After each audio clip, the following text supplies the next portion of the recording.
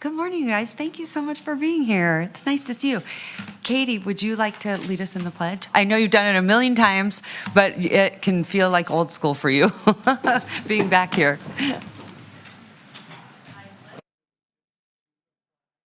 Of the United States of America, and to the republic for which it stands, one nation, under God, indivisible, with liberty and justice for all. All right, good job. All right, Madam Clerk, I'm going to send it to you to call the roll. Thanks, Madam Mayor. We're on item A2, roll call for the Reno City Council meeting on Wednesday, May 6th, 2026. Councilmember Taylor? Here. Councilmember Dewar? Vice Mayor Martinez? Here. Councilmember Ebert? Here. Councilmember Reese? Here. Councilmember Anderson? Here. Mayor Sheevy? Here. Councilmember Dewar is online, but has not stated present, so we'll mark her absent at this time. You do have a quorum of the Reno City Council. Okay, thank you so much. Oh, there she is. And this is Naomi, and my voice cut out for a minute, sorry. Gotcha, thank you. Okay, thank you, Madam Clerk. All right, we head right into special proclamations, and I believe that is why you are here today. So we're excited to present Educator Appreciation Month, which is so important. How many of you remember that teacher that made a difference in your life? Maybe bad or good. No, I'm just kidding. We all know. How many of you? Raise your hand. This is why teachers are so important, right? I'll never forget my first grade teacher. Never, ever, ever. I remember some boy stole my lunch money, and she said, "Don't worry about it, I got you." And I'll never forget her kindness and the lessons that she taught us. So happy Educator Week, or month is what they call it, but Teacher Appreciation Week is my favorite. So we'll have you back for that. You want to come on up? All right. It's all you.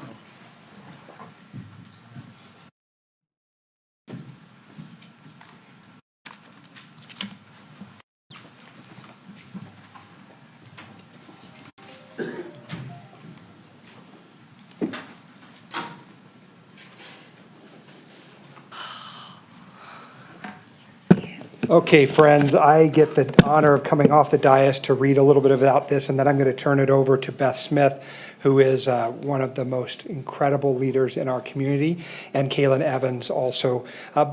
Mayor Sheevy, like you said, we all had that one teacher who made a difference in our lives. I think we can all point to someone. I was very fortunate. I'm the product of Washoe County Schools. All of our kids were educated in the Washoe County School District. So I know firsthand what it means to be one of those kids. And so I'm going to turn this over. I'm going to read the first one, and then I'm going to turn it over to these two fine folks to read the rest of it, and we'll get going. So it says, whereas educators play a fundamental role in shaping the future by educating and inspiring students to achieve their highest potential. And Beth, if you pick up with that one, we'll go. Educators dedicate their time, energy, and expertise to fostering a love of learning, critical thinking, and personal growth among students of all backgrounds and abilities. And whereas educators often go above and beyond their professional duties, serving as mentors, counselors, and role models who provide guidance and encouragement beyond the classroom. And whereas the impact of a dedicated educator extends far beyond a single school year, influencing students for a lifetime and strengthening the entire community. And whereas educators have demonstrated extraordinary resilience and adaptability, particularly in the face of challenges such as technological advancements, shifting educational standards, and unprecedented circumstances affecting the learning environment. And whereas it is fitting that we recognize and express our deepest gratitude to the contributions of educators in our community. Now, therefore, I, Hillary Sheevy, Sheevy of the City of Reno, Nevada, do hereby declare May 2026 Educator Appreciation Month. All right, congratulations. You can tell they're educated. They went back and forth, and that means there's a break, and so you tend to listen much more intently. So there's a method to that. You both have very difficult jobs. I want to say thank you so much for your service and your dedication. I don't know how you do it. I just have a lot of gratitude for you and for Katie and the work that you guys do. And it really means a lot. And I know it means a lot to so many children, too. So don't let them get you down. Just keep going. So do you want to say anything? Yeah, thank you. Again, for the record, Kaylin Evans, president of the Washoe Education Association, and we represent all the certified professionals in the Washoe County School District. And I just want to always appreciate when we look at Educator Appreciation Month versus just Teacher Appreciation Month. So kudos to the city on that, because while, of course, the teachers, right, the foundation of what we do in education, we have amazing professionals in our school district, our counselors, we have social workers, right? We have all of our special education specialists, we have occupational therapists, physical therapists, speech pathologists. I mean, we really run the gamut of services for students, and they all play a tremendous role in making sure that we are elevating all of the students, and especially those that are the most at risk. And so I just want to say thank you for the opportunity to speak with all of you today. Yeah, that's incredible. Good job. And thank you, Mayor. So in the spirit of your question, for me, it's Mr. Carter, my third grade teacher. He told me that I wrote well, and that really set me on a path to be a communicator as my profession. So that's who touched me. So the Washoe County School District is so honored. We have over 8,500 educators within our district, and what you're doing right now to lift them up is incredibly important. Education makes absolutely everything possible, and this proclamation is not performative of your council. Your council has been incredible partners of the school district and our educators, including the $1 million worth of flashing lights that you've installed all across the city, and the work that these members of your own council have done currently on the Capital Funding Protection Committee, Vice Mayor Martinez, and also Councilmember Reese, and then, of course, Councilmember Anderson, one of the original champions of WC1. And the reason why I point that out is, just as President Evans said, protecting and uplifting education and our educators is the work of our community, and we appreciate the partnership of this council. Thank you. Well, we appreciate your kind words. It's so true. Educators come in so many different forms, right? I didn't think about it. I mean, what a ripple effect. Amazing. Thank you for recognizing them. All right, you guys. Have a great day.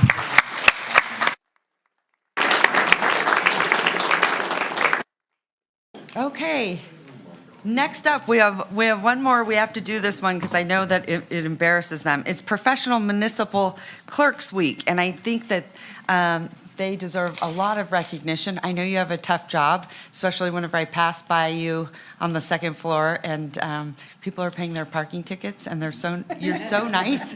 And they said, wow, this was painless. So that means you're doing a good job if someone is paying a parking ticket, and they say, wow, the service was really exceptional. So that's really nice to hear. But I thought, you must get yelled at a lot down there. So I said, we've got to recognize you. Do you have someone on your team you'd like to come forward? Lauren, hi, you guys. So They're in this the back. morning, Madam Mayor, thank you for the words of Envy. kindness. We do actually have members from the Reno Municipal Court here as well, since they are clerks of the court. That's So we exactly are right. I'm sharing so the glad. honor this morning with the Reno Municipal Court. Well, it's nice to see you. I know our other building over there, we don't get to see you guys enough. Thank you so much for coming.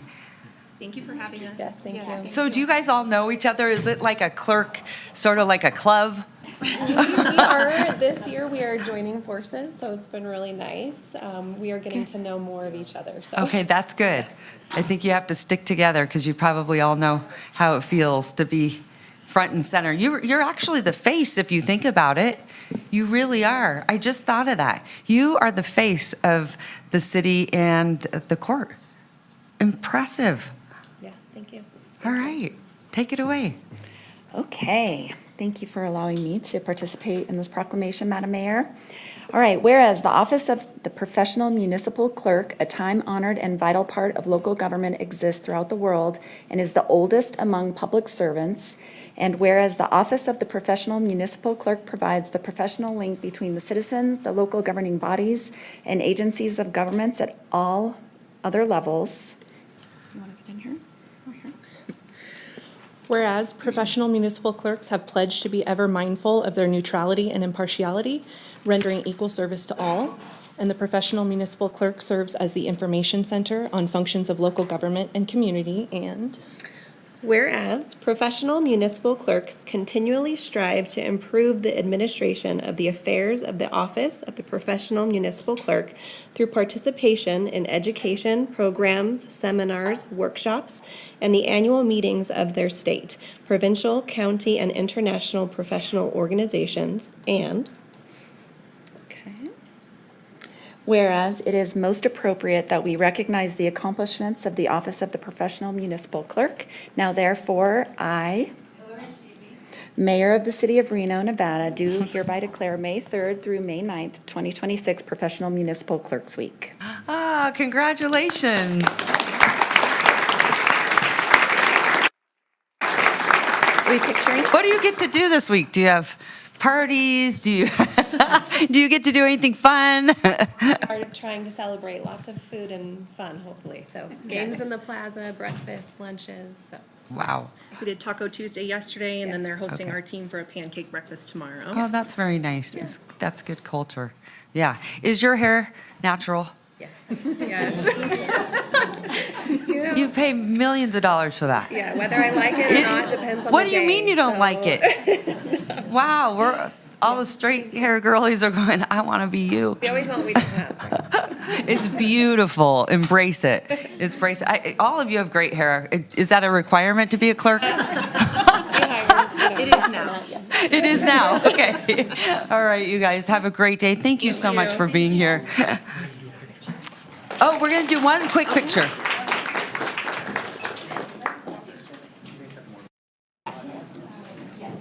We are a small group up here. I'm feeling lonely. But yeah, you're all the way over there. Alone. Get in here. Come on. Thorn among roses over here. All right, here we go. On the count of three, smile for good hair. Okay, ready? 1, 2, 3.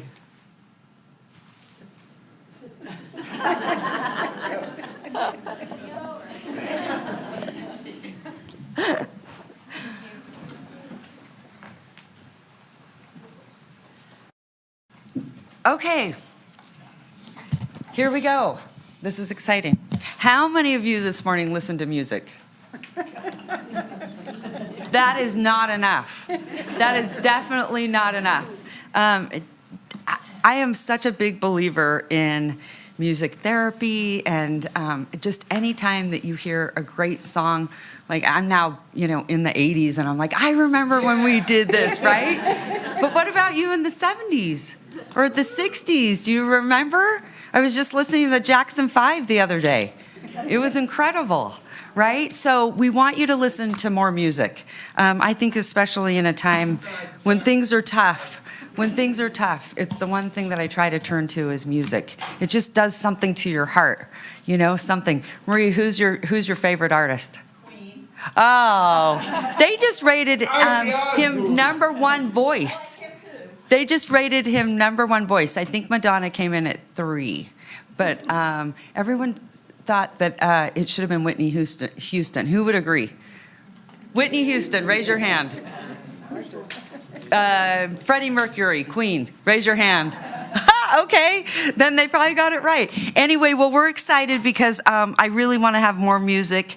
If you know anyone in our community that's doing music, please invite them here. And we'd love to start out our day with something that I think makes us all feel good. We have this Sierra High Notes choir performance, and we're excited that they're here, and they have agreed to perform for us. So come on up. We're excited you're here. Are you going to sing some Queen for us? We'll do that next time. How Next about time. that? Okay, good. As long as you do that next time. All right. Well, why don't you, before you begin, why don't you tell us a little bit about what you do, why you do it, and what makes it special? No problem. My name is Eric Gao. I am the music director for the Sierra High Notes. And we are a community choir of 40 singers, and I just have a small handful of my choir members here today.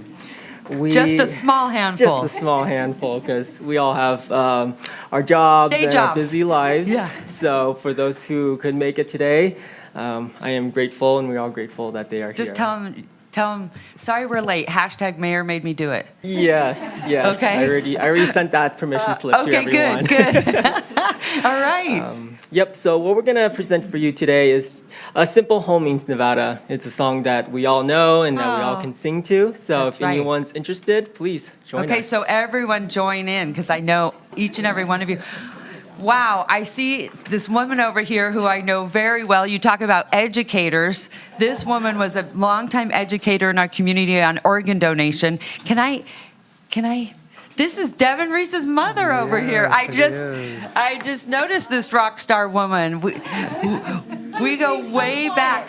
Yeah, well, you're amazing. You're just forgot to amazing. bring So the we're brown excited paper that you're here. Okay.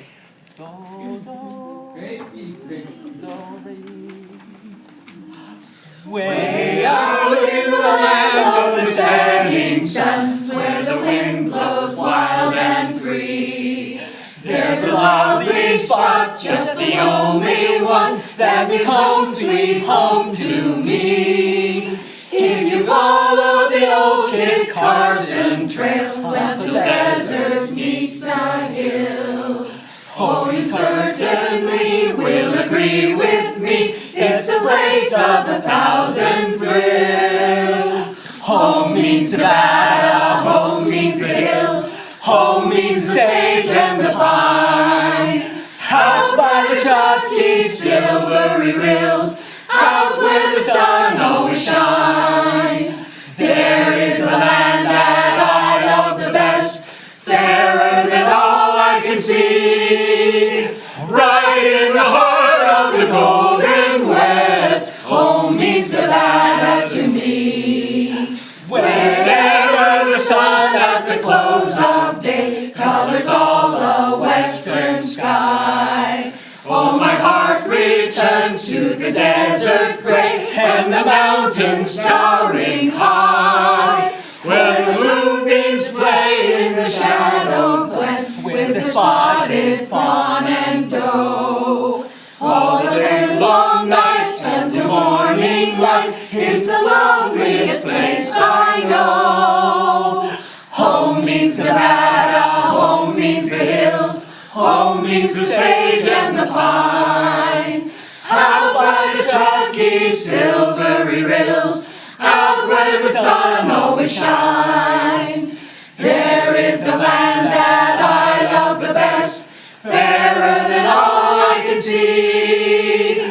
Right in the heart of the Golden West, home means Nevada to me. Right in the heart of the Golden West, home means Nevada to me.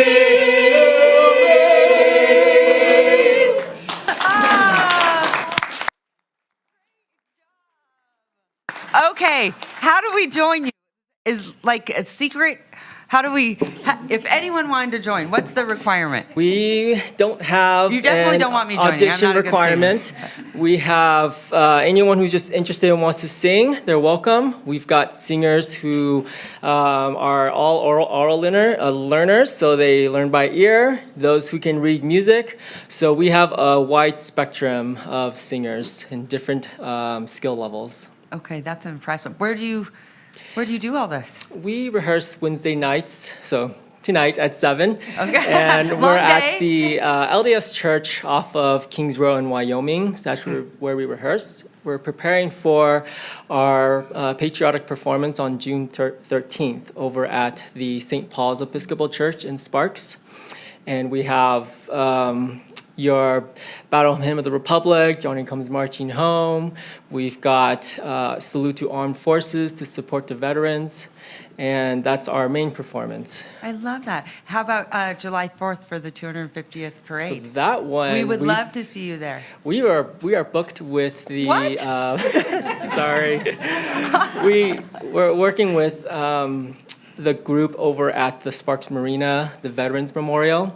They Oh, are good, okay. pre- Well, then that's okay, preparing- we'll give you a pass. There we go. But you must be in high demand then, if No, you're booked. we're grateful for that because we've got the Northern Nevada Veterans Homes off of Battleboro Way for Memorial Day. Okay. And then next Saturday with Sparks Legion Post 30 for Wow. Armed Forces Day. I love this. Yeah. Well, thank you so much for spreading the arts, really important in our community. And come back whenever you practice your queen. And maybe, Oh, we will. What- Should we do bicycle? Let's do bicycle. Yeah, bicycle? Okay, I love it. Okay, well, we'll see you. Madam Thank you Mayor, so much. Madam Mayor, can I Yes. just say something really Yes, quick? please do.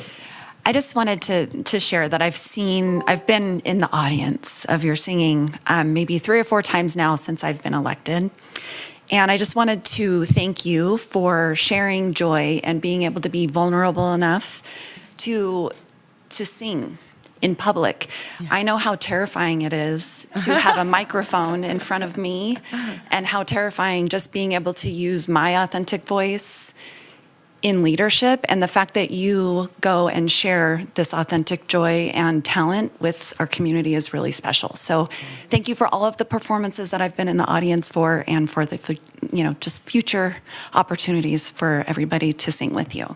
Thank you. I love that. Well, okay, do you guys want to get a quick picture? Oh, that would be great. So at least you have proof that you actually really were here in case you do need a note. No, thank you. All right. AJ's gonna do the honors for us.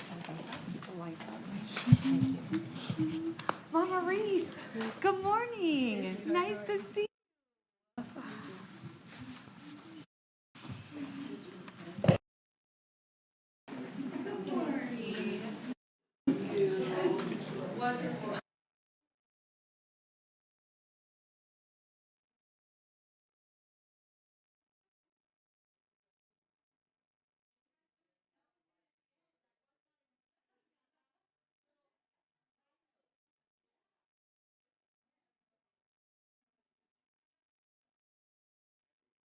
One, two, and three.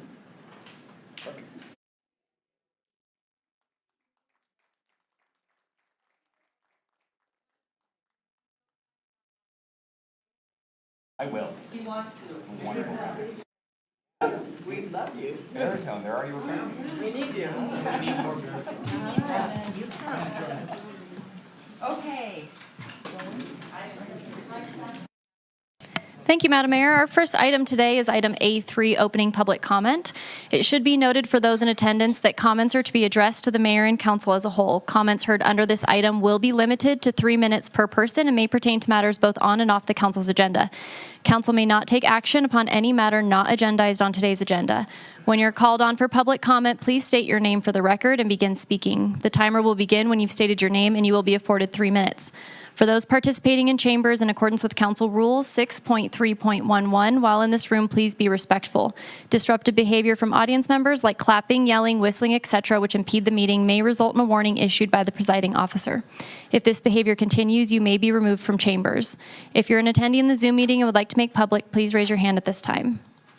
Our first public commenter today is Mark Markell, followed by Terry Brooks, followed by Tammy Holtstill.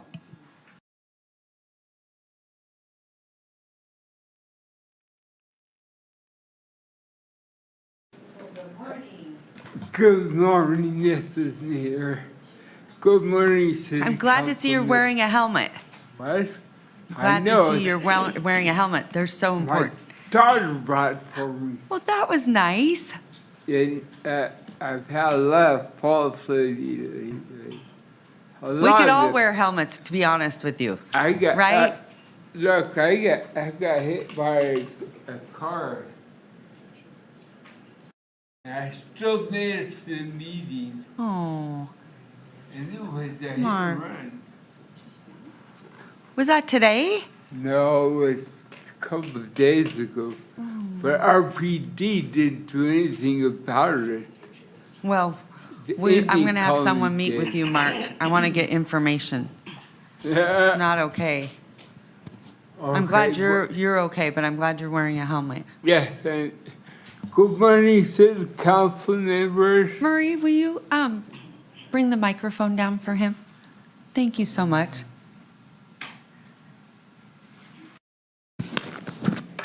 No, that's special. Perfect.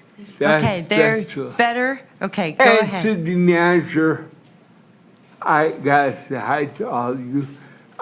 My name is Mark, and I'm here to warn you people about getting in the car with a drunk driver, and here to show you what can happen. See, the latest thing, I've fallen and hit my head a bunch of times, but the latest thing,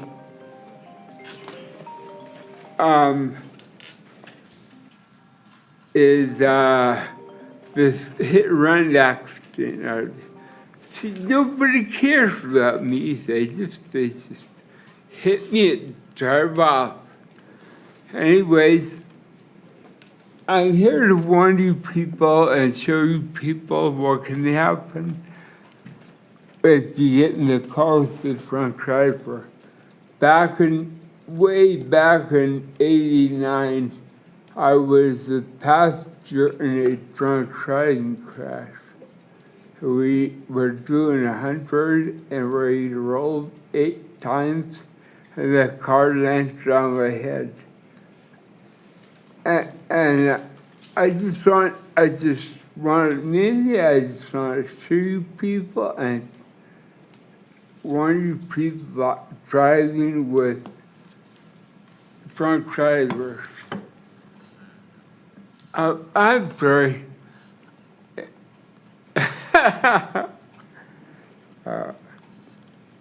You're still Mrs. Near, aren't you? Take your time. You have plenty of time. I make my path.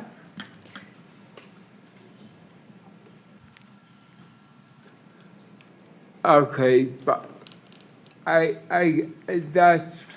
made want to show you people and warn you people what can happen if you get in the car with a drunk driver. Thank you. All right, good message, Mark. Terry Brooks, Very followed by good Tammy message. Holtstill, followed by Adriana Villalobos, Colton Lawrence, and Lorena Perez. I love it. More art. Right, Terry? More art. Poetry's an art. I'm glad you said that. Good morning, it's me, Terry Brooks again, and today I'd like to share with you my thoughts on senior centers and what seniors go through. There are several senior centers here locally that we know in Washoe County, in Sparks, and in Reno. In these senior centers, seniors get to meet each other and get to spend a lot of time getting to know each other. There they all get to share a lot of social interaction, and they get to do so with a lot of satisfaction. With a lot of satisfaction, yeah. In many of those senior centers, various meals are served and are sometimes free to seniors because they're well-deserved. And again, at these meals, seniors get to know each other, and while eating such meals, they can share their thoughts with each other. And at some of these senior centers, seniors get to play various games where they not only compete with each other, but they also earn a few nicknames. And while playing any games, they not only get physical exercise, but in competing with each other, they get mental exercise.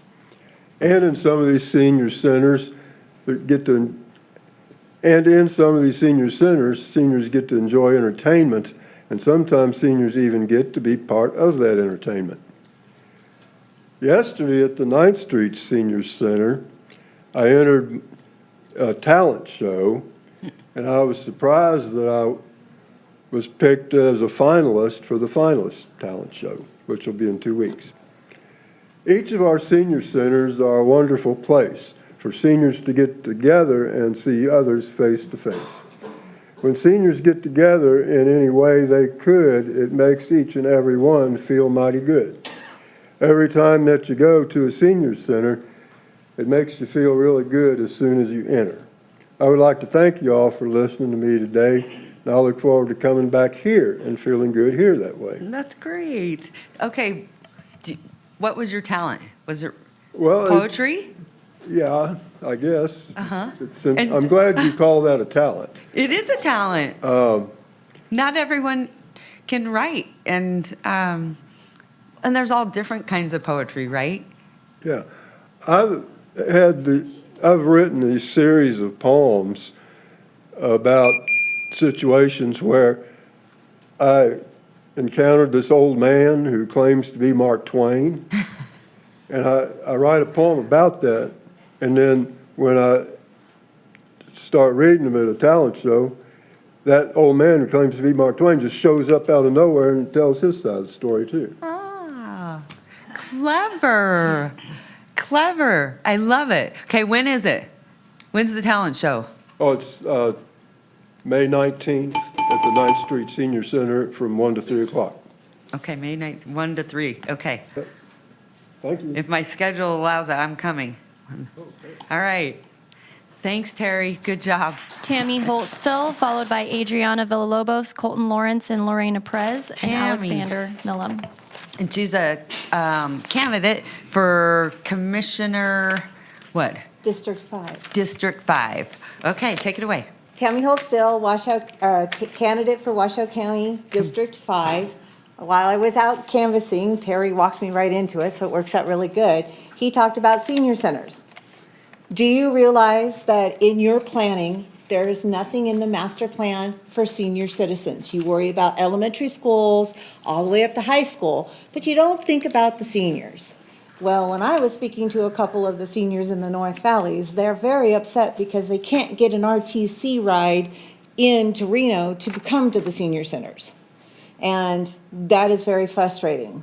It's something that in all of your growth, which is going to go into my next thing, you guys have not paid attention to all of your infrastructure again.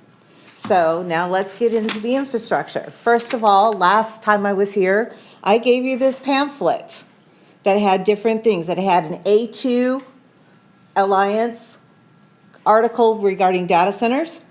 It has what our water is like in the North Valleys, precipitation. It also has in here this, which fell flat. So I am bringing it back to you again. Washoe County, including your city, there you go, the one you just received. This Washoe County citizens, which means City of Reno and the City of Sparks, voted that they wanted this policy in the regional plan, which talks about the fact that you were not to outgrow your water sustainability resources. And this is not in the regional plan. This is not anywhere to be found. In fact, in my research, I have found that where Tomoa talks about doing in 2011 an NRS that muddied the whole thing up and made it so that this is gone, so that you guys can keep developing and take all of our resources away so that we cannot be sustainable. It's time for you that are on the boards of RTC, on Regional Planning Board, on Truckee Meadows Water, you need to start asking these questions. It's your responsibility. Why are we not following this? Why are we not doing what needs to be done? This is why I am running for Washoe County Commissioner, because nobody has listened to me, so now I'll have to do it another way. I wasn't planning on running, but I do not like the way government practices have worked. Yeah. So it's time for me to step in and try and do it a different way. I love Thank that. you. See, that's how you make change, right? Good job. Thank you. Good job. Adriana Villalobos, Colton Lawrence, and Lorena Perez, followed by Alexander Millam, followed by Mackenzie Nelson. Hi. Hi, good morning. Good morning. My name's Adriana Villalobos, and I'm here with the 2026 Reno Sparks Chamber of Commerce Leadership Program. We've been asked to come and speak and make a comment just as part of a project. And I also wanted to thank all of you for your support and all that you do for our community. My name is Colton Loretz. I'm also in the leadership program through Reno Sparks Chamber of Commerce. So we're the 2026 cohort of that program.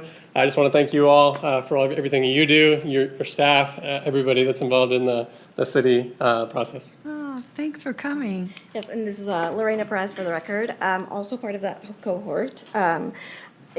We wanted to introduce ourselves to a public body, and we chose this one.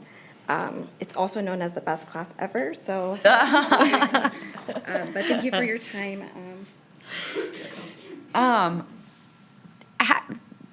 Last name, who are you related to? Probably Colin, if you're familiar with. My Yes. brother. Wait, Colin? Colin Loretz, yeah. Yeah. Yeah, small world. Are you guys, how are you related, brothers? Yep. Okay. I've known him for many years. Wonderful, wonderful. Yeah. That's so funny when you said that. I'm thinking, there's not many of. Yeah, there's not many Loretzes. Yeah, right? That's so cool. I love that. Will you please tell them I said hello? Absolutely. Yeah. That's great. You guys are enjoying the class? Yeah. Yeah, everyone loves that class. And many of you go on to do really amazing and exciting things like run for Congress and run big companies. And so I know you guys are enjoying it. I mean, it's just a great opportunity. And I know Ann always feels like a proud mama. So she's making you guys do the rounds, huh? Yes, she's great. Okay, good. All right. Well, thank you so much for coming. Enjoy, you guys. Thank you so much. Alexander Millam, followed by Mackenzie Nelson, followed by Paul Lenart. Oh, got it. Hi. Good morning. Good morning, Mayor Sheevy and council members. Thank you for the opportunity to speak. My name is Alex Millam, and I'm with Northern Nevada DSA. I'm here to urge Reno City Council to terminate its contract with Flock Safety and turn off the city's flock cameras as soon as possible. Flock cameras infringe on the privacy of every Reno resident and visitor who drive past them. They enable warrantless searches and surveillance, and they're rife with potential for abuse. We've already seen multiple cases nationwide of law enforcement abusing these cameras to stalk and harass private citizens, including a police chief in Kansas who used them to stalk his ex-girlfriend, and a police lieutenant in South Carolina who used them to spy on his wife. I would like to particularly highlight our concerns that Reno's flock data may be used in immigration enforcement. While RPD lists immigration as a prohibited use on their transparency portal, there are multiple ways this data could be accessed for immigration enforcement. Local law enforcement agencies in other municipalities have conducted thousands of immigration-related searches of Flock's nationwide networks on behalf of federal agents. This is particularly concerning because RPD shares flock data access with hundreds of other law enforcement agencies across the country, and over 40 of these agencies have 287G agreements with ICE. Other local agencies in other states have found out after the fact that federal agencies had backdoor access to their flock networks for a period of time. We are also concerned that RPD's data could be used by out-of-state actors to surveil people who seek abortion care. In 2024, a Texas Sheriff's Department used Flock's network of cameras to conduct a nationwide search for a woman who had a home abortion, and were able to pull data from cameras in 2 states where abortion was legal, Washington and Illinois. Local governments across the country are starting to reconsider and end their contracts with Flock because of these safety and privacy concerns. We are asking the city of Reno to join this growing movement against mass surveillance by ending the city's contract with Flock Safety and turning off the cameras as soon as possible.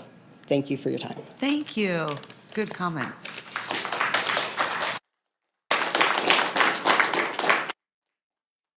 Mackenzie Nelson, followed by Paul Lenart, followed by Bahar Jazami.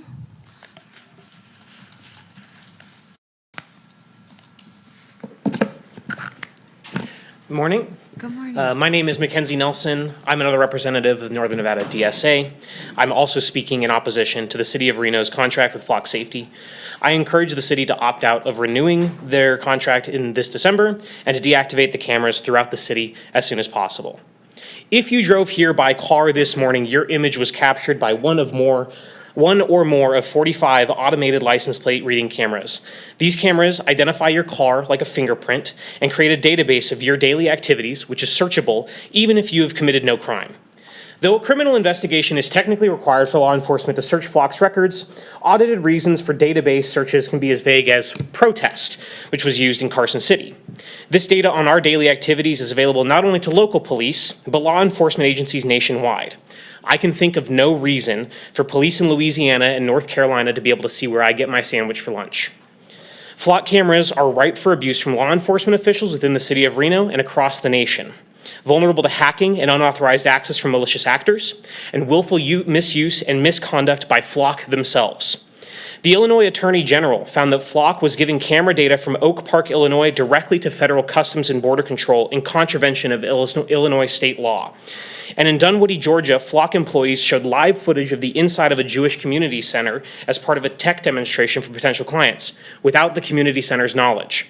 Though Flock has apologized for these actions, it's clear that they operate on a model of ask for forgiveness rather than permission.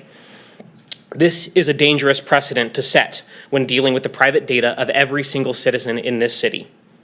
It's imperative that this city council take action sooner rather than later, because Flock Safety is updating their contracts to give them even more access to customer data and erasing safeguards on their own activities, all while making it more difficult for local governments to cancel their contracts. Updates made to the standard Flock Safety contract in February of this year allow Flock to use all footage and data in perpetuity and for whatever purpose they want. These changes allow Flock to sell our daily movements and habits to third parties without hiding our identities, while moving arbitration out of Nevada into the state of Georgia, and limiting their own liability even in cases of their own gross negligence. The first 2 years of this contract were paid for using a federal grant. That grant was not renewable. So allowing our contract with Flock Safety to renew in December would cost the city nearly $500,000 when we are in a structural deficit and would mean increasing funding for a police department whose administration is on leave under investigation for charges that have not been made public. I urge this council to turn off Flock cameras, exit our agreement as soon as possible, and get Flock out of Reno. Thank you very much. Thank you so much. Paul Lenart, followed by Bahar Jazami, followed by Amika Starr.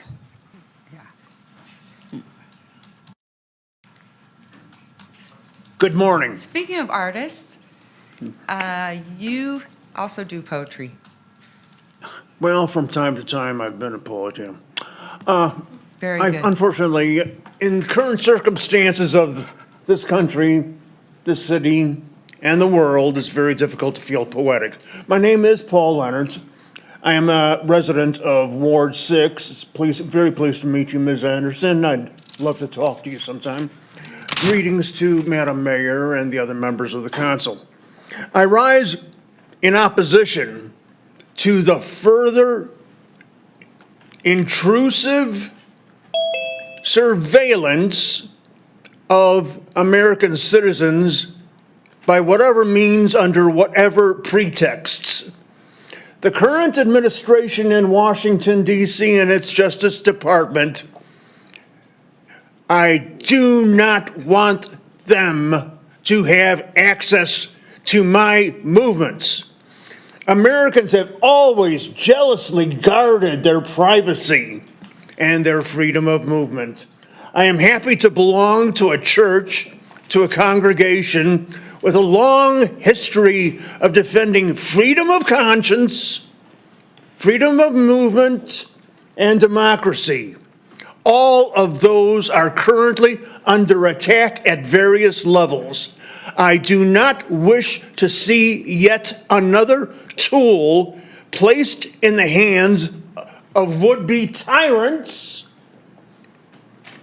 who will use it to restrict our area of liberty, participation, and input to what used to be, or actually, well, was in some respects promising to be, a democracy. I agree with my DSA comrades that this is a present danger, a clear and present danger, especially within the context of the larger danger going on, which is the proliferation of artificial intelligence data processing centers, which will be used for the storage of information on citizens with the ability to individually identify them by face, to track their movements, and to be used against their interests. I have seen the results of this sort of thing in Chicago, when the COINTEL program of the FBI and the Chicago Red Squad killed Fred Hampton in 1969.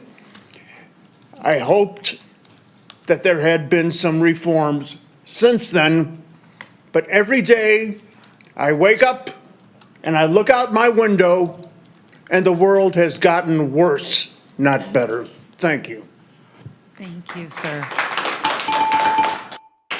Bahar Jazami, followed by Amika Starr, followed by Maureen Tappan.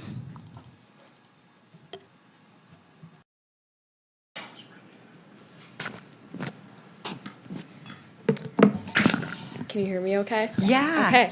Hi, my name is Bahar Jazani. I'm a graduate student at UNR. I'm not here to talk about data centers or surveillance, but I agree with everything my comrades just said. I think you should listen to them. But I am here, like many others today, to discuss the city budget. We all know that Reno's budget is in trouble. Earlier today, I read an article by the Nevada Independent interviewing a few of you, Kathleen Taylor and Devin Reese, and we all agree that there are a lot of nice-to-haves that the city could do away with. For instance, in the article, Kathleen Taylor stated that Reno's 4th of July parade that costs $105,000 should not be something that the city prioritizes. And I agree. Why are we spending over $100,000 on a single day event? And when allocating the budget, we need to ask simple policy questions like, what is the outcome? Do the benefits outweigh the costs? And is it worth the money that we're putting into it? All of these questions also apply to the funds that the city government allocates towards the police department. It's been suggested for there to be a $9 million increase in the police budget, despite the budget deficit that we're already in. So we need to ask ourselves, what is the outcome of increasing the police budget? Do the benefits outweigh the costs, and is it worth it? To answer these questions, let's look at an investigation conducted by This Is Reno into how RPD is currently using funds. Trainings, a vital part of any police academy. This investigation hints at the falsification of training records. For instance, records show that Chief Catherine Nance and other officers completed 6 hours worth of trainings on New Year's Eve, but the surveillance footage shows that they were only at the training location for less than an hour.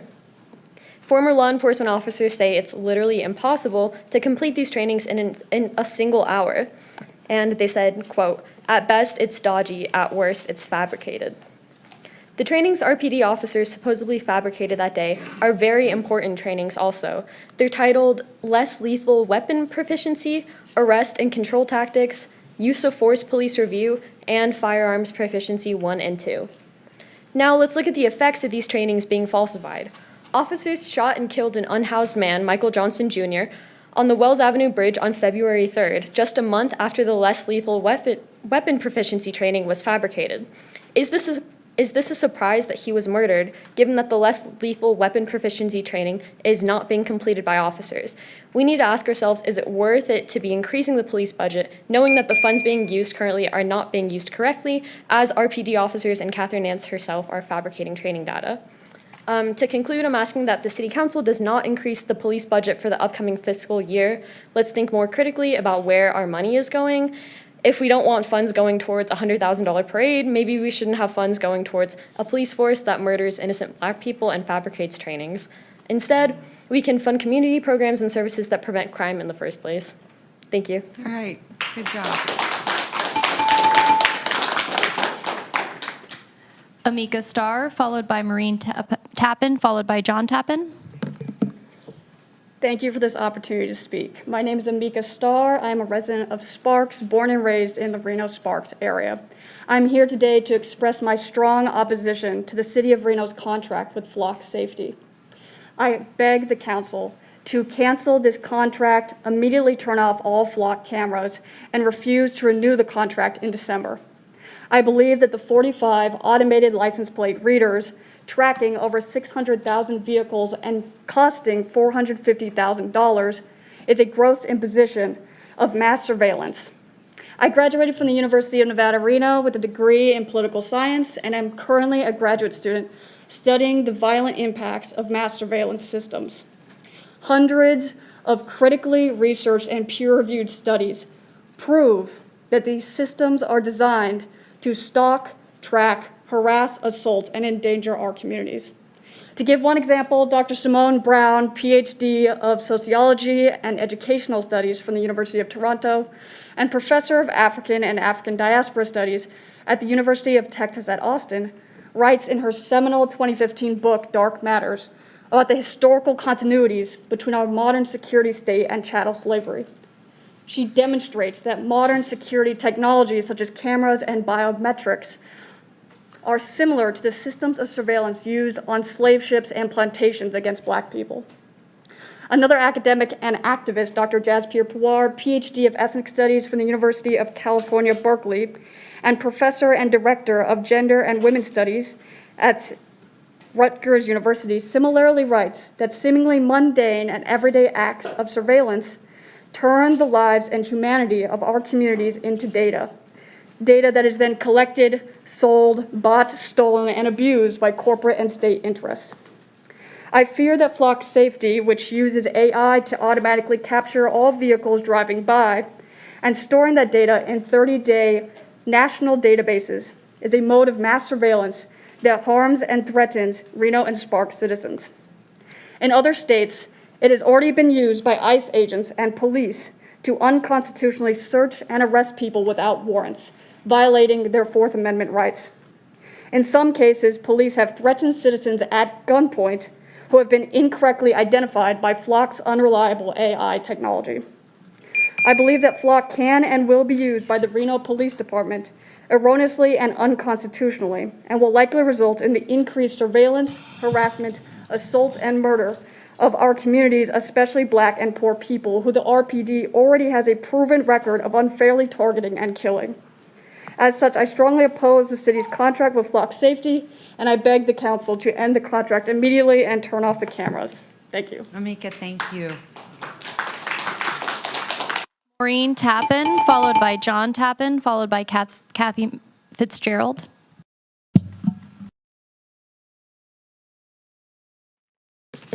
Good morning. I am Maureen Tappan, a Nevada realtor for 46 years and a South Reno resident since 1979. I am here regarding Trego Grid LLC and their plan to place 256 Tesla megapacks just 445 feet from the recently approved Talus Residential Valley Complex. Trego Grid is an out-of-state LLC with 0 daily staff on site. This is a ghost facility managed by remote executives from Aeolian Energy. When a disaster happens, there are no employees to pull a kill switch. Reno Sparks local fire crews will be the ones walking into a toxic zone while the owners watch it on screen from 1,000 miles away. This isn't just a battery site. It's an industrial risk being managed by remote control in the middle of a high-density residential area. Across the United States, there are now over 150 active moratoriums on battery storage facilities. Our neighbors, Lyon and Lander counties, are part of that movement, with Lyon County requiring a 1-mile setback from the facility to any streams, roads, and residential development. Why? Because they've seen the data. On the projector, the site map shows a 1-mile setback as well as a 2-mile evacuation area from where this requested South Reno site would be located. The battery fire in Boulder City in September of 2025 proved that you cannot put out a best fire. You have to let it burn and off gas.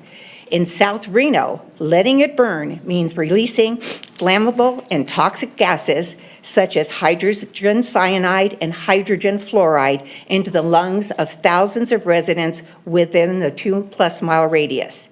In Sacramento last April, a toxic vapor cloud from a single Tesla car crash traveled 300 feet and sent 5 firefighters to the hospital with permanent lung and heart damage. 4 of those men are still unable to work today. If a single car can do that from 300 feet, what happens to the thousands of people living within the 1 to 2 mile plus radius of this 200 megawatt facility? You may remember last August, the single Tesla semi-truck fire on I-80 near Truckee, which required 50,000 gallons of water just to keep the heat from spreading and closed I-80 for 17 hours. This isn't just about green energy, it's about public health and safety. In conclusion, if this council is considering a moratorium or time extension on the data centers vote, I would implore you to consider the same for this BEST facility, as the safety issues are very similar, including water needs and the potentially catastrophic fires and toxins from these facilities. We need much more information and questions answered before this project is ready for consideration. Thank you. I'm going to John leave this map Tappan. up here for the next two. Leave this for you? Yes. John Tappan, followed by Kathy Fitzgerald, followed by Matthew Wilkie.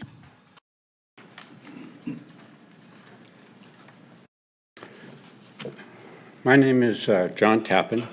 I'm a resident of Hidden Valley and a retired architect who worked on projects in Reno for the past 30 years. I'm here because I'm within a 2-mile radius of this facility. The City of Reno has well-established development codes and standards, but battery energy storage system facilities, BESS facilities, are new and unprecedented. That is, there is little or no experience with the magnitude and type of risk these facilities might pose. The city is actively working on regulations on data centers, even considering a potential moratorium. That caution reflects the risks involved, particularly because data centers also rely on lithium iron phosphate batteries, and some have experienced fires. The scale of this proposed BESS facility is far greater. A typical data center might use around 200 batteries. This project is expected to include more than 2 million batteries. That difference in scale significantly increases the potential risk and underscores the need for clear safety standards and oversight. Is this City Council vote the final step in the approval process? If you vote in favor of the annexation today, will the project move forward without specific regulatory standards or safety provisions tailored to a facility of this type? Will this facility be subject to the new 2026 versions of NFPA 855 and UL 9540A? Do these new standards apply and take into account the latest fire and toxic plume events? I respectfully urge you to postpone this vote until the city has sufficient information from the applicant and has established appropriate regulations to ensure the safety of the community, nearby residents, first responders, and firefighters. This facility should be sited with that in mind and not just the convenience of being adjacent to an NV Energy substation. Thank you. I was born in Hidden Valley, in a little apartment Oh. in Hidden Valley, so I know where you live. Mm-hmm. It's beautiful. Thank you so much. Good comments. Very good. Kathy Fitzgerald, followed by Matthew Wilkie, followed by Tricia Creedon.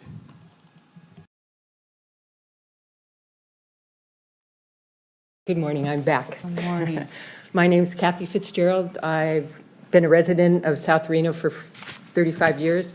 I'm a registered civil engineer with a doctorate in environmental science and engineering and over 40 years experience in risk assessment, including recent work on BESS facilities in Southern California. I wanted to address some of the specific risks associated with this project. The applicant claims that Tesla Megapack technology will not result in a fire or thermal runaway. However, lithium iron phosphate batteries are more prone to toxic off-gassing and emit higher concentrations of hydrogen gas, which is both flammable and explosive. There have been at least 36 fires at BESS facilities in the past 5 years, including 6 involving Tesla Megapacks. I'm going to submit additional information on these fires, but here's an example of the fire that they were talking about in Boulder City. The applicant states that fires will not spread between units, but this has been proven false. In Boulder City, Nevada, in 2025, a fire spread to an adjacent Megapack unit, and this was at a remote site in the middle of the desert with residents over a mile away, unlike the proposed location for this facility. The proposed facility relies on cooling systems to prevent thermal runaway. However, one of the documented fires was caused by a coolant system that led to a leak, electrical arcing, battery failure, and a fire. And in multiple cases, fires have spread between megapacks units, raising concerns about whether the spacing between the units is adequate, especially on a windy situation like we have here in Reno. In San Diego County, there are 3 operational BEST facilities, and there have been 3 fires. As a result, the Fire Protection District there has enacted stricter safety regulations than what is required by the current regulations, including a 100-foot setback from property lines, increased spacing between units, plume modeling, hazard mitigation plans, all prepared by licensed fire protection engineers. None of this information has been provided for this project. So I am also submitting these guidelines for your consideration in the record as what San Diego County is doing. So I have 3 questions for the applicant. 1, who is Trigo Grid LLC? Why have they not participated in any of the hearings, and do they have a presence here in Reno?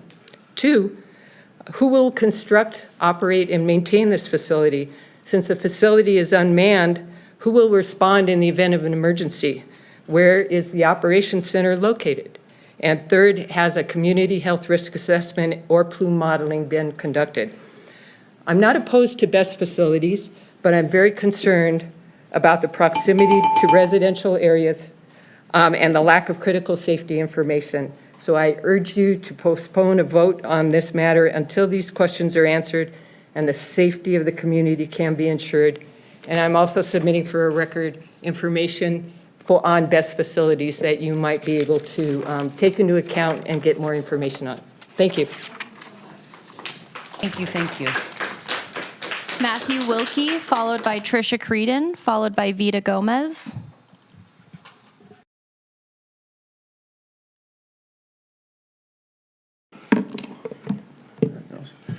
All right, very good morning, Madam Mayor, Madam Manager, members of the council. I'm here today because every month gets harder. Rents go up, utility costs go up, and the city keeps increasing fees that make it even harder, not just for people who already live here, but for those trying to move here without needing 6 roommates and a tech salary to survive. At some point, we have to ask ourselves, who exactly is the city being built for? Because it doesn't feel like it's being built for regular working people. We keep hearing about growth and investments and opportunity, but regular residents are being squeezed from every direction while this council appears to bend over backwards for developers and corporate interests. And meanwhile, people who actually live and work here are being told to just accept the higher costs and lower quality of life. I continue to be deeply concerned about this city's obsession with expanding policing and surveillance while basic community needs are going underfunded. We are talking about increasing police budgets while the department is already facing lawsuits, investigations, and growing public distrust. At what point do we stop throwing money at the same system and expect different results? Isn't that the definition of insanity? Y'all are insane, not us. You are currently talking about reimagine Reno. Well, reimagine if we even took a fraction of that police budget towards parks, recreation, youth programs, housing assistance, mental health resources, Madam Mayor, that you speak so highly of, community development, and keeping public spaces alive and accessible. Imagine investing in people before investing in more cameras, more monitoring, and a larger police footprint. I also want to address the ongoing attacks on boards and commissions like the Community Homeless Advisory Board. If any member of any of this body does not believe in a mission of any board or commission that they sit on, then respectfully do not sit on that board. Let somebody else sit on that board who actually values public input and community advocacy. Trying to dissolve boards because you don't like what advocates say sends a very clear message that dissent is inconvenience and that voices representing the struggling residents are disposable. And honestly, at this point, some of the comments and votes on the dais are starting to feel like you really don't care about poor people, so just go ahead and say it. When you prioritize community subsidies over affordable living, surveillance over services, and policing over community investment, people notice. We notice every single time. I'm asking this council to start choosing residents over special interest, choosing water over data, choose neighborhoods over surveillance expansion, and choose community investment over the endless police increases. And choose the people barely hanging on before more of them are pushed out of the city that we call home. Thank you. All right, thank you so much. Trisha Creedon, followed by Vita Gomez, followed by Daniel Jenkins.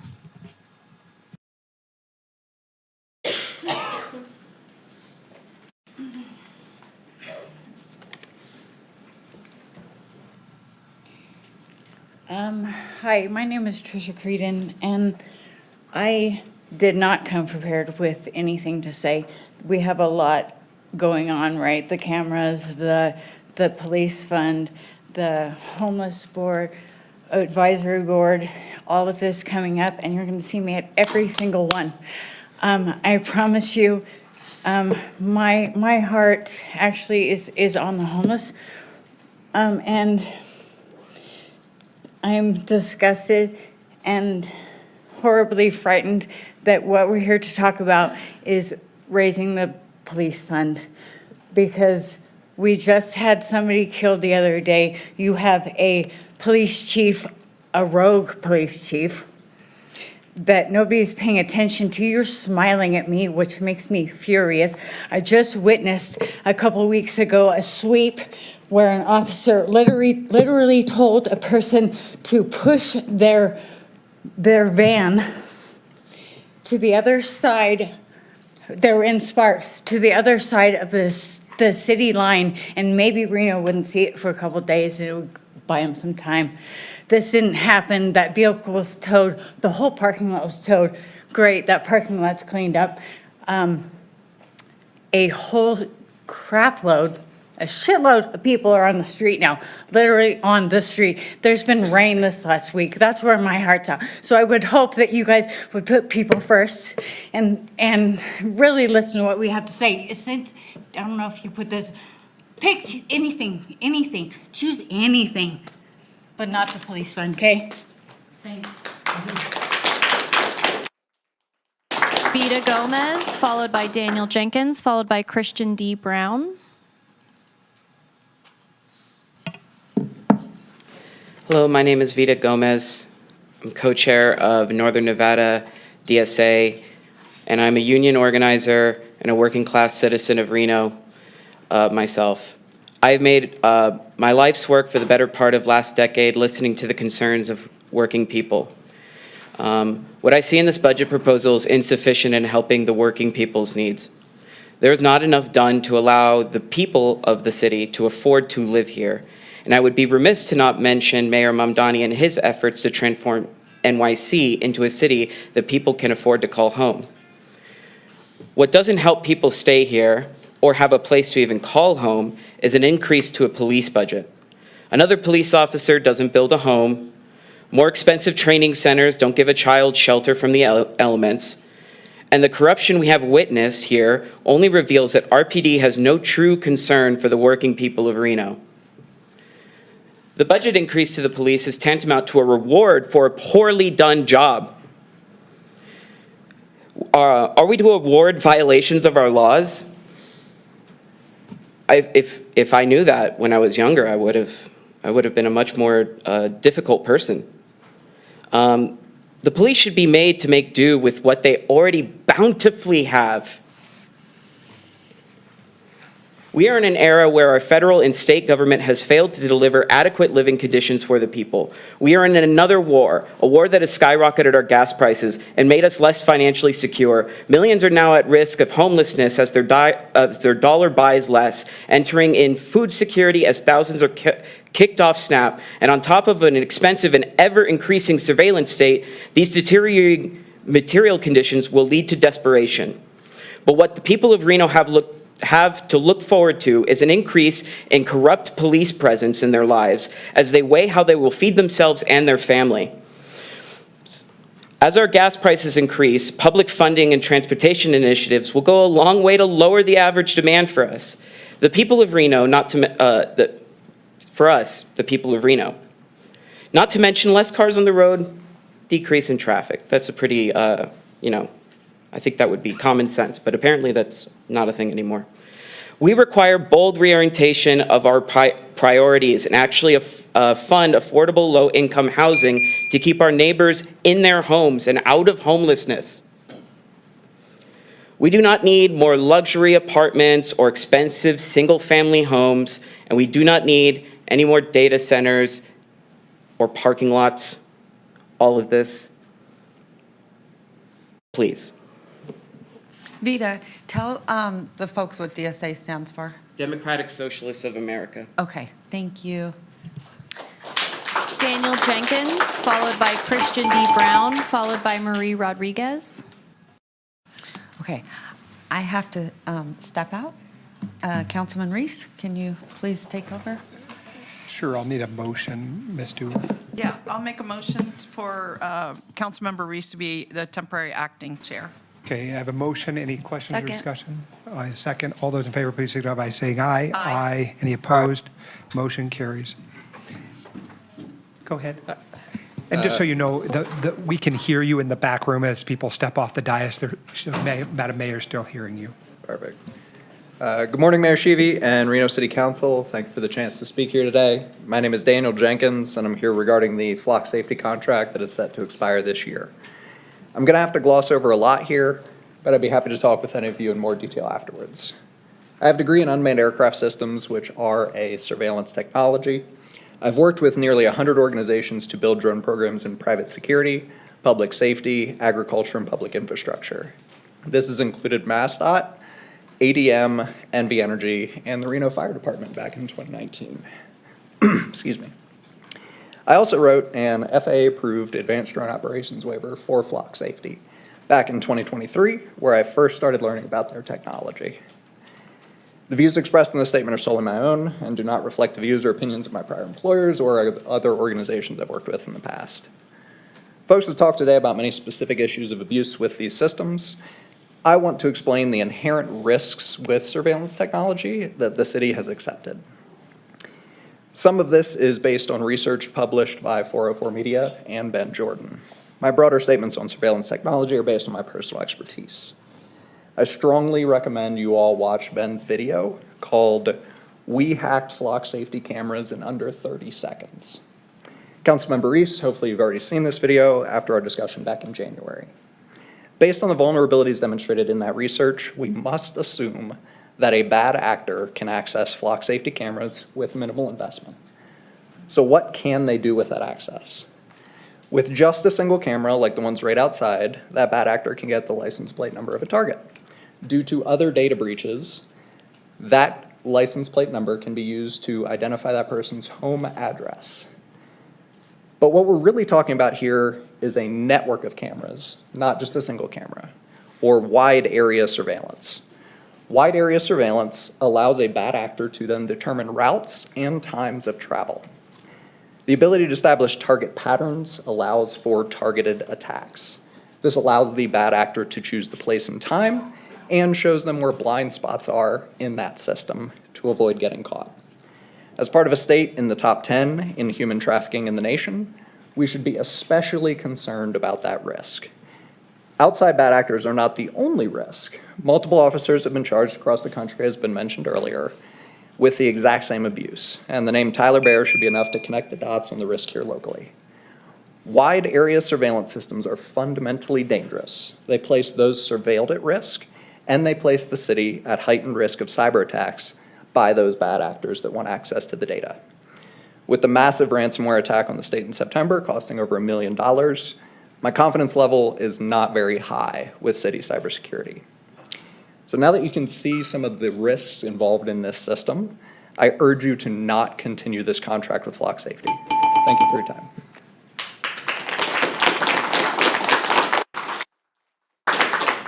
Christian D. Brown, followed by Marie Rodriguez, followed by Asa Kennedy.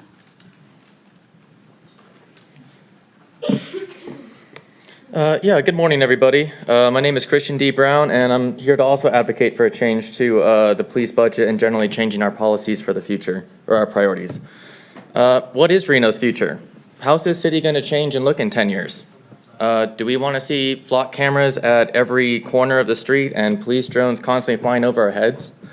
Do we want to see our parks diminish and our vulnerable populations become more marginalized than they already are? The city of Reno is already in a $24 million deficit, and instead of protecting our parks and community, we're deciding to give another $9 million to policing and to police in our communities instead of building them. Simply put, I believe that if the city and its population are struggling, then the police should share that burden and learn how to work with what they got. We live in a time of high stakes, where our rights, our future, and the land itself is at great risk from billionaire and capital interests. If we want a better future, we're going to need to start shifting our priorities into investing in our community and our land first. We need to step up and get ourselves into sustainable practices and protecting what's important. To bring it back, it feels like we're rewarding our police for their negligence when you factor in the training mishap that we currently have the chief and 5 executive officers on paid leave for noncompliance with peace officer standards and training, and then also for the tragedy of Michael J. Johnson Jr. We don't need 7 armed militant officers to do a wellness check on a man suffering a mental health response. We need community workers trained in de-escalation and public health. I want to see money put back into our land and infrastructure, into our neighbors and friends, into our land and community care. I want to see Reno become a city of tomorrow that can tackle the problems of today. We don't need 75% of our budget for police. We don't need flock. We don't need more corruption. We really just need to sit down and plan for our future and have plans that work around, all these agendas that are against us. Yeah, that's all I have to say, guys. Thank you. Thank you, Mr. Brown. Marie Rodriguez, followed by Asa Kennedy, followed by Nathaniel Benjamin. Hi, Marie Rodriguez for the record. I'm actually going back to the arts and music and things like that that we were talking about earlier. I just wanted to invite Reno City Council to, here we go, to our second annual Book Fest, which is being hosted by the Sierra Arts Foundation and the Sierra Arts Literary Community.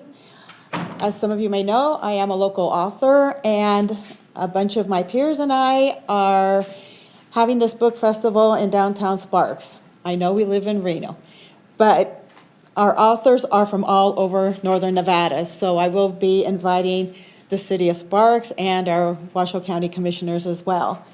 It's free and open to the public, and if you guys didn't know, at the Sparks Depot in Victoria Square, we actually have a bookstore that is a local author bookstore, and we're very proud of that. So we're wanting to bring the literary arts to the community. Believe it or not, we started out with a handful of authors when the Sierra Arts Literary Community began, and we have grown to have regular meetings every month. So the invitation is for all of you. Hope to see you there, and that's all I have for today. Thank you. Thank you, Marie. Asa Kennedy, followed by Nathaniel Benjamin, followed by C. McCombs.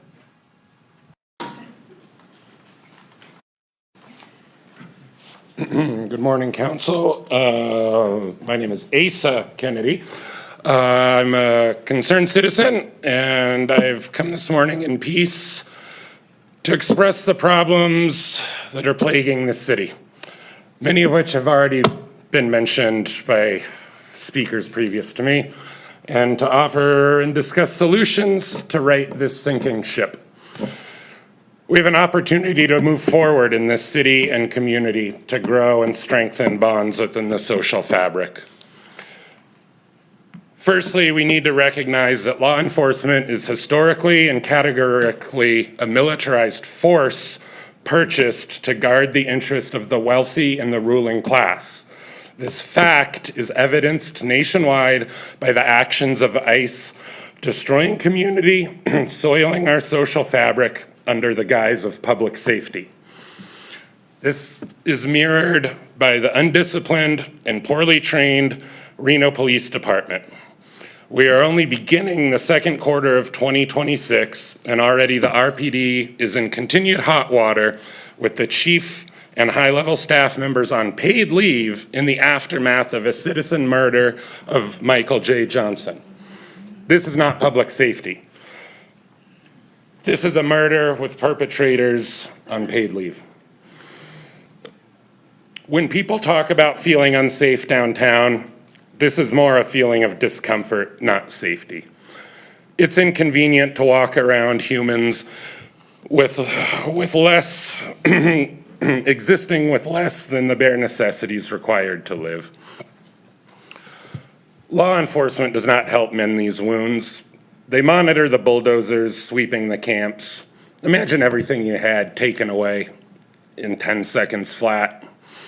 This is not protection or service. This is intimidation and a flex of power, which is a toxic trait and should not be rewarded with an additional $9 million. That money should be divested into the community. The community mends these wounds. Mutual aid mends these wounds. Citizens who feel plenty safe in the company of humans without life necessities help mend these wounds. There's no reason to spend $60,000 to surveil the river under the guise of public safety and cleanup. That money was already provided to River Justice to clean these rivers. All you're left with a surveillance system is a license plate and a facial recognition image. The pile of trash still exists. It still needs to be cleaned up. There are people within the community cleaning this up. Reinvest in the land stewardship and water protectors. Reinvest in our community. Nathaniel Benjamin, followed by C. McComb, followed by Stephen White.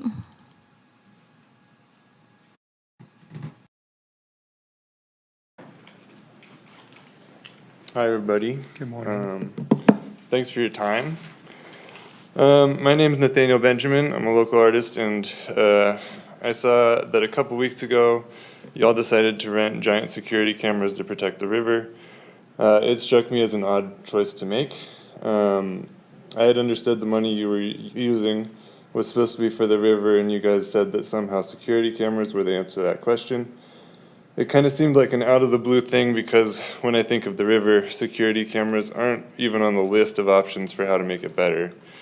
So I was thinking, it seems like there are conversations happening behind the scenes where there are things being suggested that just don't really make sense as solutions if the goal is to make this a better place to live.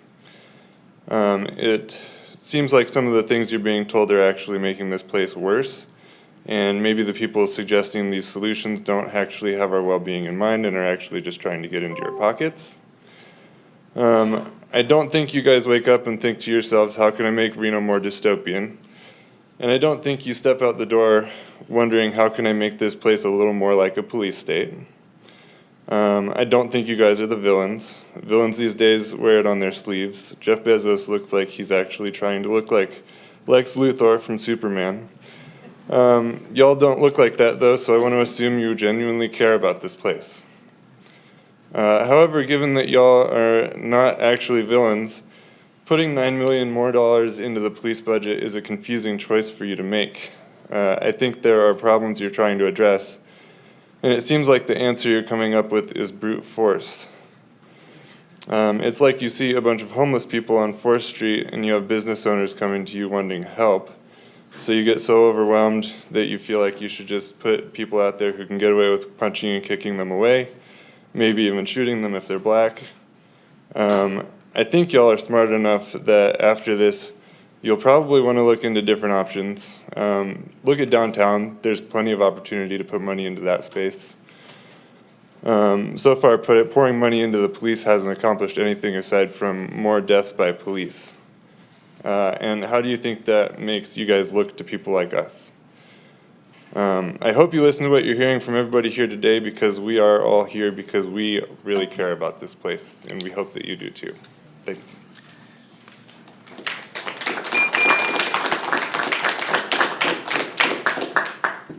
C. McCombs, followed by Stephen White, followed by Tara Tran. Hey everyone, how's it going? Good. Wanted to ditto everything, I think pretty much everything that's been said so far. So I'll get started. My name is C. McCombs. You may know me. I'm part of a group that has been here for years and years advocating for measures to make the city safer. For some context, We brought 200 people here to tell you not to push through that sitting ordinance. And for further context, there was 4 in support of that. We brought hundreds to fight against the web data center because it was a bad fiscal and environmental decision, yet you pushed it through. We have organized hundreds, if not thousands, of your constituents to come down here over the years, and they have all bravely addressed this body, yet you don't listen. The city is insolvent, yet you don't listen. $21 million in a deficit, yet you sit before us talking about an increase to the police budget by $9 million? You're not listening. $9 million to RPD, the same RPD that ignored legally mandated AB 236 trainings. That training was mandated after the police murdered a black child, Micaiah Lee, in Sparks in 2020. These were de-escalation trainings, mental health trainings, and you promised they would do it. They didn't hold up their end of the bargain, and as a result, a community member, Michael Johnson Jr., was murdered in a historically segregated area. And I also want to mention they shot each other in the process. Now, we, the city, are paying millions of dollars for 9 officers on leave. Who holds them accountable? Is it you, Devin? Is it the police union's lawyer? They are dangerously incompetent, and you're offering them a $9 million bonus? If your goal is to reduce crime rates, and that hasn't happened with each budget increase, why do you keep increasing the budget? This is not rocket science. Other cities like Baltimore have reinvested in measures like keeping the community centers and libraries open later, and they have increased public safety. Block, which is building lasting outcomes of community care program, would cost 1/18 of the proposed bonus you promised to the RPD. This program, which you rejected for not having enough money, would dispatch unarmed community first responders that actually follow legally mandated ordinance and connect people to the resources they need. Please have a meeting with Lily Barron. Please discuss Block with them. 1/18 of the proposed bonus that you're offering RPD could go into this program. Thank you so much for your time. Thank you. Stephen White, followed by Tara Tran, followed by Serene.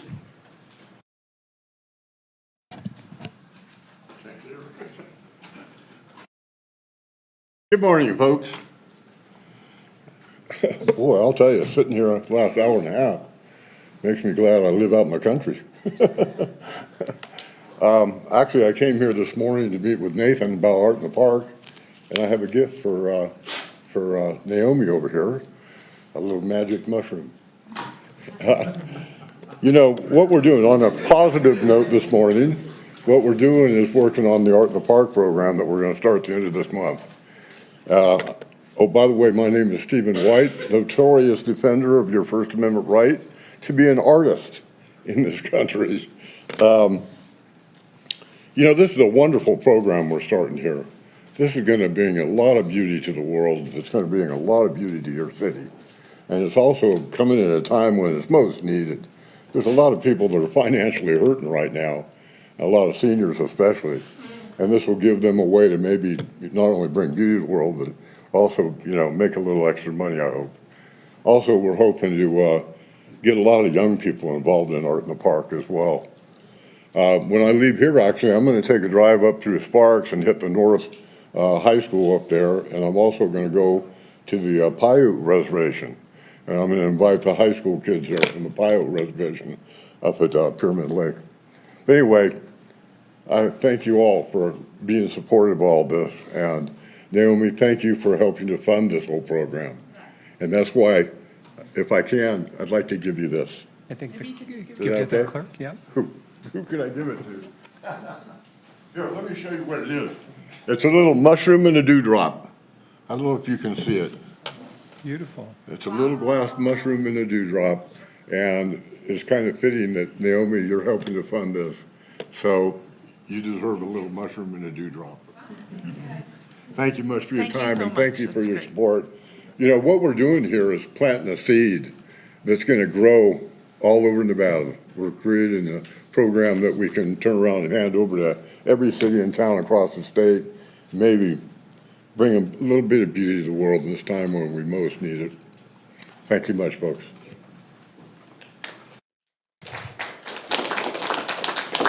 Tara Tran, followed by Serene, followed by Audrey Bucola.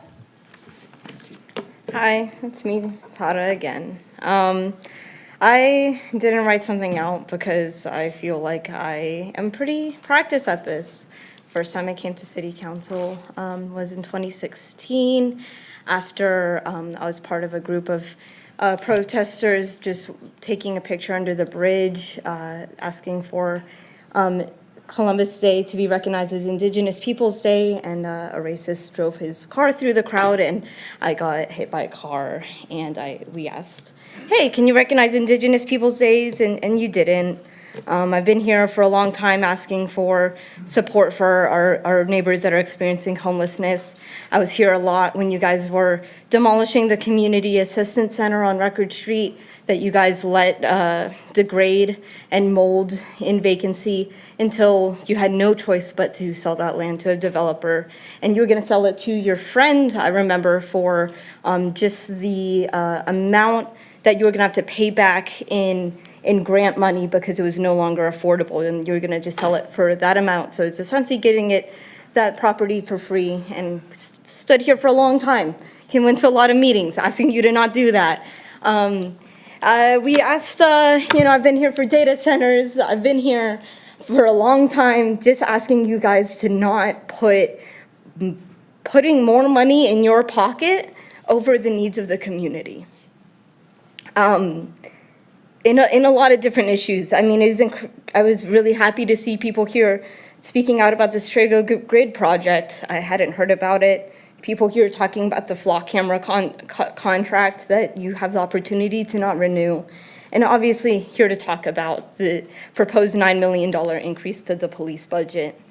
Which, by the way, back in March, there was supposed to be budget workshops through April and May. Is today one of those budget workshops? Does that count? Okay, was there one in April? No? Okay, so you guys are short one, so maybe delay it a bit because you're supposed to have multiple instances. You promised 3 instances for public input, and we're at 2, and you're looking to decide it next time, right? So, we're tired. We've been here and asking and begging for you guys to care about the people over your own self-interest for so long. You know what I'm asking for. Everyone's already said it. Don't increase the police budget $9 million. Put it into block. Put it into parks. They're talking about cutting hours to community centers. You say that you can't fund the Lear, part of our incredible history, because you don't have enough money. Right now, that money's in the air. Put it anywhere else. I'm tired of begging. Thank you.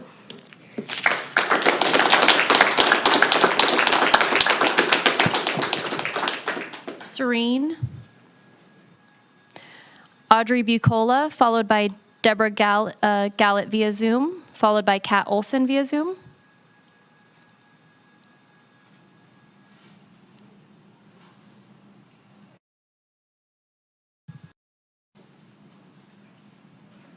Hello, my name is Audrey Bucola. I'm a citizen of Reno. I'm a resident of Ward 2. I'm a churchgoer, an artist. I agree with those who spoke earlier about canceling flock contracts, but what I'd like to talk about today is proposed changes to the budget and our priorities as a city and your priorities as a council. I am strongly opposed to the proposed expansion of the police budget by $9 million when those same cops fake their training and spend their time robbing and killing the homeless, and when our city is in deep debt and we have practically no services for anyone in need. So many of our neighbors languish in the streets, hungry and cold, and that this council has spent its time criminalizing homelessness and welcoming out-of-state developers rather than offering any shred of compassion for these poor people is callous and disgusting. The idea that 37% of our budget going just to RPD is ridiculous. Please give money to housing, to parks, to childcare, to unarmed mental health response, and to pay off our city's massive debts, not to more toys, bullets, and paid vacation for our killer cops. Thank you.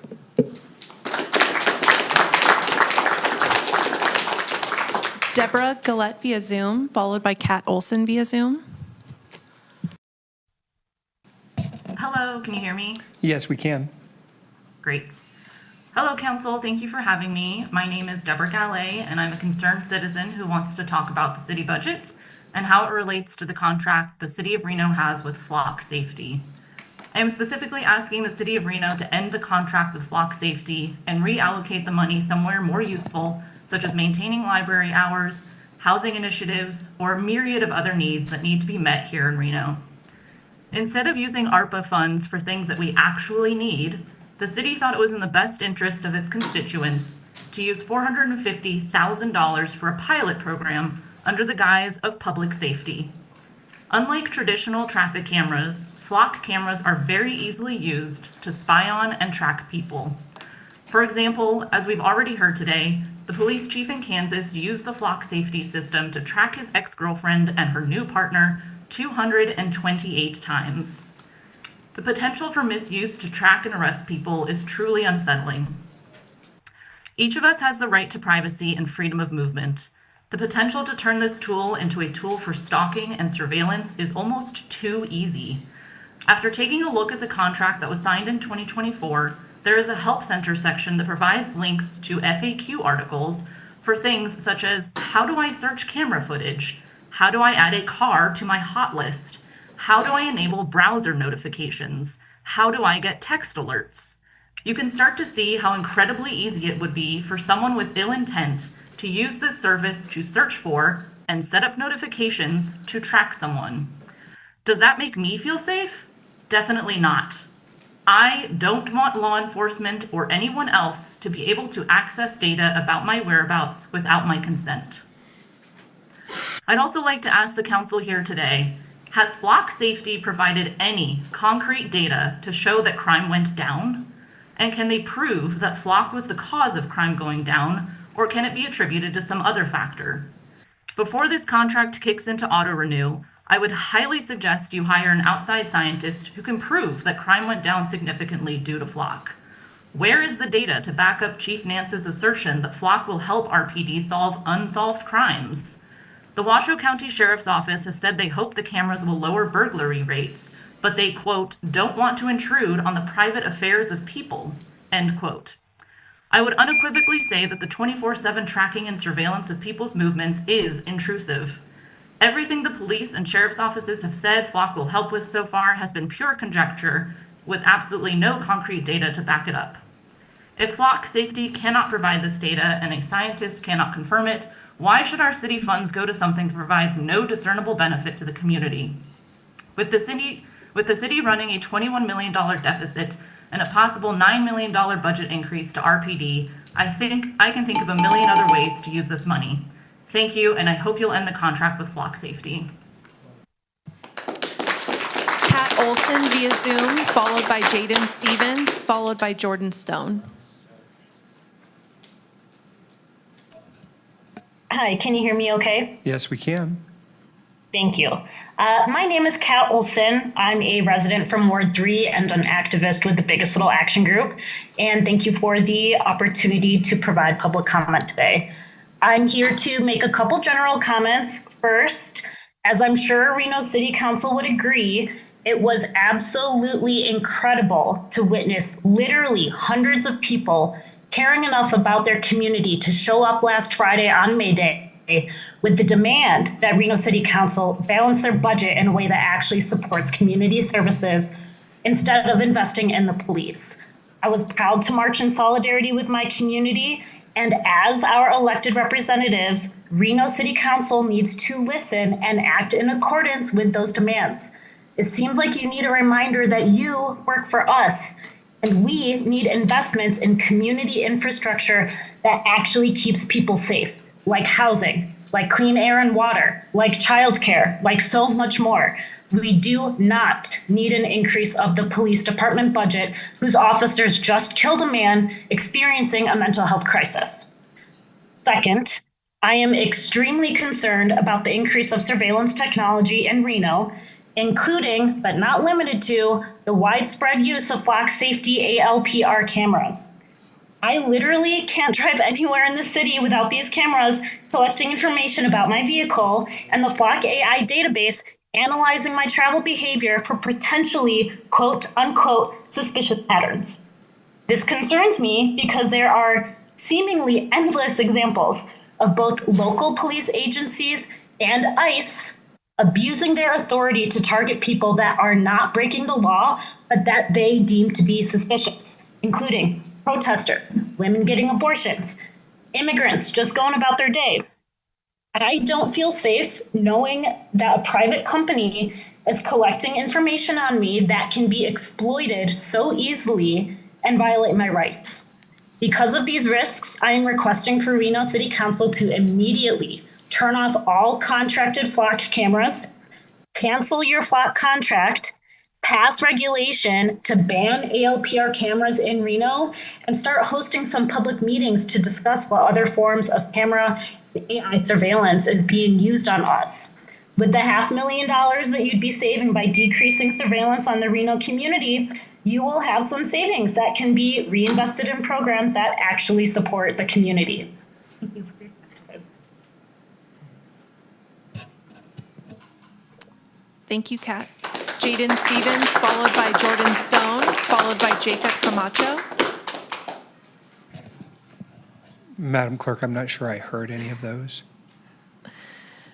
Jaden Stevens, followed by Jordan Stone, followed by Jacob Camacho.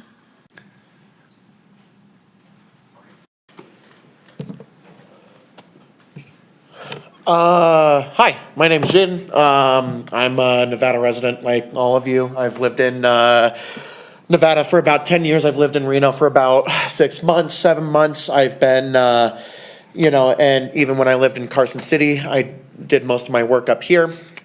But, I'm here to talk about Flock. I just want to ask, what's the end game for you guys, right? Because you guys aren't going to be part of city council forever. You're not going to be a part of, you're not going to be mayor forever, right? So the decisions that you guys make right now, for example, putting more cameras that can surveil everything, that can track your license plate, whatever. What happens when we get someone like Eddie Lorton as mayor, right? A Trump crony who wants to go ahead and do political violence. I mean, for fuck's sake, we had, and excuse my language, but we had a lunatic, not only a couple years ago, break into Nancy Pelosi's house and bash her husband's skull in with a fucking hammer. And we want to go ahead and we want to do more surveillance. What happens when these people come after you guys? Because at the end of the day, it's not just about the homeless. It's not just about queer people. It's not just about protesters. These people want to come after your rights. They want to come after your rights, Devin. I know you're an openly gay man. They want to backslide us so back that they get rid of gay marriage, right? They want to come after your life. And they will use whatever AI technology that they want to be able to affect that. They want to come after women, right? They want to, this has been a thing that has been ongoing since the end of the Civil War. They've been wanting to go back to fucking slavery, right? Don't give them the tools, do not give them the means to make that easier for them. Do not give these fascists the ammo they need. Today it might just be the little guy right now, but they're coming after all of you. And that's the problem with Flock. And if you cannot see that, if you cannot think that far ahead and think about even your own well-being, then I don't know what else to say. So that's all I got to say.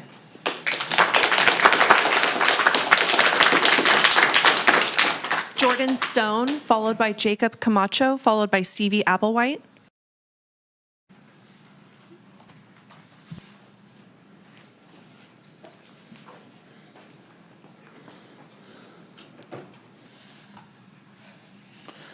Hello, Council. Jordan Stone for the record.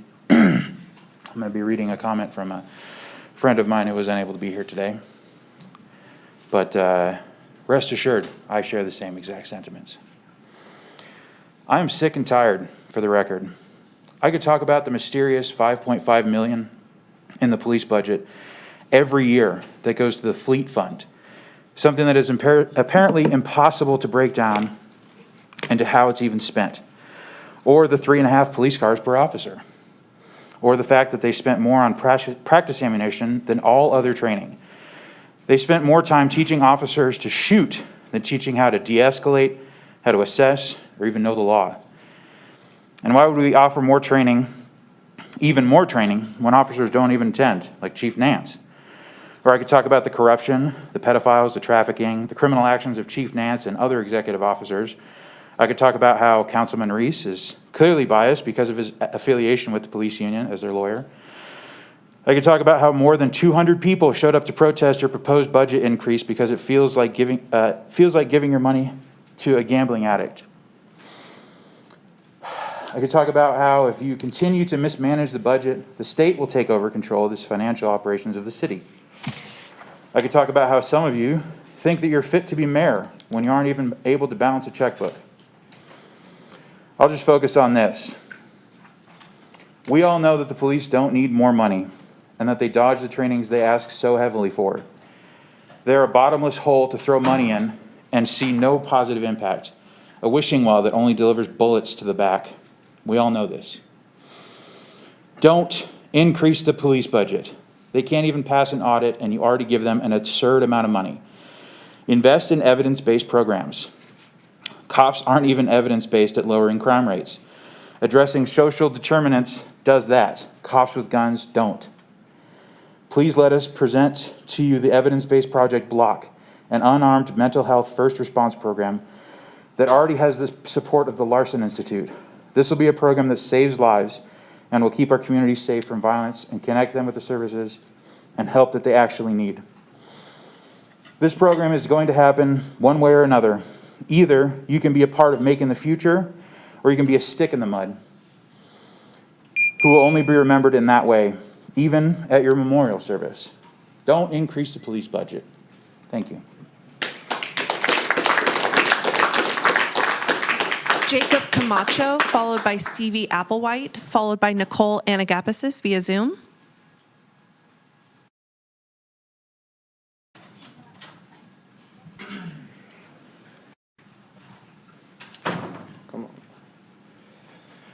I lived here my whole life and I've seen the police budget increasing, but you know what I haven't seen? I haven't seen our problems get any better. You make anti-homeless laws and spend more taxpayer money to brutalize and kill the people struggling in our community. The $75 it takes to throw someone in jail for sleeping on the streets could have bought them a night in a motel. It could have fed people. It could have saved someone's life. It could have funded a program that actually helps people. It could have saved... It's very clear to us all where you stand, where your priorities stand. It's very clear that you value profits over the people, and we'll remember this, especially come election time. The flock system needs to be cut out of the city's infrastructure entirely and immediately. It is a net negative for the community. Not only is it another way for the pigs, police officers, to be creeps, but surveillance equals data, and the AI systems Flock runs on require servers, which create the need for a massive influx of data centers. I've already made my stance on the data centers clear, and I will again soon. I'll see you on May 14th.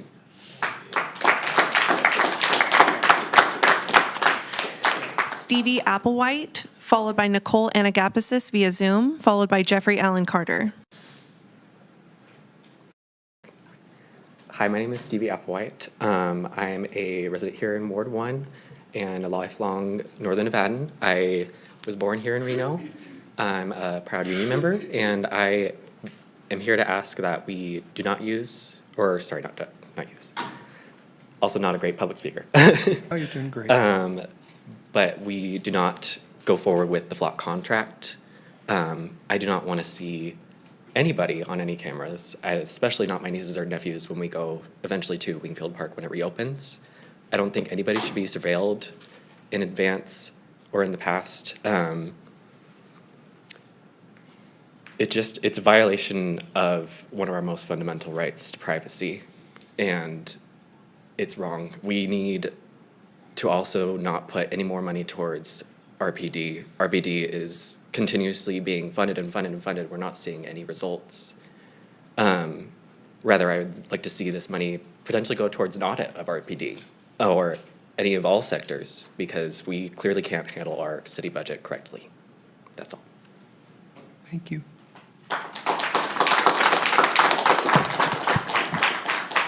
Nicole Anagapasis via Zoom, followed by Jeffrey Allen Carter, followed by Chelsea G via Zoom. All right. Hello, everybody. My name is Nicole Anagapasis for the record, and I once again couldn't be fucked to drive all the way to City Council to speak for 3 minutes to have you folks not listen. I see that a handful of you are also appearing via Zoom, so you're all kind of feeling the same way. I'm here in opposition of further inflating our police budget. It's very evident here that people here are deeply upset at the idea of throwing more money at RPD.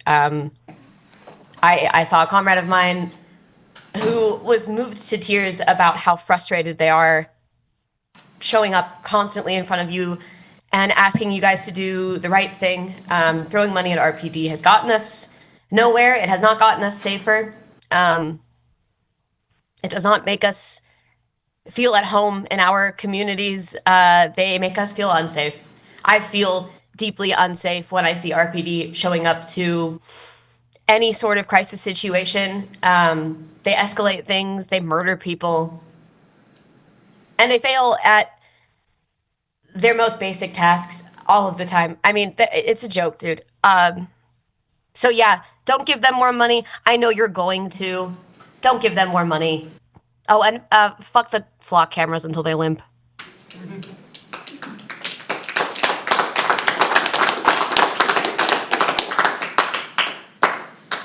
Jeffrey Allen Carter, followed by Chelsea G via Zoom. How are you? I have not actually attended very many of these meetings since I had to sit in one years ago to get a privileged business license. I'm Jeffrey Carter. I moved here 21 years ago. Small business owner in the past decade. Board treasurer for K-Wink Radio. Prior to that, I was a wildland firefighter for 6 years for the feds. I also am not great at public speaking. I've seen a lot of budgets over the last decade of bookkeeping. The easiest answer when one's facing a deficit is not to increase a budget for a department that already has 35% of the money. It's to audit them and just cut their funding. I could speak about the numbers all day and I could bore everyone into sleep, and I'd rather just voice my overall disapproval of increasing the police budget and leave with a short anecdote. Over the winter, a houseless individual was sleeping on my business patio after hours when my business was closed. He was almost always gone by the time that I or anyone else showed up. He harmed no one and just wanted a table to sit at when it wasn't being used. The times that I did actually come in contact with this individual was he was eating a sandwich on a table and my business was not opened. I never called the police. I never have any reason to.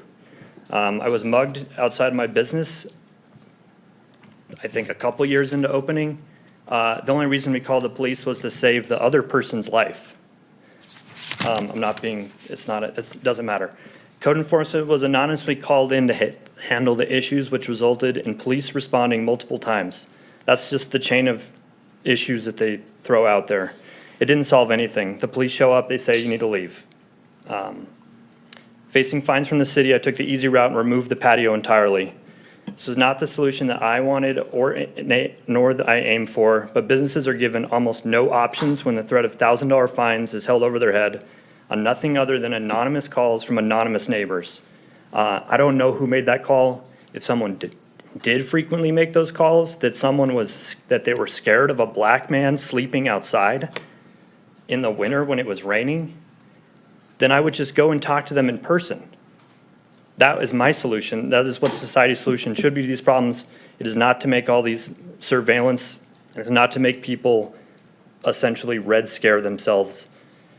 Also, when I worked in wildland fire, we had over 80 hours of annual critical refresher training every year, and we did not carry guns.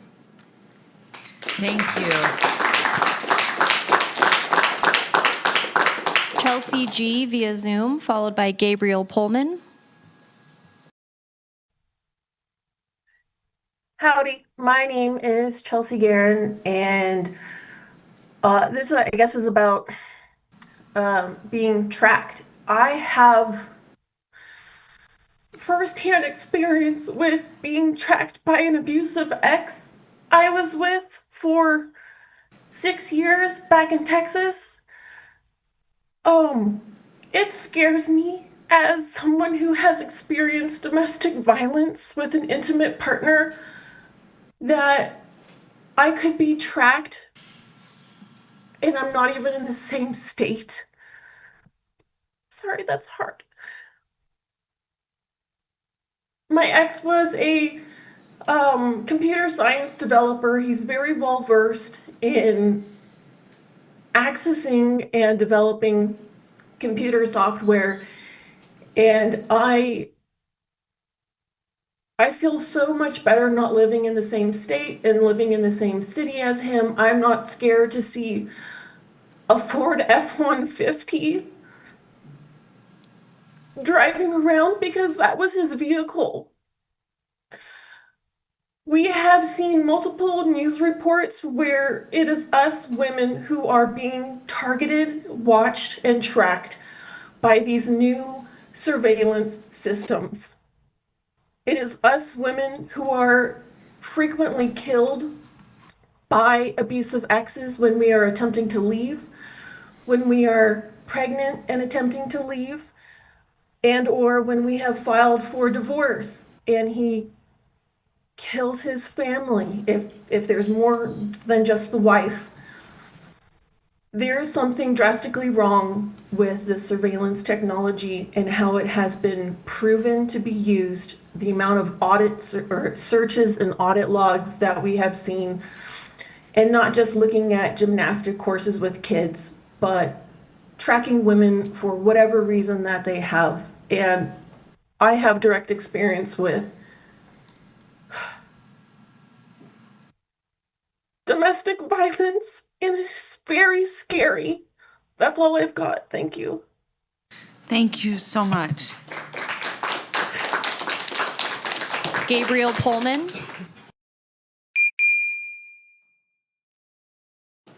Hello, I'm Gabriel Pullman, and this is my first time speaking in front of y'all, but I know many of my neighbors have slept in front of this building, and they've died in front of this building, and I just wanted to bring into call that the flock cameras and the data center and the police budget are all part of the same problem. It's you misdiagnosing what's wrong with our city and how to solve these issues. And like, whenever Michael J. Johnson Jr. was massacred by local police, it was a block away from my home. He just as easily could have walked into my doorstep and I would have fed him. But that's not what happened. What happened was he was murdered because he was having a mental health crisis. And if you put more flock cameras in our city and you increase the budget for our police, who are already murderers, all you do is contribute more to the same issues, and more neighbors will be lost, and we will lose the opportunities to grow as a community. And it's heartbreaking because, again, this is my first time making public comment in front of you all, and it's because it's not worth it to me personally, but it feels worth it now. And it only feels worth it now because I'm pissed off and I'm really hurt, and I think you all should be too. And whenever we talk about the police budget, Devin Reese smugs and wipes his face in like discontent. And like, he's the police union lawyer. Like, it's a conflict of interest. And you all need to be taking this as seriously as we are. You're getting paid to hear us. We came here on our days off. This is very important to us. That's all I have. Please, reinforce our community, where the money goes to us, where it goes to housing us, and it doesn't go to shooting us in the back. Yeah. Thank you. Thanks, Gabriel.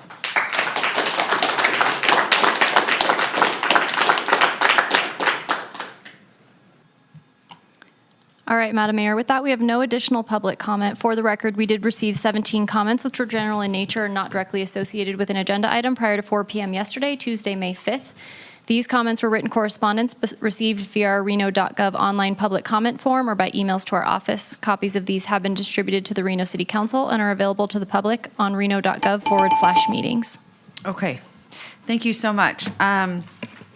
Before we even get into the approval of the agenda, I'm just going to hand it over to our city manager. Do you have any updates before we I approve do. this? Before we approve the agenda? Yes, thank you, Madam Mayor. Item G1, that's GOAT 1, will be removed from today's agenda. After consent poll, we'll move right into item D1 and D2, regional road impact fee items. Then we'll go back to polled consent, and the agenda will be in the order as posted following that, absent any changes by the mayor. Okay. Thank you so much. Madam Mayor, I'll move to approve the agenda as posted with the changes as noted by the manager. All right, thank you so much. I have a motion, I have a second. All those in favor say aye. Aye. All those opposed? Aye. Motion carries unanimously. All right, Madam Clerk. Mayor, item A5 is approval of minutes on A5-1. I'll move to approve the council meeting minutes for April 8th, 2026 as All right, posted. I have a motion. Second. I have a second. All those in favor say aye. Aye. All those Aye. opposed? Motion carries unanimously. Do we still have Kathleen Taylor and Megan Ebert on the phone? I'm not hearing them, so I just want to make sure that you're recording their votes. Okay. Let's see. At this time, consent. Any items you would like to pull? Nothing? Thank you. No? Madam Mayor, I have Yes. item B14 to pull. Okay. I don't have any. All right. Anyone on the phone? I'm good, Madam Mayor. Thank you. Okay. Thanks so much. Okay, I'll move to approve all remaining items other than B14. All right. So I have a motion and a second. All those in favor say aye. Aye. All those opposed? I don't know. All right. Motion carries unanimously. Madam Mayor, on item B14, I have a disclosure. Go right ahead. Okay. Madam Mayor, fellow City Council members, and Madam Clerk, in the interest of full transparency, I'm disclosing that my mother, Virginia Reese, is a member of the Sierra High Notes. I sought guidance from the City Attorney's Office, have been advised that I have a commitment in a private capacity to the interests of my mother. I have been advised that the independence of judgment of a reasonable person in my situation would be materially affected by my mother's participation in the Sierra High Notes organization to warrant abstention under NRS 281A423. Madam Clerk, please lodge this disclosure on the record. I will not be participating. Okay.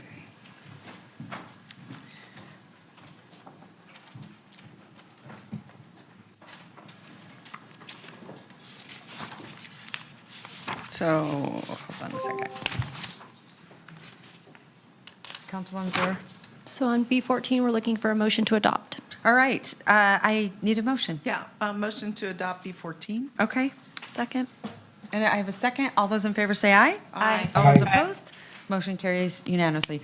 Hello, Ms. Ebert. Hi. Okay. All Now right, we're, Madam Mayor, we're moving on to item D1 and D2, the regional road impact fee item. okay. Item D1 and D2. Any public comment? We do not have any public comment registered on this item, and we have not received any correspondence on item D1 or D2. Okay, thank you so much. All right, the floor is yours. All right, good afternoon, Madam Mayor and members of the council. For the record, Lauren Knox, Senior Planner with Development Services. All right, so the items before you today are in regards to the 8th edition update to the Regional Road Impact Fee Program and include an updated General Administrative Manual and Capital Improvements Plan. I'm going to provide a Sorry, brief Lauren, overview. I don't mean to interrupt you. Madam Mayor, would you mind opening the public hearing? Oh, sorry. Yes, at this time, we'll now open the public hearing. Was proper notice given and any correspondence received? Proper notice was given and no correspondence was received on items D1 and D2. Okay, thank you so much. Thank you. See, Okay. this is why I have her. Keep me on the straight and narrow. Okay, go ahead. So I'll provide a brief overview and then I'm going to pass it off to RTC staff. So as part of the impact fee process, the RIF program is reviewed and updated regularly. Per NRS 278B.290, each local government is to hold a public hearing to review and discuss the revisions. This item is agendized as such.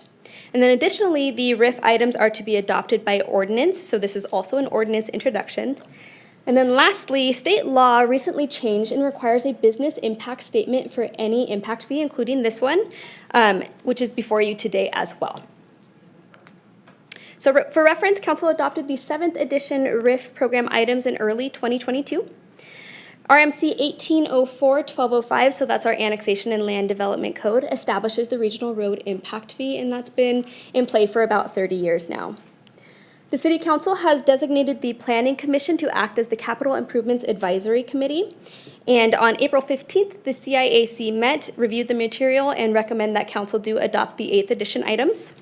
And then furthermore, the RIF program is established through an interlocal agreement with Reno, Sparks, and Washoe County, as well as the RTC that takes a lead on the majority of this work. So with that, I'm going to turn it over to Jeff Wilbrick with the RTC to provide a presentation on the program, as well as the proposed updates. Thank you very much, Lauren, Madam Mayor, and fellow council members. My name is Jeff Wilbrick. I work with RTC Washoe, and I'm here to give an update on our process of updating the RIF 8th edition. So to start off, kind of what is the Road Impact Fee Program? Really, it's a funding tool that we use to pay for regional road impact fees. So as new development comes online, impact fees are paid, then we can use those fees to pay for new capacity improvements to our roadway network. The program itself has some advantages and limitations. The advantages really kind of it's a program that allows development to pay its fair share. The program itself has been in place since the mid-90s, and it's viewed as an equitable system, and it's been supported by our community throughout this time. The program does have some limitations. Fees collected through the development process, these impact fees cannot be used for operating costs. They can't be used for maintenance expenses or non-capacity related improvements on our roadway network. As Lauren described earlier in her intro, the program has lots of layers of kind of oversight and administration. It's governed initially through NRS 278B. As Lauren described, your the city of Reno, Sparks, and Washoe County have all entered into, you have ordinances, that allow impact fees to be enacted. And then there's an interlocal cooperative agreement that Reno, Sparks, and Washoe County and RTC have all entered into that identifies roles and responsibilities of how to jointly implement this impact fee system. At the program level, there's really two main documents, and this is where I kind of started to get into acronyms, and I'll do my best to keep them straight.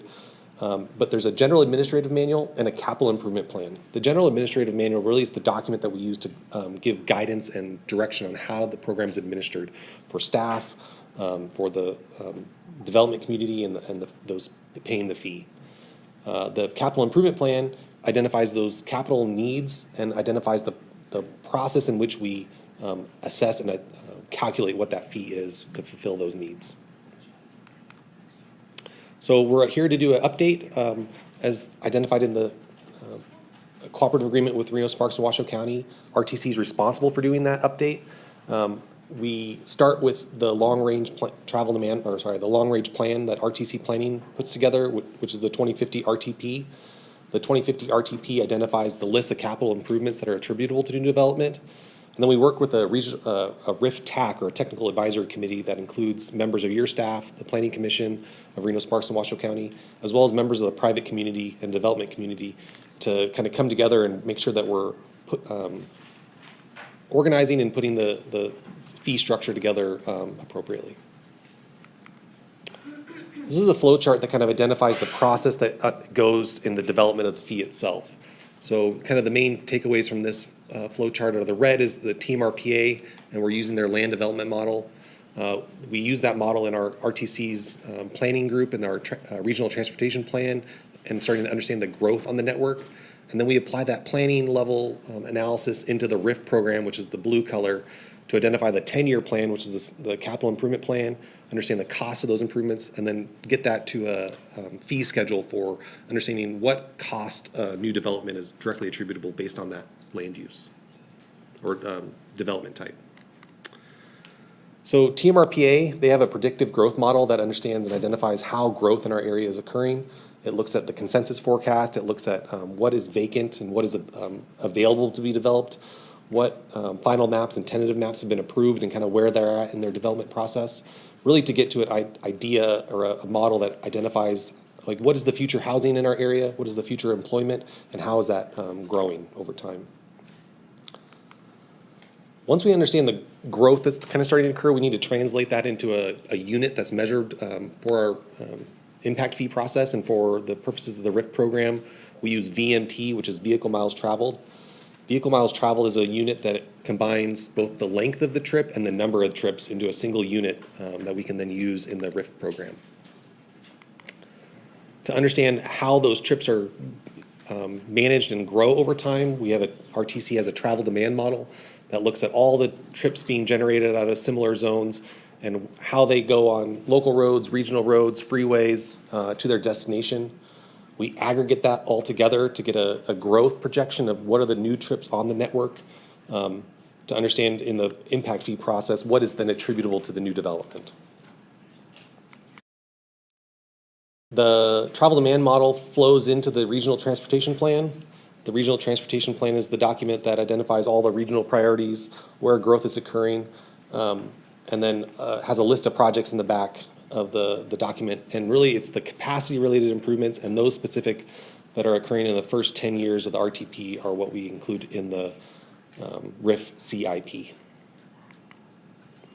The RIF program also requires that we have service areas. NRS wants the fees collected in certain service areas to be spent back in those service areas. So for the RIF program, we have a north service area and a south service area, and that's really separated by Interstate 80. And so through all that kind of planning analysis done by TMRPA, the RTC, and then in the RIF TAC group, we get to this kind of simplified table that identifies the total share of capital costs attributable to new development. We understand how that's distributed between the north service area and the south service area. And then we understand the VMT growth in each of those areas to get $1 per VMT, which is kind of the general unit that we're using in this next slide. And I apologize, this is very busy. I don't want to go into all the details, or I'm not intending to, but really what I want to help highlight here is the different development types, and then attributing or applying that capital cost per VMT unit to these different development types. So we can all understand that different development types generate different types of traffic. And really what this table does is helps the implementers of the program and the fee payers understand how a different development type pays impact fees into the program. So for example, a single family house paying roughly $6,000 is different than a new restaurant or something else that pays a different amount based on its development unit. To kind of provide a quick comparison, so the last update that we did was back in 2022. We do these updates every 4 years, and there's these two columns. The differences or the changes that are being proposed with the 8th edition from the 7th edition is really there's about a 2.5% decrease in the average fee between the 7th edition year 4 indexing and this proposed 8th edition. We also identified that the capital costs are increasing between the two editions, and the growth that's occurring, we actually modeled a slightly reduced growth that's occurring in our region in the 10-year model horizon. The proposed changes to the general administrative manual is really just kind of updating it to help administrators and users of the manual understand roles and responsibilities, so it's just clean and clear. We also updated land use definitions to be specific to how our community is growing and the terms that are being used. So really, logistics centers, data centers, those are kind of newer terms. We want to make sure they're captured in this document. And then we also aligned just terminology, just to make sure all these documents are kind of nicely talking to each other so it's not confusing when referencing one another. Also, as Lauren described, we had to do we performed a business impact statement. That was required by the recent legislative session via Assembly Bill 444. Really, the purpose of that is to help those who may be affected by this fee change be notified and become aware of it. We had identified potential economic impacts on businesses and whether those were direct or indirect. The two main findings out of the BIS were that the 8th edition update is not expected to impose a direct or significant economic burden on the businesses.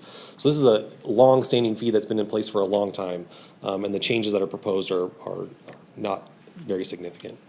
And then the second main finding was that while some types of development are going to experience modest increases, others also have slight decreases, kind of emphasizing the findings in the first point, actually. And so the next steps, so I've already gone to your Planning Commission and the Planning Commission of the City of Sparks and Washoe County for their recommendation of approval, who also approved. And then now we're at City Council and we'll go to City of Sparks and to Washoe County for their review and approval. Following the last approval, which will actually be City of Sparks sometime later in June, we'll actually have an implementation after a 30-day notice period. And I apologize, it should be July of 2026 is when we expect these new fees to be implemented pending your approval.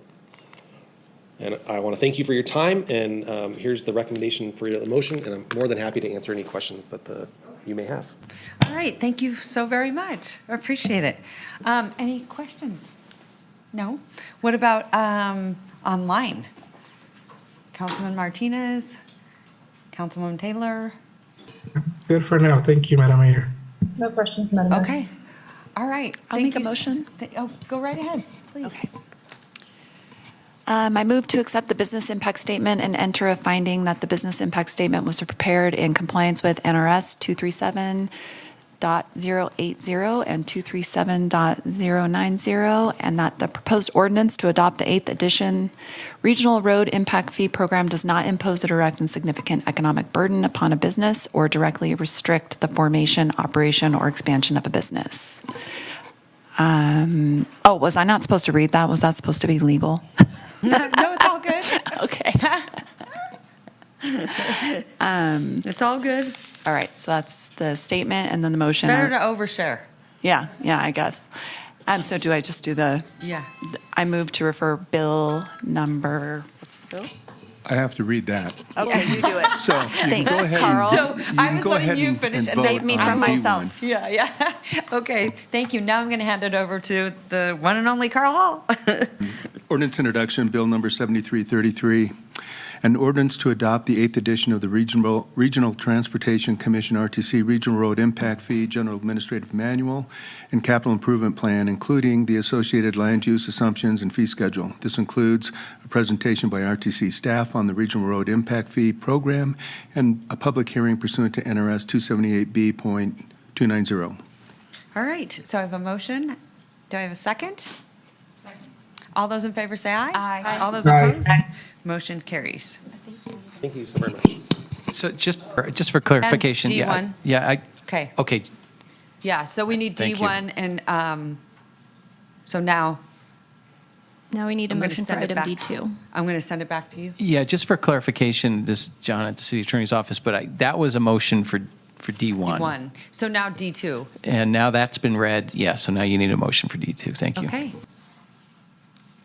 I move to refer bill number, what's the bill number? 7333 for a second reading and adoption. All right, thank you. I have a motion. Second. I have a second. All those in favor say aye. Aye. All those Aye. opposed? Motion carries unanimously. All right. Thanks, you guys.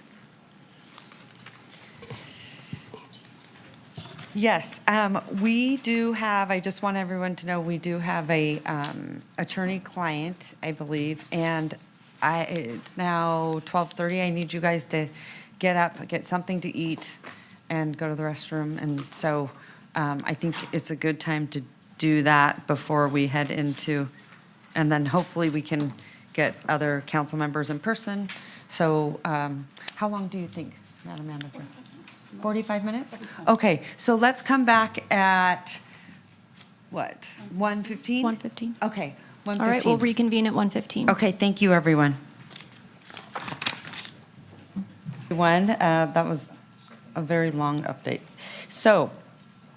All right, Madam Mayor, so we're reconvening at 1:39, and at this time, we have Councilmember Ebert and Councilmember Taylor absent. Okay. I know Councilwoman Ebert is coming, so, but we do have a quorum, so we're going to move on. I believe Miguel's on the phone. Okay. Madam Clerk, do you have any public comment on this item? We do have public comment on item C1 from Bradley Carlson. Okay. Perfect. Come on up, Bradley. Bradley Carlson for the record. I just termed out of my role on Commissioner on the Historical Resources Commission. Yay! So Now we can put you to work somewhere I got to else. wait for a year now, but I wanted to thank the council for the privilege of serving on that commission. I wanted to talk today just some of my thoughts on follow-up after the April 8th City Council meeting for the RFP on the Lear. To keep things in perspective too with regard to the city and the Lear, I was just noticing that the Lear has been on the City Register of Historic Places since August 17th of 1999. I filled a vacancy on the Historical Resources Commission plus my 2 terms, and I think we've been talking about it for 8 years to get where we are.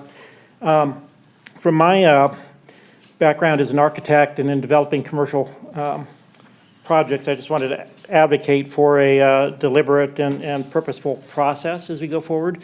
I know there's been a lot of discussion, and you guys probably have a better idea. I'm sure you have a better idea of what's going on than I do, so I'm coming from a point of ignorance a little bit, but just some of my thoughts on process on this. And this actually, I recently submitted for a project at the university, an RFQ, and their process follows an RFQ and then RFI process. The point being to develop a short list of qualified submitters before you get to the RFQ process. So I'm kind of coming from that. So what I would do on development of any happens to be hotel projects or projects that I've been involved in is we would always have the owner develop a short list of qualified submittals. And so my suggestion would be to do a first step as an RFQ, get that short list. So it's kind of pointed of who's qualified just to kind of keep us steered in the right direction. I would highly advise, as I would any of my clients, to commission an independent feasibility study, viability or market study, as you will, to rely on a submitter of a proposal to provide that. It's kind of a conflict of interest and not, the value is kind of questionable. I would recommend on a development project that the owner commission that, which in this case for the Lear would be the city. But just to, that was, I think, one of the comments or suggestions of the Historical Resources Commission too, so we might be going full circle on that a little bit. But that would then, am I down to 20? What's counting down? Okay.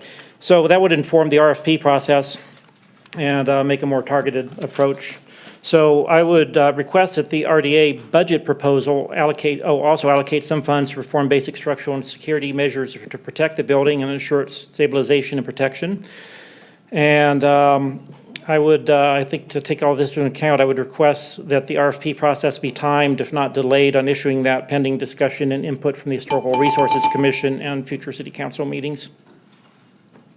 All right. Thank you. Thank you so much. Catherine Schmidt via Zoom. Okay, Catherine. Hello, thank you. I'm just here to comment on the priorities reflected in the proposed budget for the city and to encourage council to rethink where we are headed with this proposed budget. I've been involved in community efforts across the city for the last couple of decades, Lake Park, KTMB. We know what works to build community, and it is common goals, respect, and engagement. It is not policing and flock cameras. That does not make us safer, and you all know that. I'm shocked that the leadership team of the Reno Police Department is out at home today doing whatever they want on our taxpayer dime, and you're considering giving them $8 million more. I think there are better solutions, bringing the community together. You've heard dozens of comments today from people who are already involved in making our community stronger. Why not bring them together and let's do some real problem solving before we continue to throw good money after bad. Armed police response to mental health crises and flock cameras do not keep us safe, but they imperil this entire community. I would rather see community values, Reno Strong, really reflected in this budget, and as it is proposed, it is not. I appreciate your time.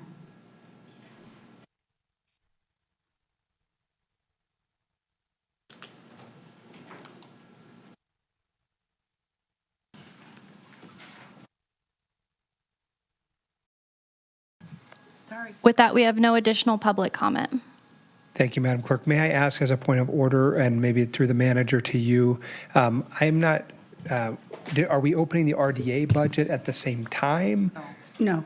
Okay, thank you so much. I was confused about what the comments were, Sorry, that's why I'm over here. I'm just making sure we're going through. look at you, Madam Mayor Well, Clerk. no, because the last gentleman brought it up, and I was like, are we still going by this? That's what I was trying to figure out.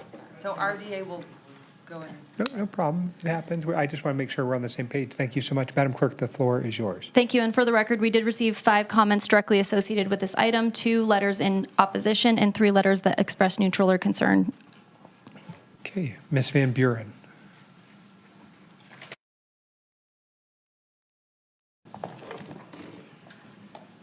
Ms. Van Buren, as you are getting ready, can I just ask, normally your budget presentations tell us when to pause or stop so that we aren't jumping into you too soon. Do you have that, or is it shorter than that today? I have 23 slides. Boy, that's a lot of slides, but we'll see if we can't hold on, and maybe the mayor's coming back over. So thank you for A lot being of this here. information you've heard before. Okay, thank you so much. Going to be highlights. So we ready to go? Looks like we are. Okay, perfect. Vicki Van Buren, Director of Finance, for the record.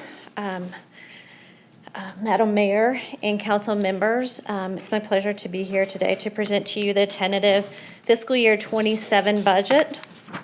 This is the manager's recommended budget, and I will be highlighting any material changes from the March 4th workshop, and because a lot of this you've seen, we've been talking budget all year long. Most of this is just the finalized numbers as we continue through this, and I will highlight any of those changes as we go. And again, I have 23 slides, and I'm just going to highlight a few things on the slides and then turn it over to you for the discussion. So this aligns with the strategic plan, and the budget aligns with the strategic plan by allocating the resources to put those priorities into action. The budget is the tool that actually does that. And I do want to note on this strategic plan, as you look at this for next year, fiscal stewardship is the base of this triangle, and it's really that foundation for building the budget and really implementing your plan. Fiscal year 27 tentative budget overview. This slide shows the overview of the appropriations for the year. By appropriations, I mean expenditures. This slide shows expenditures. It does not include ending fund balance or cash balances. So as you notice on here, the total citywide expenditures are $749 million proposed. This is different than how I've normally presented this, because normally you see a slide there, it says total budget of $1 billion, and that's because that includes the fund balances or cash balances. I wanted to provide something a little different here to look just at the expenditures. The general fund proposed expenditures were $335 million, and it's an increase of 4% over the current year budget that was adopted. The special revenue funds fluctuate year over year due to the funding sources. CDBG is in there. Also, street fund is in there, and that's a special revenue fund. Capital projects fluctuate year over year, and so that's going to depend on that one to see that change as you look at that. Debt service funds are fairly even year over year, although new debt was issued in April for the Advanced Purified Water Project facility. Those funds will be drawn down as the project proceeds, so we didn't take out the whole amount now. As that project builds over the next 3-year period, we will draw down those funds. So that full payment, we won't see that probably for 3 years once it's fully drawn down. The enterprise funds consist of the sewer funds and the building fund, and the major difference from the prior year is that American Flats project, the APWF, because it was fully budgeted in the current year, and the budget, that money will be encumbered for next year as we move forward after this budget adoption. Internal service funds, the city has 4: workers' compensation, risk, medical, and fleet.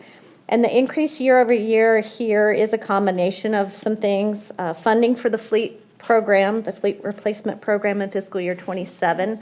That was one of the things that was cut for 26 in order to balance the budget, so that's now in 27. There are some anticipated increases in medical and workers' compensation, and then we're budgeting for the IBNR claims in those areas as well, so that's really creating that difference there. Full-time positions citywide are proposed at 1,495. Of that, 1,202 are general funded positions. 71% of the general fund positions are public safety, so that's police, fire, and dispatch. Changes from what was presented on March 4th at that workshop include 2 new positions being proposed, a network analyst and a systems analyst. Both of these would be for the IT department to support infrastructure and cybersecurity needs. One would be funded from the street fund and the other from the sewer fund. The network analyst in the street fund would be supporting the traffic network. This environment is a high-risk, critical infrastructure with heavy impacts to citizens if disrupted. And then the systems analyst in the sewer fund would support the Stead wastewater treatment system and the lift stations and overseeing the operational technology network. This position would configure, secure, maintain, and troubleshoot core infrastructure. These positions will provide ongoing monitoring, protection, and effective incident response for the operational network. There was one other thing I wanted to call out on here. There was a correction to the total on the grant positions. One position was inadvertently missed at the last presentation. It should have been on there. It's one that exists and should have been on there. And then one previously frozen position is being proposed to be funded with CDBG and hand funds. So the overall result is no impact to the general fund. Balancing the general fund budget included a combination of things: reducing expenses, including freezing positions, budgeting for normal occurring vacancies, and increasing revenues, sanitation franchise fee, and then using some one-time funds. So it was a combination of many things to get to where we are today. In fiscal year 27 in the general fund revenues, this slide, I apologize, it didn't come through correctly on this version, I think, of PowerPoint. Proposed for fiscal year 27, $335 million. We're proposing use of one-time funds of $4 million from fund balance to balance that remaining little gap. C-tax and property tax make up the bulk of these revenues. Franchise fees are 12% of this total, and that does include the increase for sanitation that started April 1. General fund revenue overview. When you look at this one, I wanted to give you an idea of what's been built in as far as what we anticipate for next year for growth. For property tax, 4.6%. These are the final numbers that came from taxation at the end of March, so they weren't at the beginning in the early workshops, but these are the finalized numbers that we have for revenues. So 4.6 for property tax growth, 3% for consolidated tax, and that's based on what we see in the economy, what we see in the current year. We're actually trending a little bit higher than that we've talked about, and we think 3% for next year. Business licenses trending at 2.7, that in similar alignment with consolidated taxes as well for spending. And then franchise fees up 15%, and that's because of the franchise fee increase for sanitation. Charge for services and other sources, those vary, and it's based on reimbursements, grants, interest income, fire strike team reimbursements. So those are going to vary year over year. So looking at that as a percentage increase or decrease becomes harder when you compare actuals to the budget proposed. You look at general fund expenses for fiscal year 27, again, a balanced budget, $335 million in expenses. We got here by reducing expenditures, doing zero-based budgeting for a 2% vacancy savings in salary and benefits. There are 35 frozen unfunded positions, using some one-time funds for capital and foregoing additional contributions to workers' comp and OPEB. Things that are not addressed here are Local 39 supervisory and non-supervisory collective bargaining agreements. Those are currently open and in negotiations. And then we have an ongoing FLSA analysis that is in the works of being completed here soon as well. So again, 80% of the budget in the general fund is salary and benefits. So what are the priorities when you look at that? Well, 66% of the general fund, when you look at total budgets for the departments, goes to public safety. So that's police, fire, and dispatch.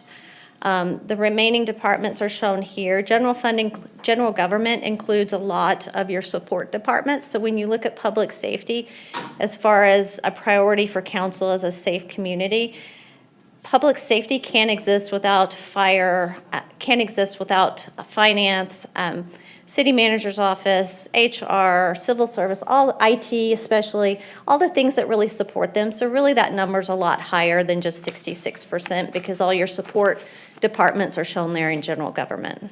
So in total, $221 million just between police, fire, and dispatch. But as I mentioned, a lot of support departments go in that as well, and that's not included in that number. So when you look at general fund expenses, $335 million.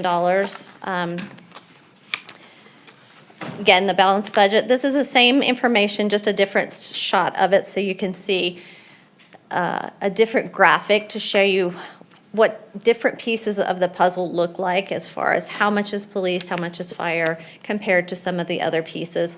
Strategic priorities, I like this graph because you can look at the priorities of fiscal stewardship, the balanced budget. You can look at safe community, and you can see where that's represented. You can see where infrastructure is represented, natural spaces, parks, quality of life. You can really look at the budget between these pieces and really relate it back to where the priorities are from council.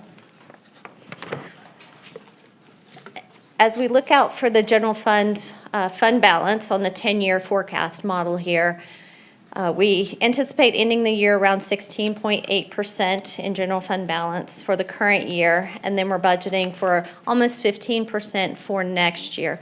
That equates to, the 15 to 16% equates to about 2 months of operating expenses, and that's the working cash that we need for daily operations as we go through each day here at the city. When the cash goes below that 10% mark, that's when we start to have cash flow issues, paying bills as they come due each day. And then the interest minimum is the 4%. Obviously, we don't ever want to be near that. But we've clearly made some progress from where we started back in November, where I showed a chart similar to this, where it kind of fell off the cliff. And so we've really done a lot to get this in an area where you have some runway space to figure out these challenges as we continue to move forward. So really this slide shows us we're okay right now, but we're still going to have challenges as we move forward, and we're going to continue to work on this. So you're going to continue to see this as we talk about this. Capital improvement projects, there are $142 million of capital improvement projects that are proposed with the budget. The biggest pieces of this are in the sewer and the street funds for those infrastructure projects. General capital projects are $8 million. That includes facility maintenance, parks maintenance, and the fire apparatus program, as well as $2 million for the ERP system to start that process. CDBG is now finalized. In the March workshop that we had an estimate in there. CDBG numbers are now known, so this number is now $1.6 million, so I'm calling that out. Room surcharge, this is your $2 surcharge. Fleet fund, this is the replacement program that I mentioned that was not funded in the current year to balance the budget, but we are funding it for fiscal year 27, or proposing it. It is a little bit more than we normally fund because we're catching up a little bit. It's not something that you can forego very long because most of your people that are out on the streets doing the real work out in the community, they need a vehicle in order to do that work. The residential construction tax, the RCT, that is restricted for parks, the last one on there. On the fee schedule, I'm just calling out the notable changes from the workshop. There's really only two that I have noted on here. The building valuation table, we don't get that until February, March timeframe. So at that point, we didn't have that updated. That is now updated in your packet with the International Code Council recommendation for fiscal year 26-27. That is a normal process that we do. And then for police, there is no change. Originally, there was a change proposed for the residential parking permit fees and body-worn camera reduction fees. And we're actually saying we're not proposing a fee to that right now. The main reason is because every 5 years, we do a full fee study analysis. And so it looks at what the fees are on the fee schedule, and how much it actually costs to do that particular service, and what are we charging. And so every 5 years, we bring back to you that information so that you can make those policy decisions on whether you want to do full cost recovery or whether you want to subsidize some programs like in parks. Since we are due to do that full fee schedule, and we're actually kicking it off right now, we'll be doing that starting right now up until fiscal year 28 budget process. That will be part of that process. We're not proposing this change right now. We're just going to do it along with all of the others. I think it's a better fit to do it with the others since we're due to do it anyway. Debt summary. So I want to talk about debt a little bit. We haven't talked about that as we've moved through the budget process itself.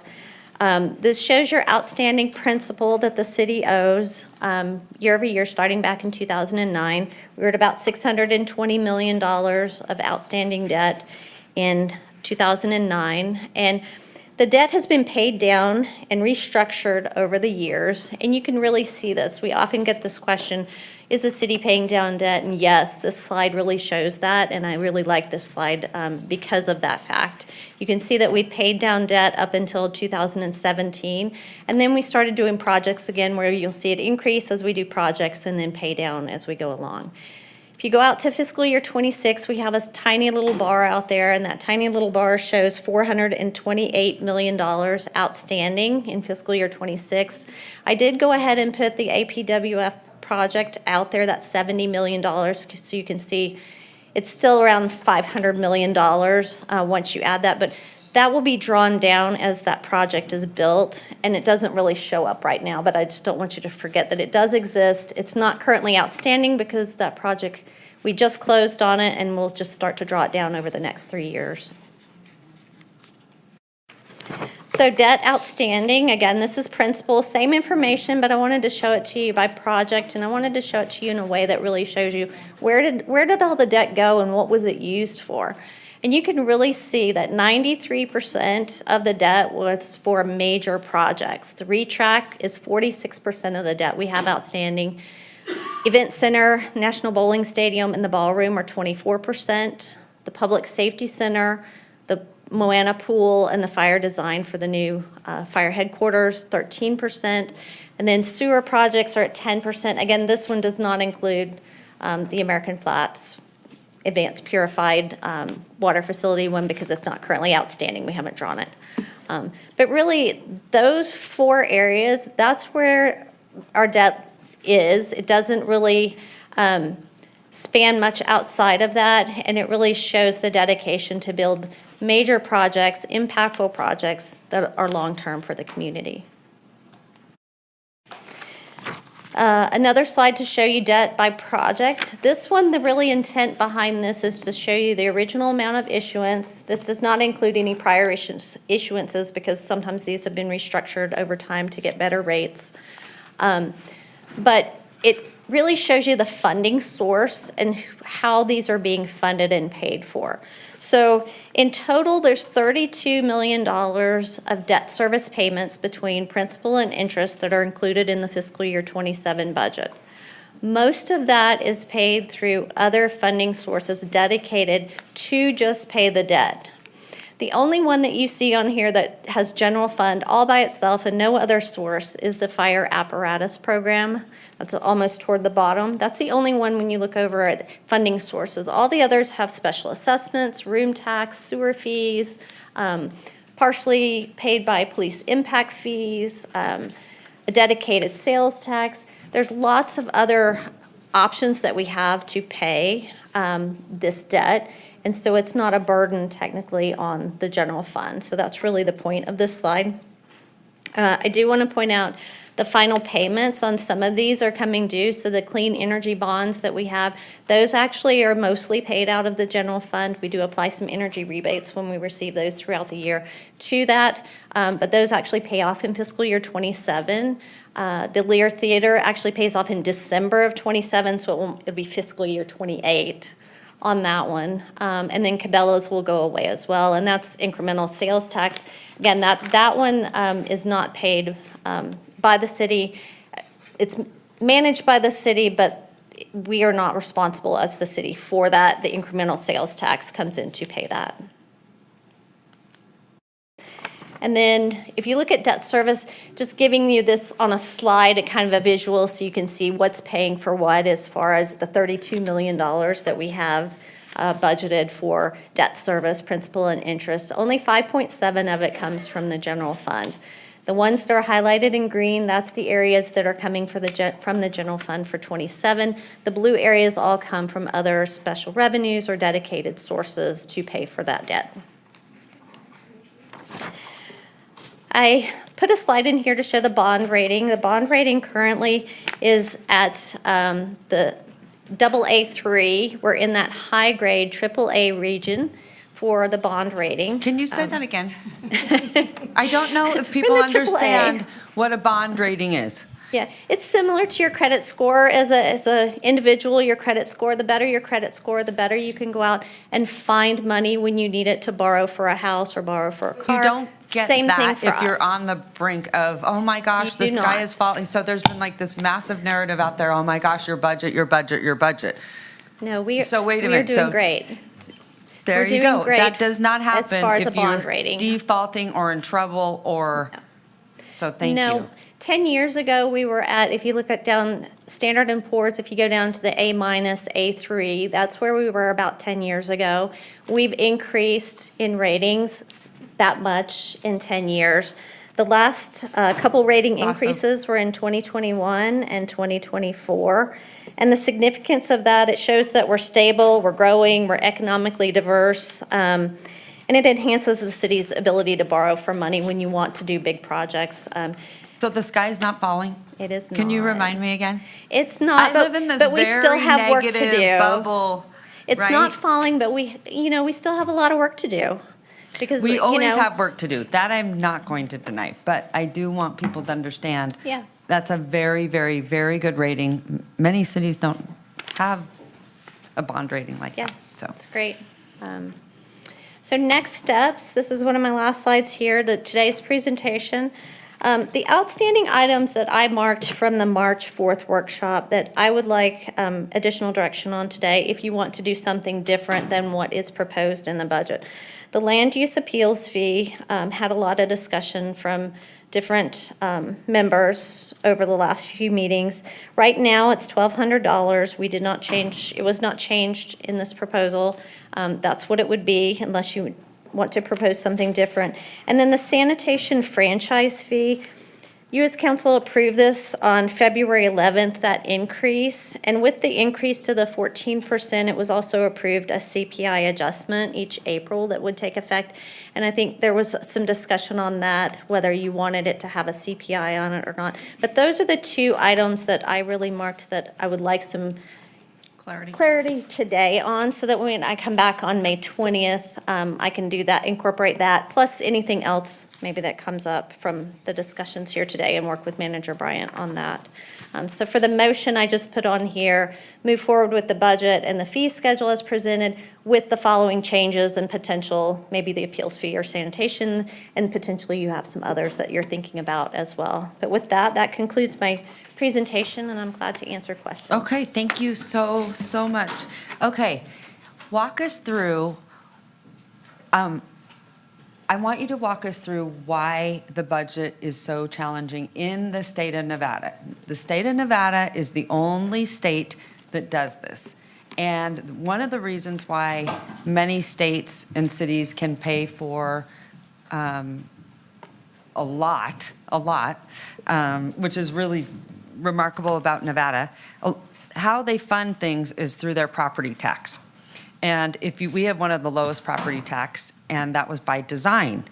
But what happens is it doesn't continue to keep up with inflation and cost of living and all those things. So that equals services. So that's how cities, am I right? Absolutely. Pay for those services is through property tax. Now, we're very, very lucky because we have low property tax. However, it makes it challenging, unlike Nevada is the only one that does it, and this is where the property depreciation conversation comes in. So I think that Reno, and maybe it's just an election time, But I think that, that Nevada, or should I say Reno, or these other cities get a bad rap, where I don't think people understand how difficult it is, especially as time goes on, because things do change and they are more expensive, and the cost of living, because of what's happening nationally, it affects all of us, correct? Yes, absolutely. Okay. However, you don't hear this from the south part of the state. And why? Because gaming is such a big monster. And so they don't typically have the problems that we have up here in the north. Because they've got gaming revenue all over the place. We have a very small handful. Am I right? Well, Is that why the north and the south are different? Well, we don't get gaming revenue as the city, so. No, The state no, does. the state. But they get a lot of tourism related to Right. it. But that's the difference, that they have an advantage over, They've had a lot of new growth too. They had a big boom of new Well, growth. and they're bigger. And adding a lot of properties to the roll, so that's really helped them. We've had new growth as well, but they've had a lot more, so it hasn't impacted them as much. You know, you've seen Henderson and some of those areas really grow and boom over the last 10 years. New areas kind of popping up, they're booming versus, you know, we have what we have and we're growing, but it's not at that rate. And so depreciation does impact that, because the older homes, they continue to depreciate up to 75% of the value of the built structure. It's critical. I mean, it's a great benefit for citizens and everyone who lives here, but as a government, it's very hard to balance a budget based on that. okay. I just want people to understand, because when we sit down, we talk budget, they're like, wait a minute, I don't understand. And so it makes it really, really, really challenging. And I remember Naomi and I, remember paying down the budget by $200 million. Oh, yeah. So we've come a long way. I just want to highlight, I know how difficult it is under these circumstances. I do hope and pray that that changes at the legislature, but to make sure that it obviously doesn't affect those that are in their homes, especially our seniors. They can do that on resale, so I think there's a way to do it. Everyone probably agrees, because I think it is important for our seniors to be able to not, have that burden, right? So that's one of the reasons why they did it. It's confusing. I just wanted people to know No, that's. why it's so challenging and what we have to manage to get through it. Because it's one of the things where this is the time of year where I always feel like, I feel sick to my stomach, because I just know that other cities, I mean, when I tell other mayors, they're like, what? They have no idea. No one knows. They have no idea. They're like, what are you talking about? So this is where I do feel sorry for myself every year, where I'm like, anyway. But I do think I have hope. I will keep hope, like I have for the last 12 years, that the legislature will do something for people in the state of Nevada. Anyway, okay. Go ahead, Councilwoman Dewar. Yeah, thank you. Appreciated that update again. I heard the whole thing, even though I had to step out for a minute. I just wanted to respond to your questions really quickly from my perspective. No, the one you had up on the motion. Oh, the motion, okay. You were at the right place. On the appeals fee, I would really like to go back to the $100. We have had 0 appeals, and I think the point of it this year is, even though we've had controversial projects, is that the $1,200 fee is, I'm looking for the right word, but it basically dampens people's interest. Maybe that was the goal. But I also don't want to cut off their rights to appeal something they feel is egregious or unfair. It may not be right, but they should have their opportunity. But if they can't afford to come in front of us, then we've really failed in our mission to get public input and to right something that might be wrong. In the interim period, since we last met, I talked to the Truckee Meadows Regional Planning Agency. And they end up with some of the biggest projects for appeals, because those are the biggest ones that have to get a master plan change and maybe a tier change. They charge no fee, zero. And I know 3 of us ended up voting no on the budget last year just because of this issue. We felt so strongly. I've never done that before, but this particular one hit at a philosophical level. So I would love to see the appeals fee go back to the $100. I think it was $104 the last time before it was changed. On the sanitation franchise fee, CPI, I'm the one who actually made the motion. I almost asked for a recall because some of our colleagues were not happy. They said that it already increases, and by CPI, in other words, the waste management fee already increases, therefore our fee increases. So I had asked for to potentially be considered for reconsideration back then, and the manager assured me, oh, we don't need to do it. But I'm uncomfortable because council took action. And so I feel like council has taken different action to have a different result. And so I would be supportive of repealing the CPI in this budget on the waste management fee, knowing that it already is on CPI. Okay, it already is. And then thirdly, and this one was harder for me, I gave an example at our last budget meeting about when we had a business owner cut down 79 trees that were required by city permit to be there. Only it had been decades before, and they either didn't know or lost track or whatever they did. So they cut down 79 trees. They were supposed to have 119 on the property, but by the time they bought it, there was only 79. So what happened was we issued a $100 fine to that property. And that is not consistent with the damage that was done whatsoever. And we did not charge per tree. We just charge per site.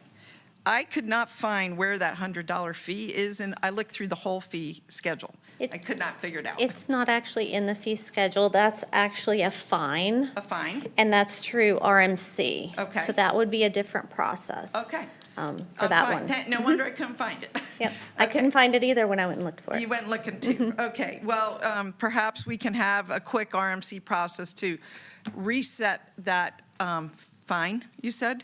It's a That fine, yes. would be, the purpose of a fine is to discourage an act, an illegal act, and to know there's a consequence. It's just like a traffic ticket. We don't want people to speed. We issue traffic tickets. We want that to be a warning to not do it. And the traffic tickets go up if you keep doing the thing. So I'd love to revisit that. And thank you for clarifying it's not in the budget. Thank you. And then I also want to just add in there, and you might have mentioned it, I'm sorry. Yeah. If you did, and I'm repeating Okay. it. On the fees, we were also looking what other cities were doing, and it's the same fee at the county. Yes. So, I okay. didn't mention, I just mentioned Yeah. that had come up before. Thank you, Mayor. And that was the Don't rationale. want anyone to think you just pulled some number out of No, random. we didn't pull a number. You based it on the county fee, and we could have based it on Truckee Meadows Regional Planning fee. Which is zero. But I would like to see it go back. Probably some of my colleagues would like to see that too, but they'll have to speak for themselves. Okay, thanks so much. Okay, Councilman Reese. Thank you so much. Can I start with slide number 3, Vicki, because I have a lot of questions. This, you said, was a new way of reporting to us. What am I to take the 6.25 decrease? Is that a difference between 2026 adopted and your 2027 tentative? Yes. So we have a decrease of about $50 million.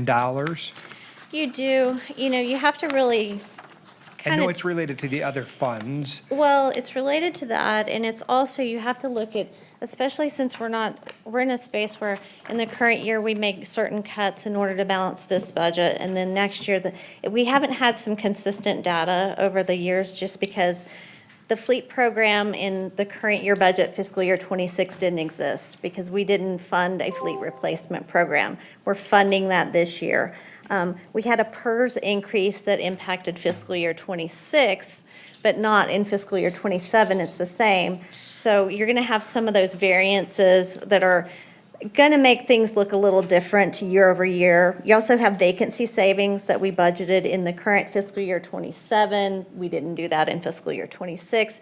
So although it gives you a good look at last year's adopted in this year, you still have to kind of take some of these other things into consideration as you look at it. Okay, thank you for that. I wanted to ask about slide number 4.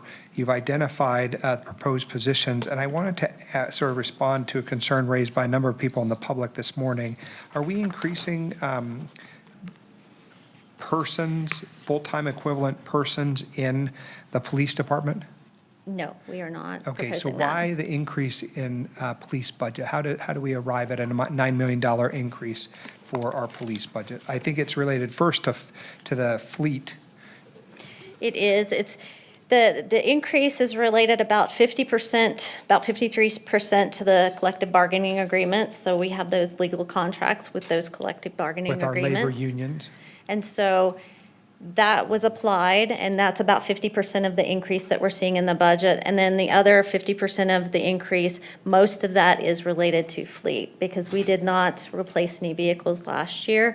We are doing kind of a catch-up this year to replace vehicles. That's an essential function for police. They have to have vehicles, they have to have a fleet in order to do their jobs, and so can't forgo that more than a year at a time. And is there $4.5 million worth of fleet replacement needs next year? Most of that is in that, I want to say like 90% of that, 50% of the number you said, and then like 90% of that, 50% was salary and benefits. The other portion of it mostly was fleet, like 90% of that piece is fleet, and the other pieces are contractual agreements that we have as far as other agencies or contracts for services that go up annually each year with contract increases that we Understand. don't really control. Can I But ask there's not about, really anything new, can I ask about slide number 8? of course. And I apologize, Madam Clerk, I don't think I've been speaking for 5 minutes, but I think the time might be off. Oh, man, got the chop. Slide number 8. This expenditure reduction part, I think, is part of what I have focused on here. And I think the mayor was, more artfully than I was saying, was talking about some experience over the number of years that she's been on council, but also in sort of election season, people get sort of silly about misunderstanding the budget and people who are candidates. And I think I saw one here earlier. Vanessa Valpel was here in the chambers, but I think has stepped out. I think it's always good for candidates to be in chamber because it shows you that you're paying attention to the work that you might someday do. But I think the mayor's point was in talking about like understanding the budget. Is there some magic lever that we are not pulling that would make it so that we would audit our way to financial stability, or we would find no bid contracts, or we would do a thing that would change the economic forecast that is the economy writ large? We're doing everything that we can think of and bringing forward anything, we can think of to you as council to look at. The real issue is everything costs more for everyone, not just for the city, for every business. Every year, things cost more. We have inflation, and our revenues just don't keep pace with that for the things that Mayor mentioned earlier. The property tax and C-tax, the largest sources, just don't keep pace with the cost of inflation. Well, and we spent a fair amount of time this year collectively, and you and the manager have gone out to Rotary clubs and the Seroptimus and the old folks' homes, talking about the way in which property tax really sets us up to fail. This is a whole other conversation. But for our part, you believe that we have done the things that one would do maybe in my own personal life. If I didn't have enough month to meet my paycheck, I would tighten the belt, I would I would close positions, I would hold positions, I would do those kind of things. That's what was related to the other slide, right? This slide number 8. Yeah. Okay. Yes. And that's it for this time around, Madam Mayor? Yeah, I was trying to think to your question, and I'm trying to think, how long have you been here, Vicki, now? Almost 10 years. Have you been here 10 years? Almost. Wow. Yeah. Oh, my goodness. And look at you. You look 10 years younger. Okay. Interesting. I'm glad you are, because tell me, because I've been here almost 14. And so with that being said, I can't remember any a budget that was different than what we're looking at today, in the sense of like what we're doing, all the, I mean, sometimes we have a surplus, sometimes we don't, but I don't remember anything that has changed dramatically, something new has taken place, because I feel like, it's a really good talking point to say the budget, the budget, the budget. So I just want to, again, to I think Devin's point, I don't remember anything being different than what we're doing. Not much. I mean, we certainly haven't had any windfalls since I've been here. Yeah. Clearly, and we still have a lot of unfunded liabilities that we're trying to fund, OPEB, workers' comp. Yeah. A lot of things, but we're making a lot of great progress. You saw debt paying down, and a lot of great progress has been made on OPEB and workers' comp. But now we're kind of dialing it back again because Yeah, it's a and little workman's tighter now, comp but is- there's really never been Yeah. a windfall since I've been here. Yeah. We're still talking the same numbers, But you have the same contracts, stuff. you have workman's comp, you Yep. have all these things that you're required to do that you have to fund. And everything You costs more. just have to fund. There was a gentleman today in public comment, did you hear him? He said, I can barely pay my rent. I can barely pay my food. It's a real struggle for people. It's a real struggle. These, honestly, I go to the grocery store and I'm like, oh my gosh, how do people, how do they do it? So you have to have compassion for them, and, prices are going up so quickly. We can't even keep up with them. Imagine. Absolutely. We can't. So imagine, individuals, and especially younger people and seniors, the most vulnerable. So I think people forget that it's also something you have to be very, I think, just very sympathetic, very sympathetic too, because it's very, very real. That's why I do love our rental assistance programs, things that make a difference in people's lives, and they really, really do. And the waivers, Our sewer assistance program. yeah, the sewer assistance program, all those. So, and I, anyone that's listening at home, I mean, some people might disagree, but reach out, because we have a lot of waivers if you cannot afford a city service. We also made sure that those were in for seniors so that they could continue to go to the senior center, those kinds of things. So we will, people are like, Hillary, don't say that. But I want everyone to know that we have waivers for everything if you cannot afford it. It's important that our citizens know that, so, okay. But I think. I'm going to head down to my right. Councilwoman Anderson, go ahead. Yeah, thank And then you. I'll go down to Councilwoman Ebert. Thank you. So this budget process, this is my second one, and I appreciate from past budget processes that I've gone through in the private sector. Vicki, I feel like you have managed this at that level or beyond in terms of educating your audience and stakeholders about what you're doing, hand-holding us month to month on how it's changing, preparing us for potentially the headwinds that we're going to be seeing, but not overreacting. And I just want to thank you for that, because coming into this position, the budget was, the big bad stormy cloud above everything, and it's really not that. It's about cash flow. It's about decisions that we make every year and whether or not we're going to be able to grow some programs or whether or not we're going to be able to live with some programs moving forward. So it's really a priority, and really establishes what the priorities of our community are on behalf of our constituents. So thank you for the way that you've been managing appreciate us that. and this. Okay, so what I wanted to understand, Mr. Reese, I share your concern and just hearing about the concerns from the audience about flock cameras, policing, surveillance in general. I want to know, with this budget that we're discussing today, with the leadership change, with just kind of what we're going through with RPD, with the leadership that we have, how much exposure has Mr. Solferino had in the operating budget, and how confident, are we that the decisions that he inherited are the decisions that he would have moved forward with, and how flexible is that for him moving forward if he needed to make changes?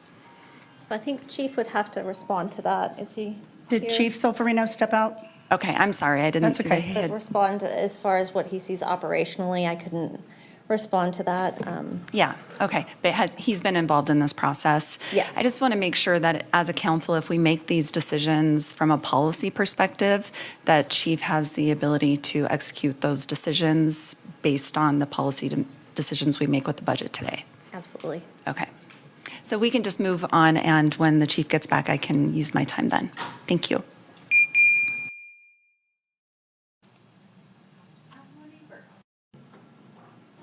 Yeah, hi, thank you.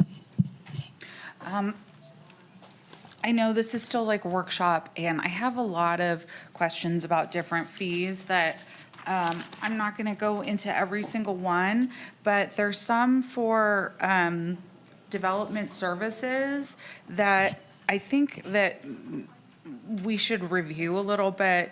There's some fees that are going up at a very small rate. And I know we've increased some fees like drastically. I'll use the example of the appeal fee again. But when I look at the fee for an annexation, it went up by 2.88%, went up $95. A master plan amendment went up by 2.84%, or $224.25. I feel like those kind of cost increases are like a drop in the bucket for what they're doing versus the fees that we're increasing on the public in the services that they're paying for. And there's other ones too. Zone change, it went up by 2.9%. You know, that's something that can have a huge impact on planning, on communities, all of that. So I'm just not understanding why some of the fees are going up by such a small percent, and others that the community pays seems to be a steeper jump. Also, you know, minor amendment application to PUD or SPD, it's got a $7.50 increase. Like that's like practically nothing, you know? So how did we land on that? A 1.78% increase. Chris Pingree, Director of Development Services, for the record. All of our planning fees are, we've done fee studies over the years. We did one about 3 years ago to compare our fees with the region for entitlement cases. And those fees were within the range of everyone else. And with that, historically, we just raise those fees by CPI every year. And that has just been consistent over the years. We're still within the range of our sister organizations to where those fees are pretty standard across the region, and therefore we just raise those by CPI every year moving forward on our hard cost land entitlement fees. Okay, so is the CPI different for each one of these categories, like annexation, master plan amendment? CPI is the same, but the number of where it got rounded up or rounded down to would have been the difference of where it ended up. They're all Okay. pretty consistent in that Yeah, 'cause I noticed- 2.35 to 2.66. Yeah, there's the 1.78% and some that are, you know, 1.9 or 2.9. So just, I don't know what the other regions charge for these things, but it just feels like some of these increases maybe should have another look at them. Like $7.50 is so small compared to other fee increases. There's another one for minor modification. It's for a $4 increase. Cannabis establishment zoning verification letter, $15.25 increase. Time extensions, non-administrative has a $22.50 increase. Like, I'm just maybe interested in seeing some other areas' fees for these things and seeing exactly where we fall, especially considering, you know, we're having some revenue constraints right now, just to make sure that we're in alignment with where we should be. Just for this council's awareness, the fee comparison is exactly, starting January, that's what Vicki gave me the date. So as of January, we launch back into our process of the fee comparisons within the region. And we do Okay. that throughout the entire department of every fee that is charged. Okay. And those are compared within all of our jurisdictionals, all 6, 7 jurisdictions within the region. Okay, So that 'cause- will be coming back in front of you here in January. Great, because like business license review for a home-based business, the fee went up by $1. Business license review for commercial or other than home-based went up by $2. Like, it just feels like there's some opportunity here to, review some of these changes. Okay. I think that's it for me for right now. Just want to make sure that we're comparing where we stand with other regions. Thanks. Okay. Great. Councilwoman Anderson. Can I just quickly I feel ask? so bad. You're, hey. Oh, it's okay. How are Nobody's you getting over me there? sick over here. I'm fine. feel- I'm fine. Chief, I should repackage how I was asking my question, so I'm glad you weren't here to hear me fumble through that. I just wanted to make sure that you were able to provide feedback on what your experience has been in overseeing this budget in the time that you've been with us. Do you feel comfortable? I know that a lot of people in the audience this morning were concerned about the percentage of increase. I think we've had that explained, that a large portion of that is because of you need fleet vehicles to be serviced, and we've kind of been limping along for the last year because we cut that the year before. I just want to make sure that you've had enough exposure to the budget process where you feel comfortable in a policy position. So if something were to come up here where we act on anything that we hear, whether it's a vendor change with Flock, or it's a procedure change, or maybe it's we would like you to look into another program. Do you feel like you have the flexibility within the budget as it's presented that you would be able to move with policy? For the record, Corey Solferino, Madam Manager, Madam Mayor, members of the council. Yes, I do, for lack of a better term. I've heard the public's concerns, and I'm going to rinse and repeat what we do at the Sheriff's Office. I manage a $170 million budget up there. We're looking for efficiencies, and as the cost of technology and the cost of doing business does go up, obviously, how can that be augmented with boots on the ground? People get hurt, people cost money. Obviously, you saw our salary and benefits are a significant portion of that budget, so how can we use technology to augment that and look for efficiencies across the board? As we're looking for our new CAT RMS system, are there efficiencies there when we come online with that allow us to remove personnel into technology space and reduce that benefits package? So yes, I do feel that Christina and her team have done a wonderful job of getting me up to speed in the short 9 weeks that I've been there, but I know where we're going. I've got good direction. We're working on regional collaboration so we can use the full force of the police department on the street, and then where we have regional abilities to collaborate with teams and initiatives and space to cut down the costs of our budget, we will do so. Okay, great. And I saw motors were out in Ward 6 last week, and the community noticed and appreciated it, so thank you. Yes, ma'am, thank you. We'll be out again this weekend. Go ahead, Council. Oh, thank you so much, Madam Mayor. I just figured since we had Mr. Solferino, Chief Solferino here, that I could put him on the hot seat a little bit. Yes, sir. I didn't know that we were going to have this conversation today, but you heard some of my conversation earlier about the percentage of increase above the last year budget that we are allocating or proposing to allocate towards policing. And so part of that is the concern raised by the community about whether that's justified or not. I think this is another question, but we heard that it was mostly in the fleet. And so I'm not expecting you to know everything about fleet, but do you believe there are fleet replacement needs that we must have in the next year that require that level of spending? Sir, Corey Solferino again for the record, through you, Mayor, to Council Member Reese. Yes, sir. As we're looking at vehicles, whenever we pause to play catch up and then do again, we're looking at a 7% increase just based on fleet technology in the vehicles and everything.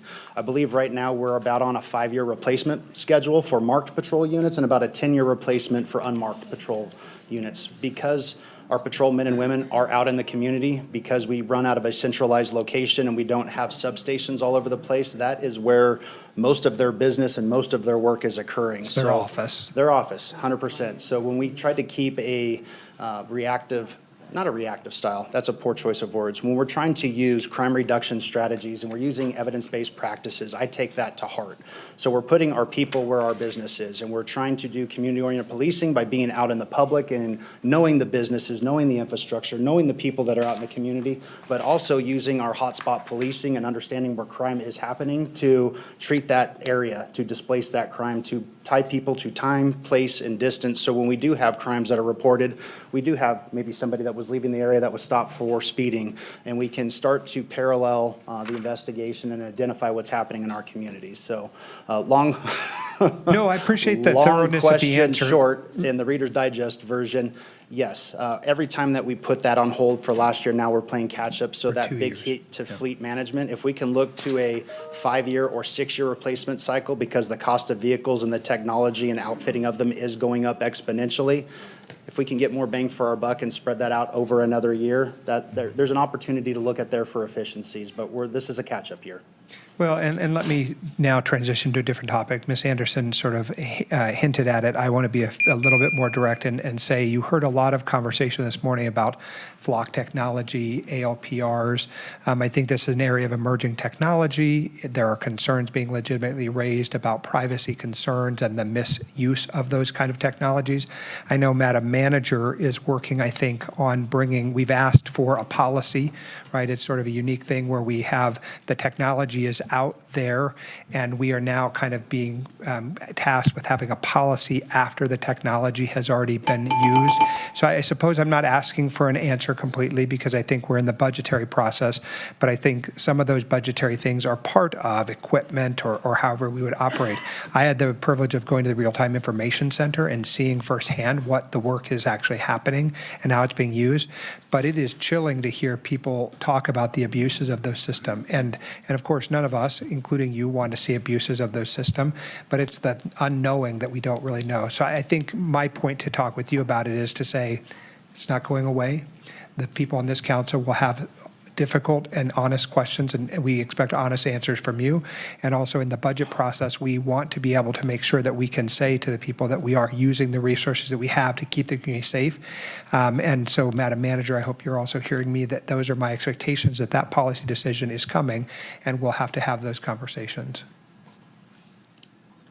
Madam Mayor, through you to Councilmember Reese, absolutely, sir. I mean, obviously, we've got some business to do. We got some work to do. Yeah. There's things that have happened in the community that have violated the public's trust, and that's what we're here is we're here to earn it back. And if we misuse the technology for nefarious reasons, then we shouldn't be using it. So policy decisions are absolutely necessary to make sure that we're using it for good, which we have used and currently have used to affect 3 arrests this year and homicides that have occurred in our community through the use of that technology. So I think that goes hand in what we're trying to do as a community for the safer purposes. When you look at nationally what's happened with some of the vendors that have been named in here today, is you've seen a misuse of that data sharing where we scrub the data after 30 days. We hold it, we use it for purposes of investigatory tools, not for nefarious reasons to go spy on individuals, and then it's washed.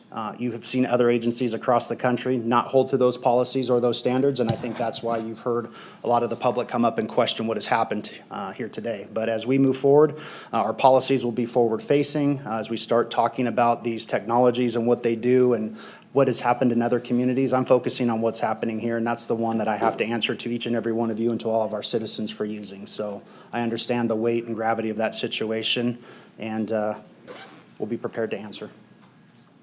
Councilwoman Dewar. Yeah, thank you. I have 2 areas, and you are the first. I had the very same questions that my colleagues had, but in a little different spin. So we heard earlier that 53% of the $9 million increase was due to collective bargaining. That means it's our staff, 350, I think we have, something like that, and their different pay rates over a certain period of time. Then it was mentioned fleet, totally get that. We did put a hold on fleet last time. Then the word was contractual, and I have to believe that includes the drone program, the cameras on poles that are like license readers, that kind of thing. So what I want to understand is just to get a few more details following on my colleague here. Do you know, and maybe it's a Vicky question, what is in this budget related to surveillance or cameras or flock or whatever term you want to use, do we know how much money? You don't know, or? I don't have that. You don't For have it? this year's budget, it is my understanding, I've pulled the contract for the drone program, and there is $0 affiliated with the drone program for year one. We have a 30-day option to opt out of that contract without any financial responsibility by the city or the police department. We're evaluating that technology as we move forward, but I believe for year one, there is $0 affiliated with that. And that's what the vendor, that, we actually had him come and give a presentation. What's the name? Brink. Okay, so is there anything in our budget this year titled Flock? I do believe that we have some PTZs and LPRs that are affiliated with that. I don't know what a PTZ or Sorry, an LPR pan-tilt is. zoom camera. I apologize to the entire council. okay. I'm a police officer for 27 years and I use acronyms, so. Okay, it's all right. Flock uses a pan-tilt zoom camera Pan-tilt at zoom. strategic locations throughout the city and the county. And then there's also ALPRs, which is automated license plate reader. Right. The same technology that you would see in the Bay Area on any fast-track lane that they use to capture toll fees. Okay. It's the exact same technology. Right, I've gone through those in Florida and Yep. lots of toll roads. They automatically get your license plate. Correct. Okay, so do you have an answer? The gal standing behind you? We can look for the budget to see what is in that. I'll introduce Ms. Christina Rodriguez. Hi, Christina Rodriguez for the record, the Administrative Services Manager for the Police Department. We actually will have an agenda item coming forward later this year for our fiscal year '27 software. So I can tell you that it's a little over $500,000. It's Okay. $530,000 would be what we're asking for all the different investigatory software platforms that we utilize. And that would include Flock and some of the other things that you're asking Okay. about. So I'll try to wrap it up. So prior to you being here, Chief, it was committed to us that, because this was months ago, we had a discussion about having a policy about use of these cameras and the retention of the data. So, and it was still to come, to be developed. I know we had the 30-day disposal policy, but we didn't really have policies on how it would be used, the purposes for what it would be used in a policy format, right? Is that correct?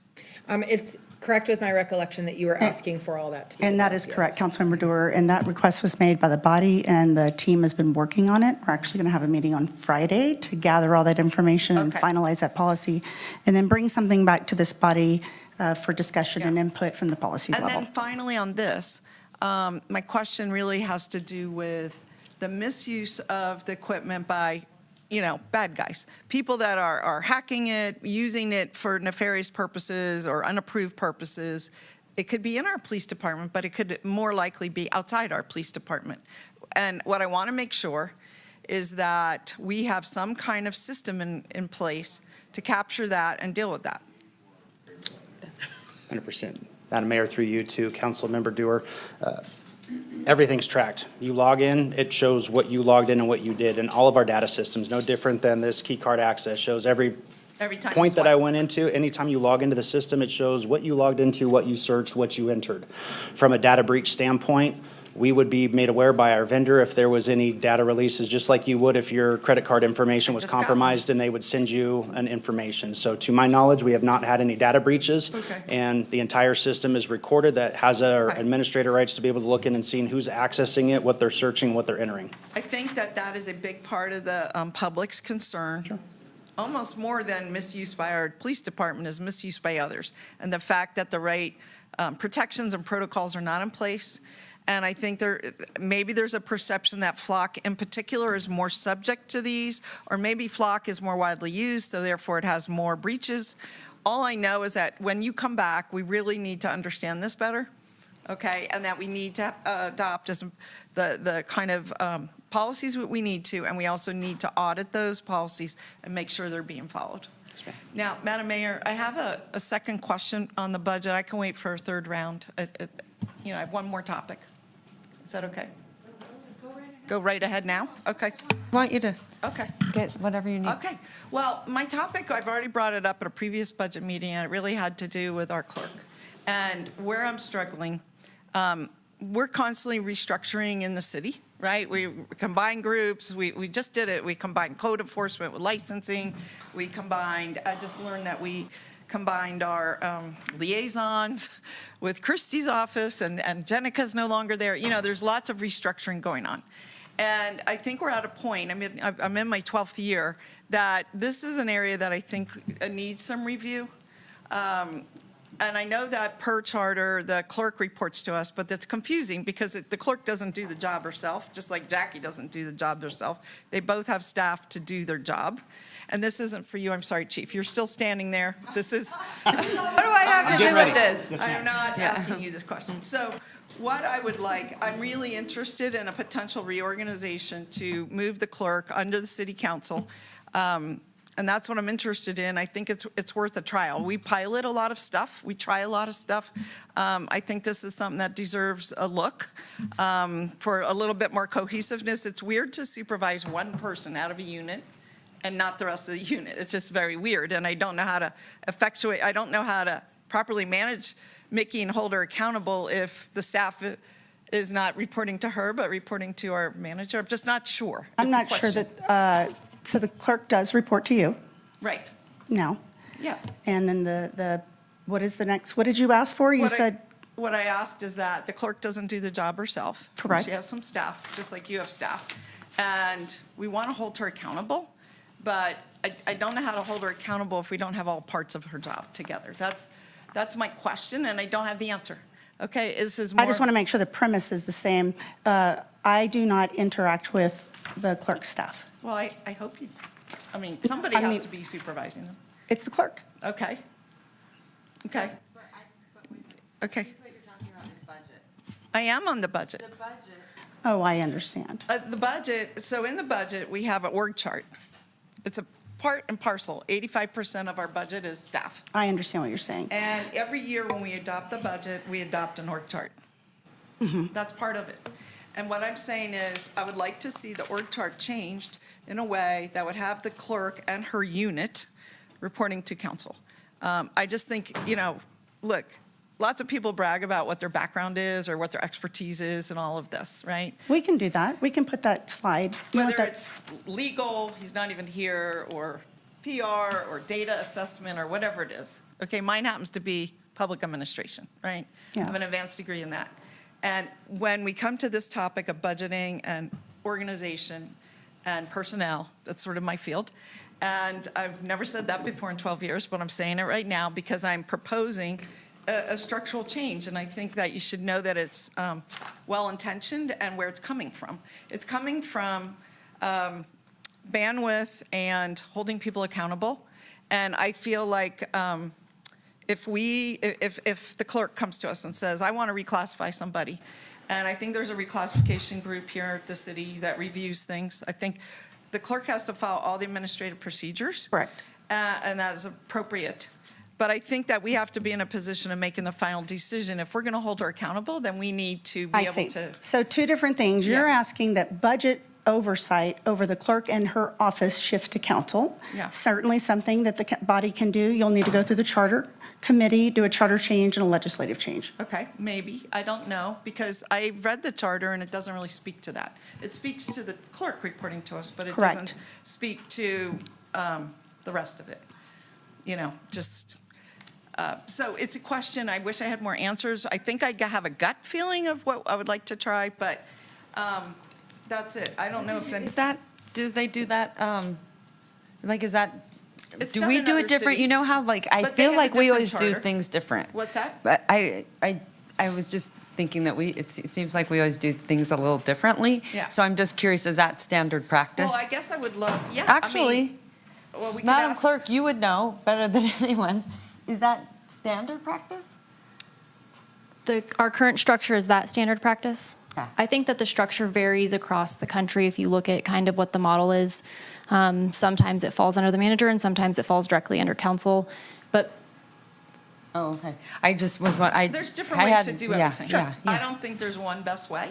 Yeah, but currently, budget authority rests with the city manager. If the council wants to change that, it's certainly something that can be done, but that requires a charter change. Okay. And then my request to you is if we could have legal look at that and see if it does actually require. Or Absolutely. if it's something that we can do, just like we don't have to get a charter change to move code enforcement in with business license. Of course not, right. Okay. So I don't know. That's where I'm going, and I would like to see it, but it's done different ways, and I just think it'd be worth a try. I do. Madam Mayor, that's what I have to offer. All right, great. Thank you so much.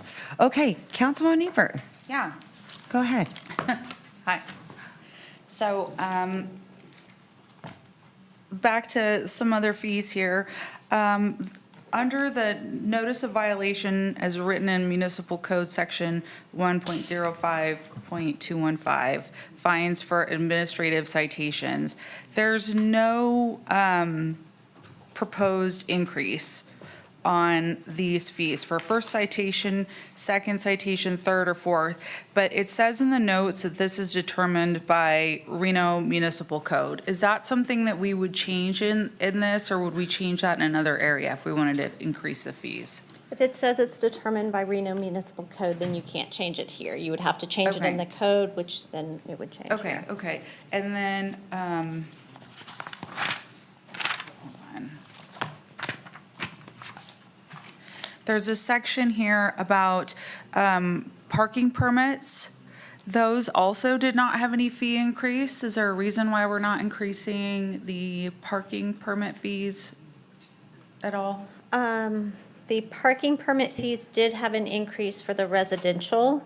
That was proposed, but the others, either they were CPI or they remain the same. Okay, depending so on- this one says residential parking permits for 6 month, difference from adopted to proposed is $0. That's the RPD one that you explained earlier that you're holding on. I'm sorry, yes, I am Residential sorry. That parking. is the one that we are holding on. That was originally proposed, but we're going to roll that out along with the comprehensive fee study that Oh, we do okay. every 5 years. Okay, What happens is we do CPI in between the years, and then we do a full study every 5 years, and then try to bring it back in alignment. Okay. Because CPI doesn't normally keep pace. It may or it may not, but Yeah. that 5-year study really tells you where you're at. okay.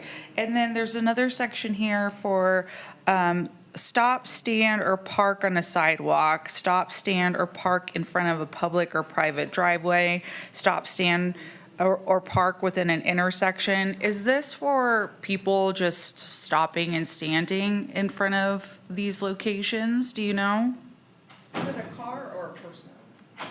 That I wouldn't know. Which section, what page are you on? It's under proposed fees and changes for parking enforcement, but it just says stop, stand, or park. It's on page 35.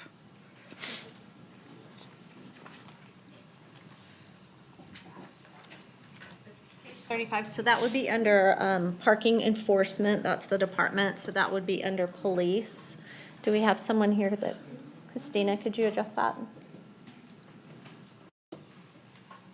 Each department goes through their own fees, and they're the experts kind of in Yeah, those, so. yeah, great. Hi, Christina Rodriguez for the record again. I'm not entirely confident that I understand all of those parking enforcement fees because parking enforcement just joined the police department, and maintenance and operations had done a deep study into those last fiscal year for their fee study, and so we just accepted the CPI on them. So for that one in particular, I can't answer those Okay. questions, but I can find out and we can get back to you. Yeah, I don't know that it's even for parking. It looks, it might be for persons, because I know we have an ordinance regarding that. Yes.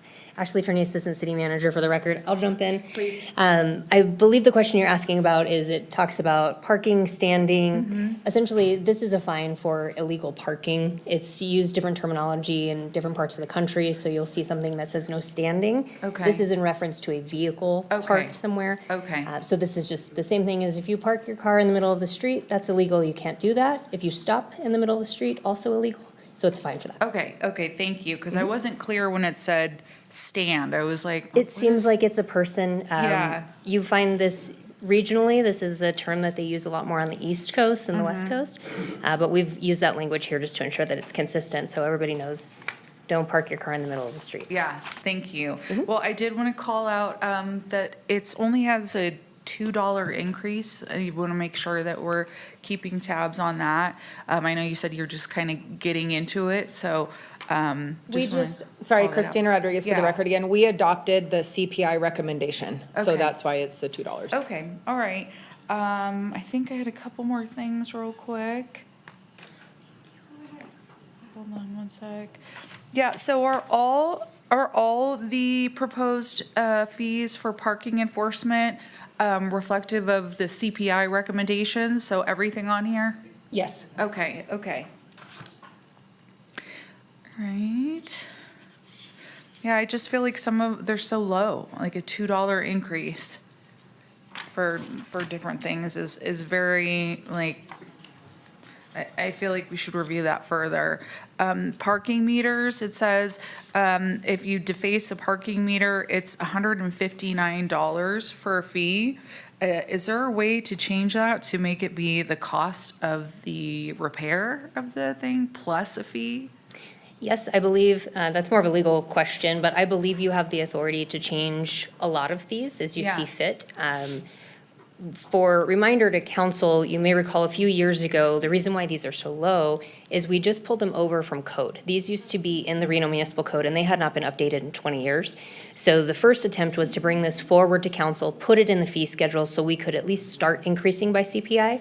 But it's my understanding that you have the ability as the body to increase these as you see fit. Okay. So if you'd like to change that to actual cost plus a fine, I believe that we could convince Carl to think that that's all right along the way. Would Yeah. this meeting be the time to say that? I think that would be an be emotion or? included Okay. in, that would be helpful for Vicky. So And then we- Vicky knows what you'd like to see on the 20th. Yeah, we don't need Okay. a motion. Councilmember Ebert, we would just need to know how to delineate it. It's over the body to consider it, and we'll call it out during the vote at the next meeting.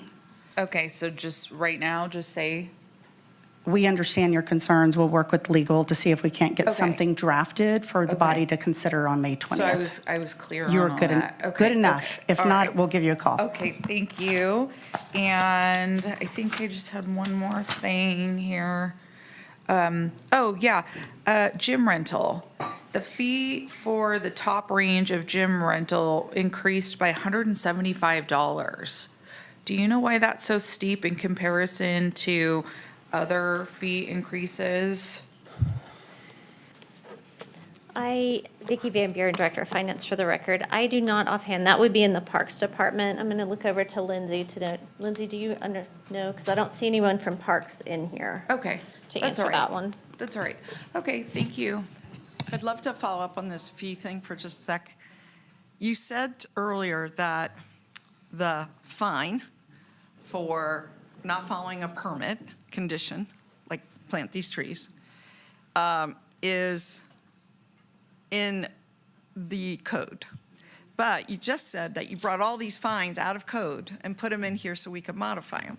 And I was under the understanding that we were also going to bring that fine or fee, whatever you want to call it, into administrative code so we could, amend it as needed, not go into a regulation change. And you're telling me we brought a whole bunch out of ordinance and into this fee schedule? It was my understanding at that time, it was just the code enforcement ones that were brought over And that was specifically. my understanding as well, but that doesn't mean that we can't begin the process to do any others. Yeah. Well, I think this is in code enforcement, like the code, the permit requirements are the permit requirements, and the failure to follow them has to be dealt with somewhere, and it would be easier to deal with it in the budget and the fee schedule, so. And that was the concept from initially. Yeah, So makes we'll sense. we'll circle back with Thank you you. to get a Maybe they plan. just missed it. It could be. Yeah. Thank you for flagging. Okay, that's it. Thanks. Madam Mayor, I just have two brief things. And Ms. Van Buren, I wanted to sort of lean into Ms. Dewar's comments much earlier, and I know we've gone in 1,000 different ways, but there were two specific asks. One was related to the appeal fee, I suppose I don't want anyone not to be able to sign on to this it's a $1 billion budget over the appeal fees. So I am someone who would say, if that is something that needs to be changed in order that my colleagues will support the budget, then I have no question about that. I know that we took it from a very low number to a higher number. It was supposed to be consistent with other jurisdictions, but it is something that at least 3 of my colleagues felt so very difficult about, and it looks like Mr. Pingree is going to come up and tell me how that worked. Chris Pingree, Director of Development Services. The question, can you Well, we started at some number. We raised it last year to the higher number, I think $1,200. And now I think we are still below a couple of our colleagues regionally. So just remind us what the numbers are. So last year, for the 26 fiscal year budget, we proposed a $250 appeal fee at that point in time. And we showed the comparisons of the different jurisdictions within the region where Washoe County is $1,200 for their land use appeal fee, Douglas County $956, Lyon County $750, City of Fernley $750. City of Sparks does it a little bit different. They charge part of their application fee, and then they charge an hourly rate once you run out of that net dollar that you paid for your application fee. Once you run through that money, then they charge you an hourly rate to where it could And so end up today we're anywhere. set at $225. Today, we are at $1,200, equal to Washoe County today. Okay, and so I'm going to leave it to my colleagues to define what the parameters of their acceptable limitations would be.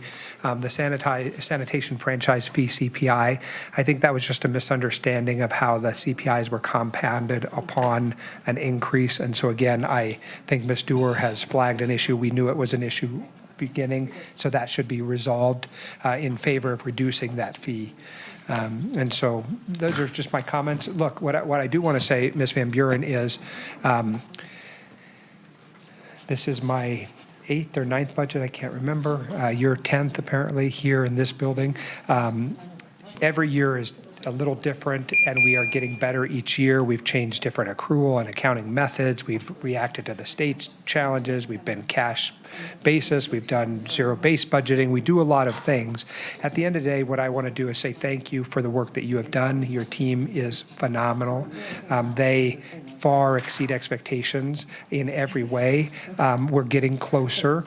These meetings are difficult because the budget is large and numbers that were not clear to us on one meeting might become clear to us on another, or we have time to dig into some section of it, and then we have questions all over the map. I learn from that process every time, so I'm grateful for my colleagues for highlighting it.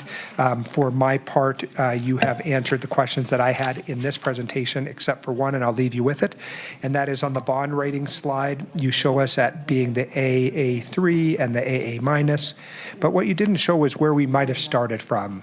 Like, I hear people talk about the days when we were like junk bond rated, and now here we are in this high grade area. Where have we come from to where we are today?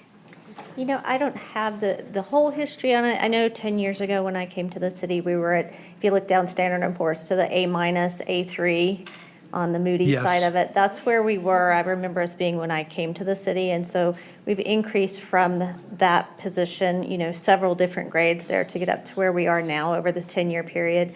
I do know that during the time when the retract bonds were done for that project, we were in the B's area, and that's why those bonds have been refinanced over the years, because at that time we couldn't get the best rates when we went out to market to try to borrow for that. And so we got what we could get for it, and then we had to refinance it as we got better ratings. Well, and we have changed our bond rating terminology over time, right? So a junk bond in 1980 was different than a junk bond in 1990. I get it, but thank you for that.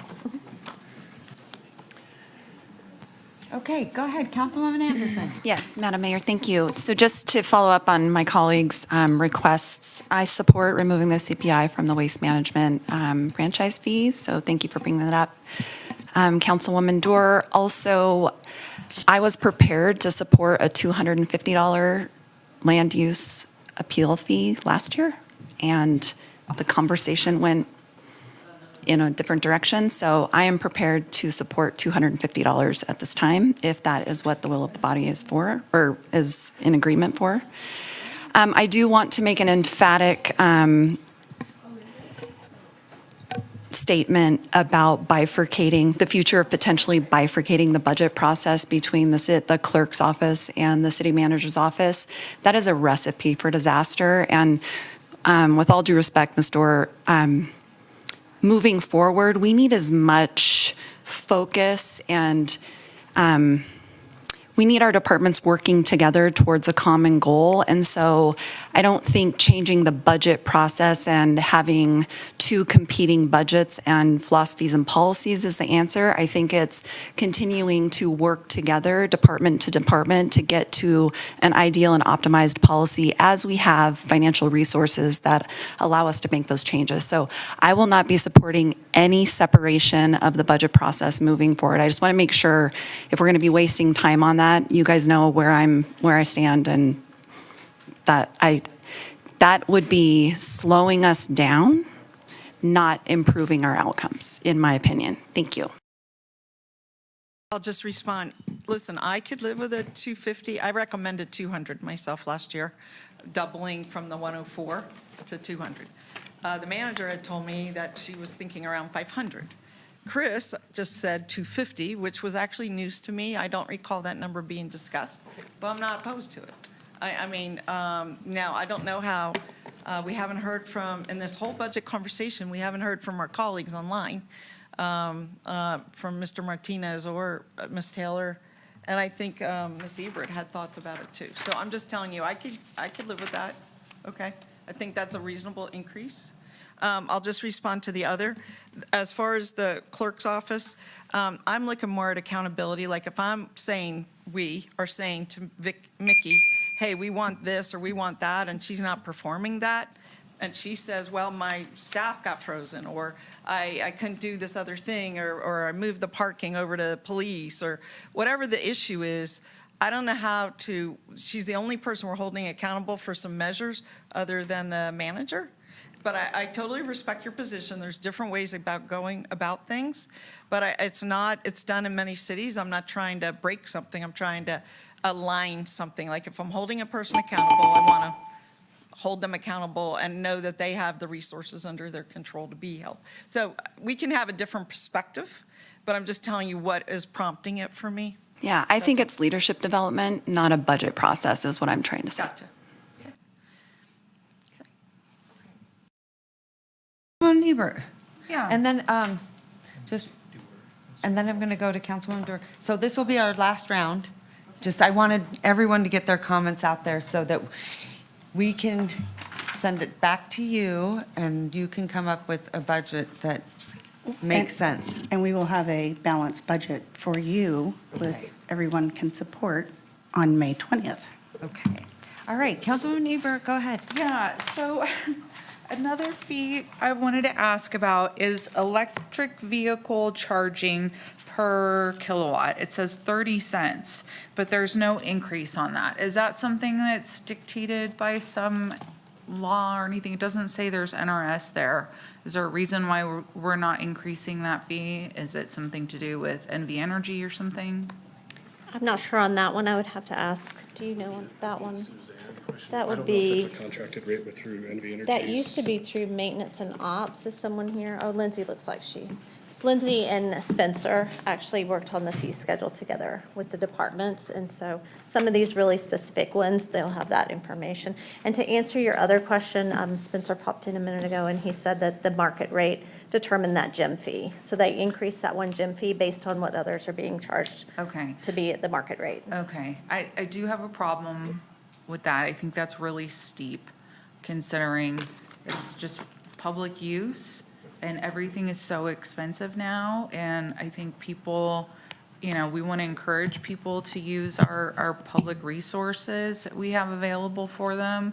And I think to just say that's what other people are charging is not really a good enough reason for me, frankly. I'm sorry. No, that's okay. No need to apologize. The gym fee, it increased the scale. Mm-hmm. So it doesn't mean that if you're trying to do a youth basketball practice, that it will be $275. What we were seeing with the gym usage was we were priced at a market rate if you were going to play basketball, volleyball, what you would typically do in a gym. What we started to see our gyms used for was dinner engagements, large activities that had a lot different impact in the space, and so that's where it was outside of market rate. Whereas if you compared it to California building, which is closer to that 250 an hour, 275. So depending on the activity, it gives us flexibility to price with what makes sense for the activity and the impact on the facility, and to not Okay. undercut our other facilities that don't have that flexible use. Okay, So okay. it's not going to be a situation where if there was a AAU basketball team practicing basketball 3 days a week, now they're all of a sudden paying $275 an hour. Okay. They would stay around the same rate. It's just the scale increases to give Okay, us so it's flexibility. based on usage then? Types of use, yes. Okay, Yeah. okay, yeah. Does that great, make thank sense? you. Yeah, it does, Okay. thank you. Thank you. Also, okay, so this is under fees for alcohol beverage permit. We have a $10 increase on that. Is there a reason for that? Is that, it looks like it's higher than CPI, but I feel like we could maybe increase that more than $10. Sound permit only went up by $8. Activity administration fee didn't go up at all. It's a $10 fee. Like that seems really low to me. And cancellations and refunds, $20 to $250, but there's no increase at all. No. Lance Ferraro for the record. Are you referring to events fees? Yeah. Well, it just says department-wide is the header on this. It's under proposed fees and charges for Parks and Recreation. Okay, I'm sorry, but can you repeat the specific to the alcohol permit fee? Yeah, it says alcohol beverage permit. It's a $10 increase, so it went from $65 to proposed $75. The sound permit had an $8 increase. Activity administration fee has no increase, it's only $10. And cancellations and refunds has no increase. So why some and not the others? Yeah. Is that- Okay, so on the alcohol and sound permit fee, it's to try to help us recover. We're adding something in our permit, or in our special event space, where there will be somebody on site to make sure that everything's working correctly. This is surprisingly something we weren't doing. So it's helping us to recover some increased costs for staffing.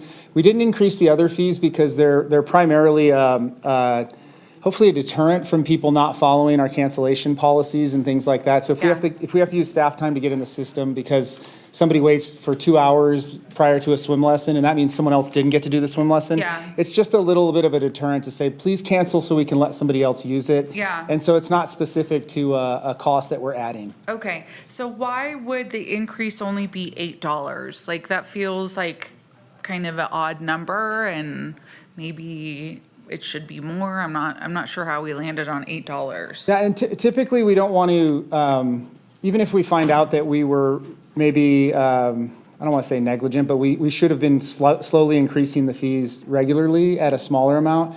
We don't want to make a huge jump all at once and get into a space where, like, I just did this last year, and now my fees have gone up 4 times in this area. What's going on? So we do try to make a little bit smaller and incremental fees increases, and so you might see another incremental increase in the next year, just to try to get us closer and closer to sustainability and being that space. And Nathan Elliott, Parks and Rec Director, for the record. Thank you, Sorry. thanks.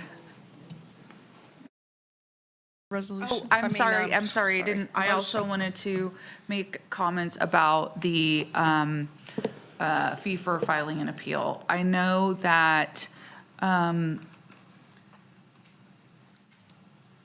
there's been comments about a willingness to drop the fee to $250, and I really appreciate that. But I really need to stress the economic difficulties happening in my ward presently, and it's very difficult financially for people in my community. And I think that even at $250, that fee will be a financial hurdle that people will not be able to overcome.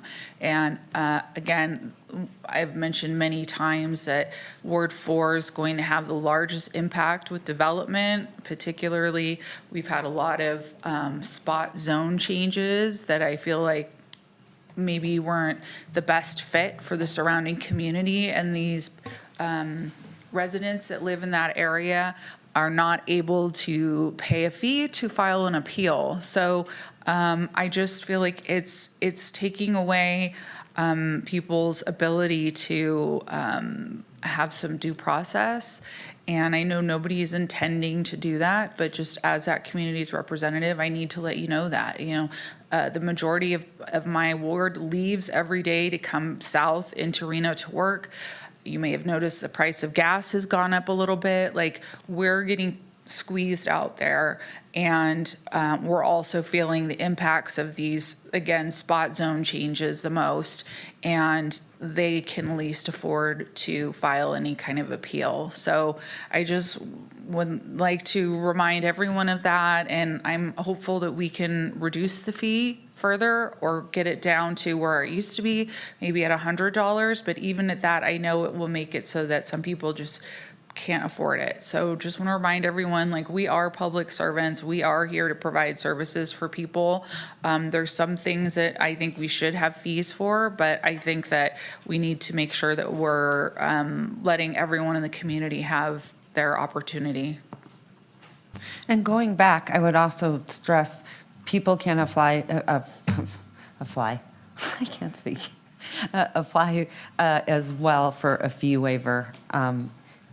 Well, No, I'm not saying that's the alternative. I'm just saying, just remember that anyone that, I mean, that might be a lot of money for some people, I don't- $250. Yeah, exactly. And I don't know if people would even inquire further, to be frank. No, they find they out might what the not. I'm fee saying is, and you then as they a just council say, member Of course, could of say, course. I also would, suggest you do this as well. Yeah, but, a lot of times people just don't push it any further. They see that they can't afford it and just, Yeah, totally. It's very frustrating. And, I have constituents that have had developments go in their neighborhoods that have tried to sell their homes after to leave, and nobody wants to buy a house next to what's happened in their neighborhoods. So it's just a very frustrating situation out there. I understand. I think this would be a good step in the right direction. Yeah. And maybe further thought could be applied. Okay, I'm sorry to cut you off. I'm I am just so saying. sorry. Councilman Martinez, I apologize, because you've been waiting patiently. So please, the floor is yours. Go ahead. Oh, good. Thank you so much for recognizing. And I'm so sorry. I hope you get well. I know you're very, very sick today. Crummy. You feel crummy. So anyway, I want you to get better, Miguel. And thank you for not coming, actually. I appreciate that. You know how many people come to work sick? Don't do it. But thank you, and go ahead. I apologize that I completely skipped over you. All good. No worries. Thank you so much, Madam Mayor. And yes, I would not want to share these terms with anybody there and make you all feel the way that I felt the last 24 hours. But I did have a couple of comments and then a question at the end, just to sort of wrap up my thoughts and what I have been hearing. I am supportive of the land use appeal fee going to $250 if that's what we could settle on as a body, removing the CIP or I always get this mixed up, CPI from the sanitation fee. And then my other question was on slide 11, Director Van Buren, foregoing economic downturn worse than what we're already experiencing, do you think we're on track still based on the forecast that you have here in 10 years? I think part of the reasoning of why the sanitation fee was increased was to avoid that NRS minimum of 4%. And this obviously gets us to the lowest in fiscal year 32 at 7.2%. And just making sure that you're still comfortable with where we're at there. And if there's anything in the budget that you think we should be looking at to ensure that we don't get closer to that 4%. Vicki Van Buren, Director of Finance, for the record. Thank you for the question. Yes, Councilmember Martinez, this forecast does take into account, normal factors as we go out over the years. It obviously can't predict a recession if a recession were to occur in this space, but it really predicts normal growth in the revenue areas that we've seen, normal growth in expenditure side, to give us an idea of what that outlook is over the 10-year forecast. And so with that, it's a very good tool for us to know that what we're doing is working. It will work in the future. outside of a recession or other big impacts that could potentially happen, like COVID or things like that, that we can't really control. So if we're going to have normal years, yes, this is what it looks like. If something major were to happen in the economy, that would obviously change this model.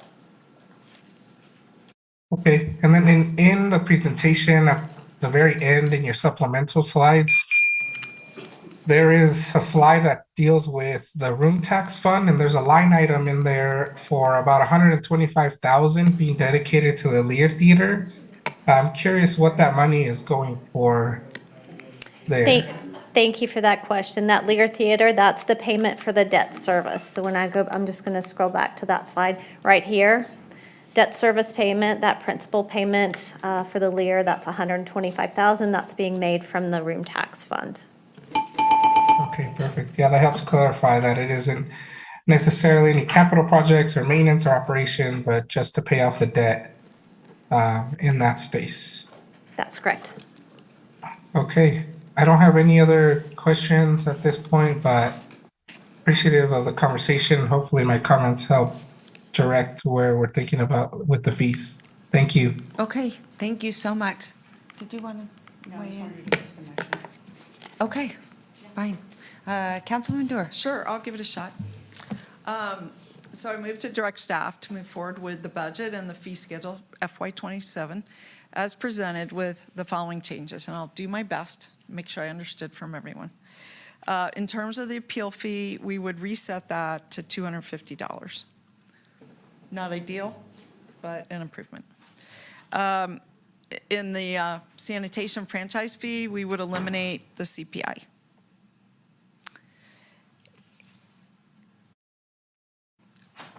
With the understanding that we're going to have a policy discussion on surveillance technology at a future meeting, so I'm not going to address it here. And if we want to make changes, we could address it then, after we get the full picture, right? Is that right, Madam? That is correct. Okay, so I'm not going to say anything about that here. On the reorganization of the clerk's office with the council, et cetera, I think it could happen by a resolution, but what I'm asking, I'm not going to put it in any motion, but I'm going to ask that yourself, Madam Manager, our legal team, the clerk, possibly myself if you want a third, a council member involved, discuss the pros and cons of such a move, what it would take if we wanted to do it. Is it a charter change? Is it a resolution? And then we can have a separate policy discussion on that. And, you do reorgs throughout the year. Oh, yes. So Reorg's not an issue. Yeah. The reorg's not the problem. So what I'm saying is we can address it at a future You date. could, absolutely. Okay. Are there any, let me ask my colleagues, are there Yes. any other changes? I have two that's really not part of, it's not the motion piece, but I just want to, for tracking purposes, Okay. make sure we capture it, that the tree cutting fine and RMC, we need to have a conversation about increasing that amount. Right. So that's on the list. And possibly moving it to the fee schedule. As well as the fine out of code to the fee schedule. Yeah. Yes, Good. okay. And we don't need to include the parking meter, right? We do not. Okay, thank you. How was that resolved, though? If they harm a parking meter, are they going to repair or replace it? We're going to have to look into that. I'm not sure we had an answer. Okay. We have a list of questions also that the body has asked Okay. and that we will get answers to in the form of a council memo to track that as well. Fantastic. Real quick Okay, too, yeah. Vicki, when did you say you're going to get the information on the fee schedule from other places? You said there was a study. We distributed a comparison to other jurisdictions. We distributed that back in January Okay. to council with the council memo. We'll bring that to the top of your Okay, inbox. thank you, thank you. Okay. Let me ask my colleagues, including online, is there any other change that you meant to say or wish to see in this budget motion? Okay, hearing none, that's my motion. So I have a motion, I have a second. All those in favor say aye. Aye. All those opposed? Hi. Motion carries. Okay.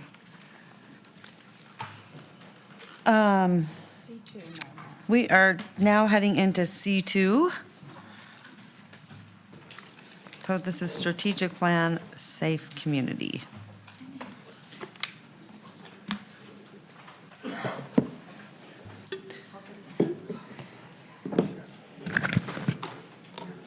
Well, hello. Hello. Nice to see you. So good to see you too. All right. Yep. All righty. Well, Carissa Bradley, Office of Policy and Strategy for the record. Today's item is the next section of your strategic plan for FY '27 through '29. Today, we're going to be focusing on the safe community section of the plan, and today's item is positioned to help confirm that the items that we're being recommended today are in alignment with Council's priorities and Council's vision for the next 3 fiscal years. And it really is that gut check to make sure from the information that we have gathered over the past year or so to develop this plan is in alignment with you all's focus and what you want us to work on. So without further ado, as a reminder, at the October 29th Council workshop, Council and I had a conversation about setting these priorities, and this is how we've sort of positioned the priorities into our pyramid as you see on the screen. As a reminder, fiscal stewardship is the number 1, legal obligations, safe community, well-maintained city infrastructure, and access to natural spaces. Thus far in this body, we have discussed fiscal stewardship and legal obligations, and today we're going to be focusing on that safe community section. The yellow trapezoid is what we call our focus. Those are the places where Council had directed my team to come up with more specific goals, or what we're calling major opportunity areas, those places where we want to put some concerted effort to improve over this time period. The quality of life and government effectiveness are still priorities, as those are things that our organization does day to day, but they won't have those more specific goals associated. I can sort of explain this just now, but just so you can visualize it in a different way. Today, we're down at that bottom level of major opportunity area. And what is a major opportunity area? It's essentially our goal. It's a 1 to 3 year time frame of concerted effort that tries to answer the question of what will we achieve by the end of FY '29. And there are places where there's going to require coordination amongst Council, our departments, or maybe regional stakeholders to help those targeted improvement areas. And not to reiterate myself too much, but those projects that are really transformational in the way that we deliver our services to the community, or might be areas where we have some improvement areas.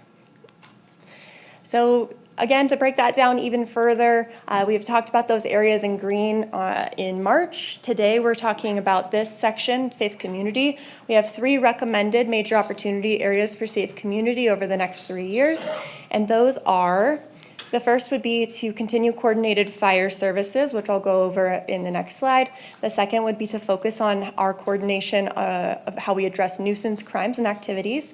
And the third is coordinated dispatch services to continue advancing that major project here in our region.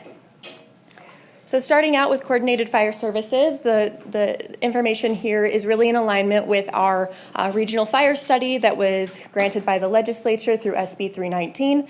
That study is well underway, and we have recommended this as one of these goals over the next 3 years to A, finalize that study, and B, use the information that is generated from it to determine Council's next steps and strategic direction when it comes to fire services and EMS in our region.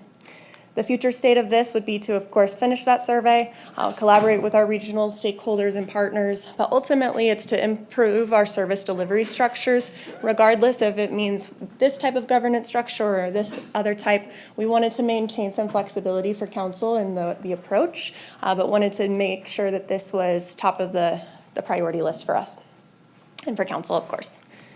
The second is nuisance crimes, so improving our coordination around how we strengthen our prevention, enforcement, and ultimate prosecution of applicable laws and ordinances, with the real goal here of reducing those incidences over time. The city has many different ordinances and laws on the books, and we have many different departments who are responsible for the enforcement or prevention of those activities. Those range from the police, the code enforcement, clean and safe, security, and our park staff. And so over the next 3 years, we're recommending that we bring all those folks together and really understand how we improve that coordination to ultimately reduce the number of incidents year over year.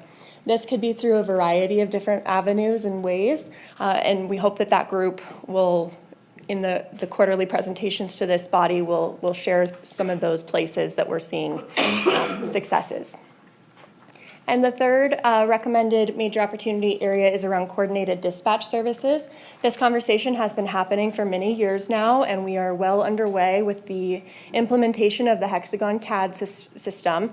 This major opportunity area, though, takes that to the next step and thinks about how we bring on other regional partners, such as the school district, airport police, and others who are currently using different dispatch software. It's also thinking about how we standardize the training element when it comes to our dispatch staff, looking at ways to ultimately reduce the number of call transfers and make sure that when you call 911, we have a person there as soon as possible and that response time is as quick as we can be. And that does it for my presentation. Our next steps are to bring back the remaining sections of the plan while maintaining city infrastructure and access to natural spaces. I have a little asterisk here that they'll both be brought on June 10th, actually. And then once this group agrees to that, we'll bring it out to community review over the summer for any feedback. And then post-council break is when we have scheduled for you all to do full adoption. And as I mentioned, today's item is really just an opportunity for the body to discuss and provide any feedback to me and our team so that we can make sure that these major opportunity areas are, from a language perspective, in alignment with what you are expecting from staff to work on over the next 3 fiscal years. Thank you. Thank you so much. All right, Councilwoman Anderson, I'm going to start down there since I've been starting to my left. How about you? Yeah, I wanted to kind of do a deep dive on what we're doing for safe community here, but for fire, not only prevention, but preparing for the season ahead. I'm hearing a lot in the news about we're not doing enough, but as we all know, we're in this regional coordinated fire services study. We're also doing the wildland, I don't know exactly what it's called, the region-wide wildfire preparation or protective plan. And we're also launching very significantly the FireWise programs within the community. And so I just wanted to make sure that as we move forward with these strategic areas, I want to make sure that we're constantly reminding ourselves of where we are working in these priorities so that we know it's not just the study. It's not just this plan. We're not just studying and planning. We're also actively doing the work in the community with other priorities. Does that make sense? That makes a lot of sense. Carissa Bradley for the record. So I will, we wrote this one really focused on the study because we can adjust these, I think, after the study comes out, because I think that will start to show what the next step is. And I think at that point, if I can, I would recommend adjusting this a little bit more to not just focus on that. Okay, I just wanted to make sure that we were walking and chewing gum at the same time, and we're not just focusing on the plan. Yes. Okay, thanks. Absolutely. Because my eyes are so bad. Okay. Councilman Reese, go ahead. Thank you so much. Ms. Bradley, first of all, thank you. I know that you continue to sort of dazzle and amaze with the work that you're doing on the strategic plan.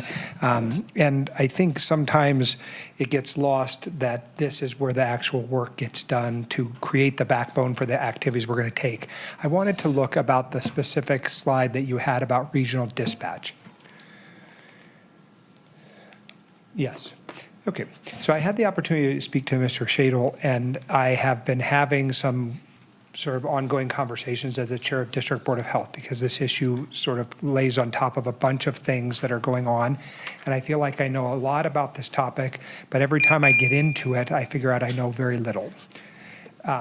What I want to make sure is clear, and you can help us, and maybe we'd have a discussion here, is and the easiest way for me to describe it is the way that Madam Mayor has always phrased it, which is when someone calls 911 for whatever reason, that it gets to the first person and then is dispatched, however they triage it and assign it in the most efficient and quickest manner. And my understanding is that because we have 3 different agencies, plus the state, Highway Patrol, probably other entities I'm not including, like North Lake Tahoe Fire Protection District, all these things, that we have, and then you have even within those agencies, like we're on Sprint phones, but they're on Motorola's, and this agency is on a radio, but this one's on a computer.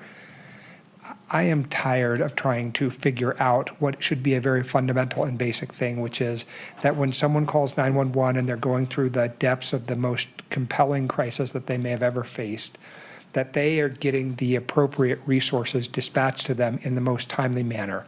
So what does this slide tell me about how much closer we are to that? Because it feels like we have been saying a lot of these things, and then we talk about Hexagon, which is now something different called, and we aren't closer, but yet I keep hearing that it's just next week and just next month, and now it's September. Where are we? Carissa Bradley for the record. So my understanding is that the Hexagon CAD system implementation project is back onto the track that was the most recent. I'm looking to JW for confirmation because he would know a lot more of those small details.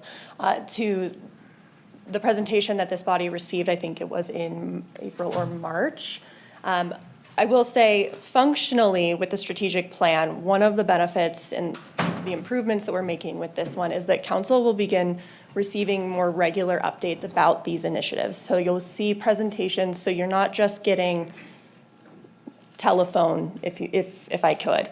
You'll have a structured approach to getting that update, whether it's through a presentation here or a report that I put together with those teams, and to make sure that we aren't just saying the things anymore. We're showing council the progress. Well, and your slide sort of posits still a 2-year off moment in time, and I don't totally understand that. And so maybe Mr. Hodge has got to come forward and talk about some technical things, only because what you are working on today and what we're talking about is strategic plan. I understand that part of it, but the mechanics of it are what is really concerning to me, because we cannot continue not to have the functionality of communication, even between different agencies. So we either are going to have to like speed it up, or I don't know what to do. Totally agree. JW Hodge for the record. Councilman Reese, to your point, I think there's a lot of things happening at the same time, and there's different buckets. There's technology, which is Hexagon or Octave, which you're talking about. They recently changed their name. And that is one tool that we're creating to have one regionalized CAD. But there's also ongoing conversations between REMSA and the Sheriff's Office and the City of Sparks on how do we bring the centers together and the people together in a meaningful way that we can do exactly what you're saying. I will say right now, 911 calls are being answered. Things are happening. The system is not broken.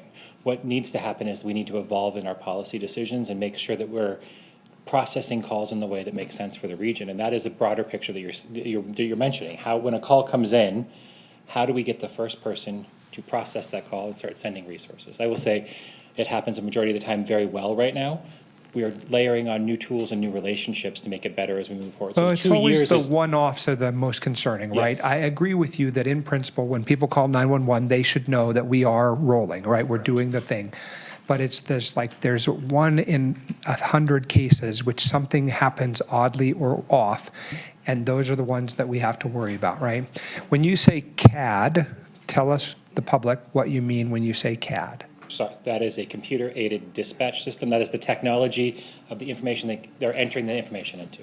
Okay, and right now we have both technology issues and siloing issues, which is what you said, right? We have different dispatch centers. That is correct. County, city, REMSA, Sparks, North Lake Tahoe, and HP, right? The Reno and Washoe County are co-located together. But Sparks is when in you say they're Sparks. co-located, they're not They're really in the same center and they're operating on the same computer-aided dispatch system. REMS They is look on at a each separate other through dispatch. a glass wall, right? Literally stand this close to each Okay. other. Okay, that's an advancement. No wall between them. Great. Maybe a chair and a desk. Well, we had dispatch, right, we had dispatch week, right? And we were feeding our dispatch personnel who are working hard and long hours.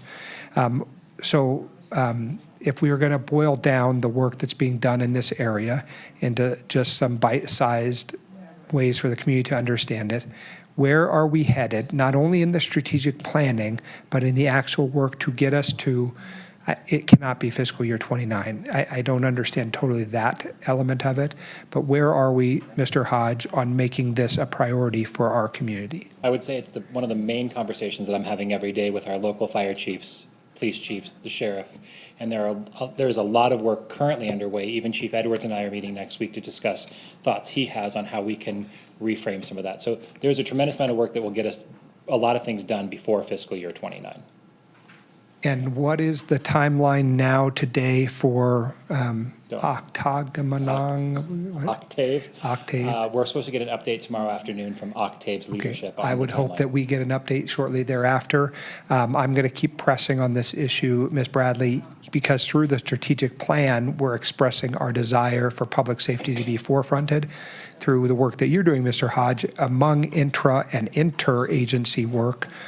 We're expressing our desire that those things happen more quickly. Obviously, there are limitations about, again, I think there are technology issues and silo issues. And your statement to me is that we're on the right track. We are on the right track, and there are a lot of people trying to move down that same track. No, I have not run across someone in the region who wants to keep it the way it is today. Everyone's moving in the right direction. Thank you. Okay. JW, I probably should not have let you leave. Please tell me that I was not hearing something else, because we had talked about September for dispatch. Am I hearing something else? We're going to find out what we're hearing tomorrow from Octave leadership. So September is what they promised us when they stood here, and they are supposed to come to us tomorrow and tell us if that's different. Okay. Well, you know me, I'm going to lose my ever-loving mind. So I'm trying to be calm right now, staying calm. Trying to All right. You know how I feel about this. I do. It gives me anxiety, major anxiety. Go ahead. I was going to ask JW something too. I'm so sorry. Don't get comfortable. Yeah. Don't leave. I'm never comfortable. Yeah. So I was reading through some docs, so I'm so sorry if you mentioned this already, but are you having like weekly project management calls with them to check on status updates and finding out what the issues are? Or you, like how often are you communicating with them? So we have our project manager is Cody, who works with Eric from the county. The county is the lead project manager. They meet more than weekly. Okay. And then the project manager from Octave meets with us weekly, and then they're bringing in their executive leadership team to talk to us tomorrow as well. Okay, So so there's meetings all the time. So do you have access to like a list of the issues that they have going on, that they're bugs are trying to fix, or known issues? Like, are you able to see what they're trying to fix to make things work? Yes, because what they refer to them as blockers. There's multiple blockers on the list. Yeah. And we see them every day because our staff and our teams are working to address them, to test them. They're in the testing phase right now to say, if we enter this call type, does it work? Okay. If we add this thing, does it work? So our team is entering and doing all So the are they data like right. submitting Every like a single day. ticket to them, like this is a bug, it's not blocker, it's not working? They're working side Okay. by side with their developers, so they recognize it when it's not working and then put in a ticket to get it fixed. Okay, thank you. I just wanted to understand a little more how that is working, so thank you. Of course. I'm not going to get tricked again. Sorry. I'm just, sorry, JW. I don't know if it's just because I'm not sleeping, anxiety, all these things. But I'm having such a hard time understanding this. Could you do me a favor? Maybe we need to have a special meeting. This is going to be my last 6 months in office. Special meeting. I want special meetings. Just because I really don't think they understand when they stood before us what they committed to. This is the safety of our citizens. It's so personal on so many levels. So I don't know. Because he stood right here. He did. And made this commitment to the community. Well, to be fair, he stood in front of all three bodies, and the county is the lead project manager on it. So he's really accountable to them through contractual obligations and made those commitments. So the county is taking this very seriously as well. And when you say the county, who over there?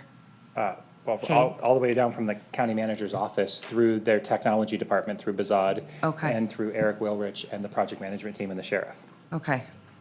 All right, thank you so much. And I do want to commend the county because, back in the day, they never wanted to partner with us, and now things are much better, and relationships are much better, and the services are much better I would agree. in our community because of the camaraderie and respect, and I greatly appreciate that. So I would it's agree. very helpful. I Very, agree. very different day. So see, even though I get frustrated, we also have to be thankful for the things that are the good things. So Thank you. I'm trying Me not too. to.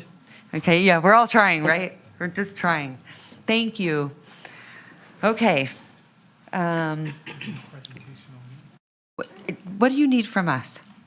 Madam Mayor, my item today is really just to have this dialogue as a group and make sure that the things I hear today, we can incorporate in the final plan for you all.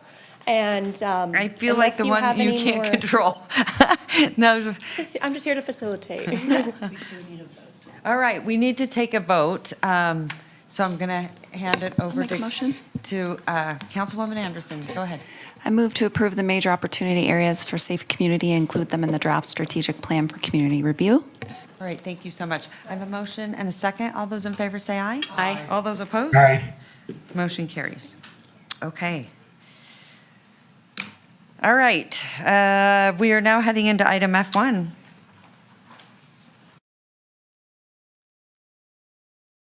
Councilman Martinez Ward. Madam Mayor, before we get started on this, Yes. I would like a clear understanding of what our options are on this item to potentially continue this second decision, because there are a lot of very important, I think, location questions that haven't been answered, yeah. and I don't feel comfortable taking the second vote. Is there a way to continue this I and would get more agree. information? I do want it on the record. Nathan, is that you? Are you supposed to? I want to ask you something. I think Councilman Anderson's makes a great idea, or great suggestions. Because here's what I would say. I want a separate, I think it would be beneficial to get a separate agenda item. Obviously, Jackie, we throw a lot of stuff at you. I don't know when, but we need to come up with some policy where we're going to, I think you're right about like zoning, where they should be allowed. I don't know if people really realize how problematic the lithium batteries are and where they're located, the fire problems that they do have. And so I think there are things that need to be addressed. I will tell you, I was frustrated because we've been talking to the fire department about, or maybe not the fire department, but the chief certainly, about lithium battery fires. And there were a lot of public commenters, and they were spot on. And so, Nathan, I'm sorry, he's just standing up here, but I wanted to ask you, who was the applicant for this? The applicant's representative was Wood Rogers. The organization is Trago Grid, I believe. And who is that? That was another thing. Maybe is. We do have Come on Wood up. Rogers, Eric Hasty, Wood Rogers. Thank you. And you've sat here all day long. Thank you so much. Okay, tell me who your client is. So the client is currently Koval. This application came in under the Trago Grid, and so now Koval is the one who would be taking the project forward. Who? Koval. Yes. Who is that? Coval.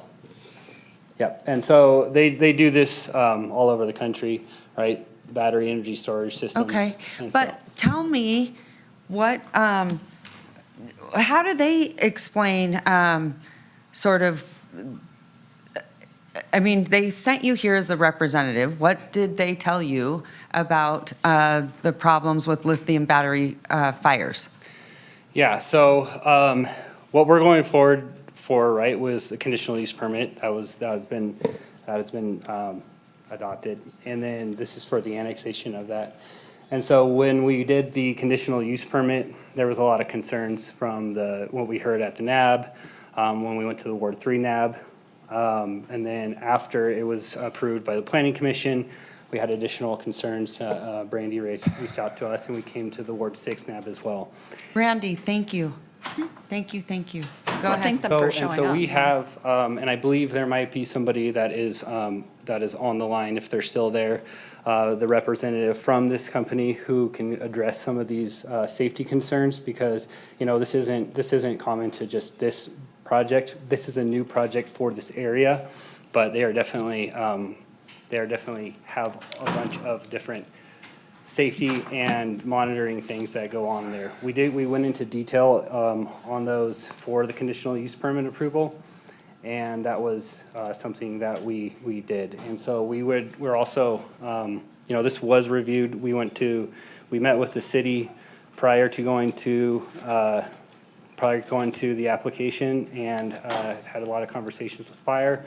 That's why we incorporated those drive aisles throughout the area, as well as those fire hydrants, to kind of address some of those concerns. Also with the conditions that are in there, we'll have to do a lot of brush clearing and make sure that we're in WUI compliance and everything like that. So this was something that was really looked into for the conditional use permit, and we did have a lot of public meetings on it, but because this was the annexation, we didn't really get into that the last meeting. Yeah, okay. I understand, and you're in a tough place, but also, the water is a problem. I understand it takes a lot of water to put out a lithium battery fire.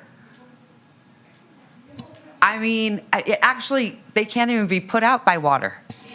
Did you know that?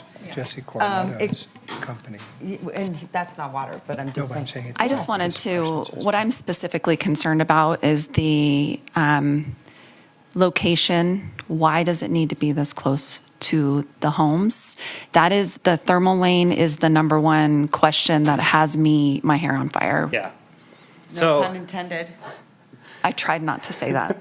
I mean, it's true. Yeah, understood. And so the location for this is because it needs to be adjacent to the substation, because it will be tapping into that substation and then drawing power from that during the off-peak hours, and then pushing it back into it.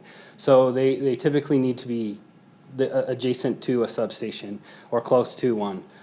There's been examples that they have done all throughout where they're surrounded by homes, because it is a safe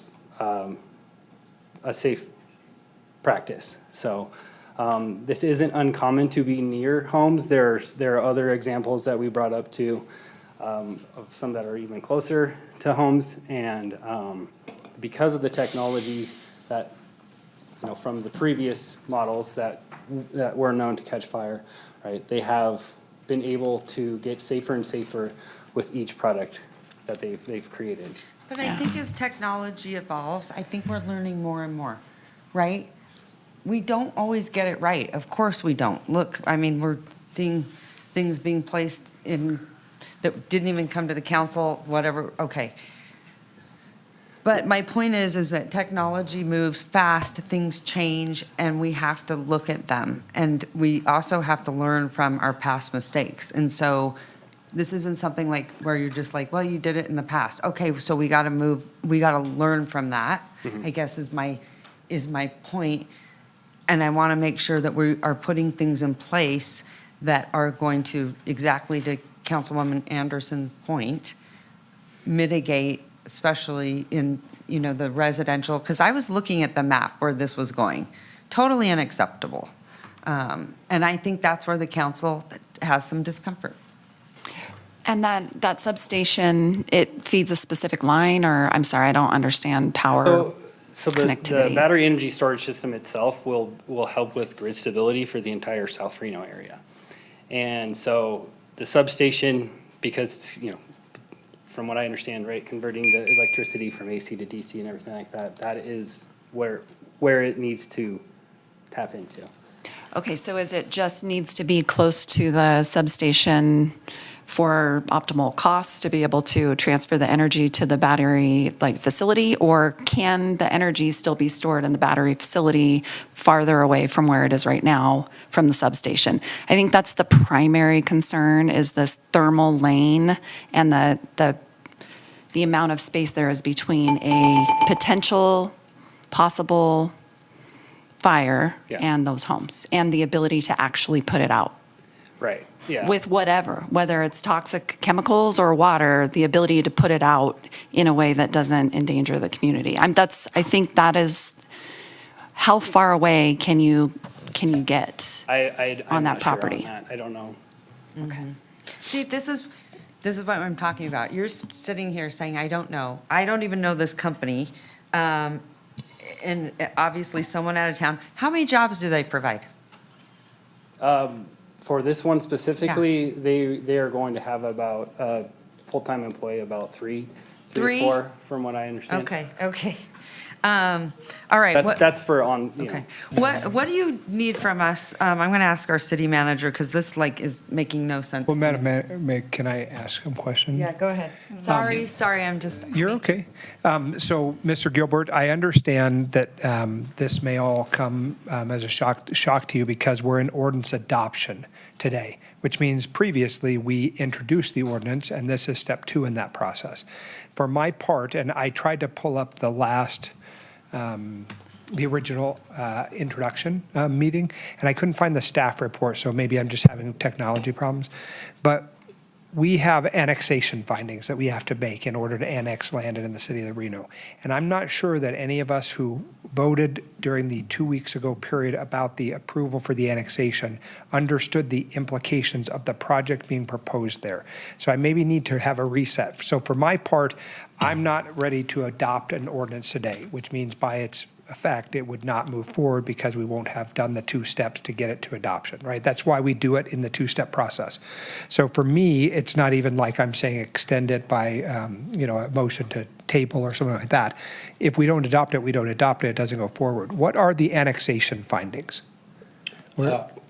There's quite a few, actually.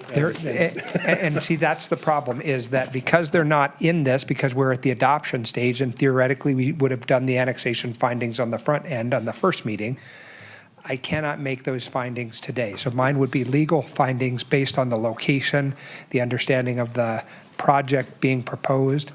There are a lot of questions that are unanswered for me because, again, I think it was explained to us as an annexation, which is a land determination. But now what it's really about is the way in which a project will be laid there and must be annexed in for the purposes of our annexation, our program of annexation, if we had one. We don't have one. I don't think that's current. This is a voluntary annexation, which was a condition of approval for that we made. But who made the condition of approval? Was it administratively made? Was it No, made? that went to the Planning Commission and went to Regional Planning Commission and was approved.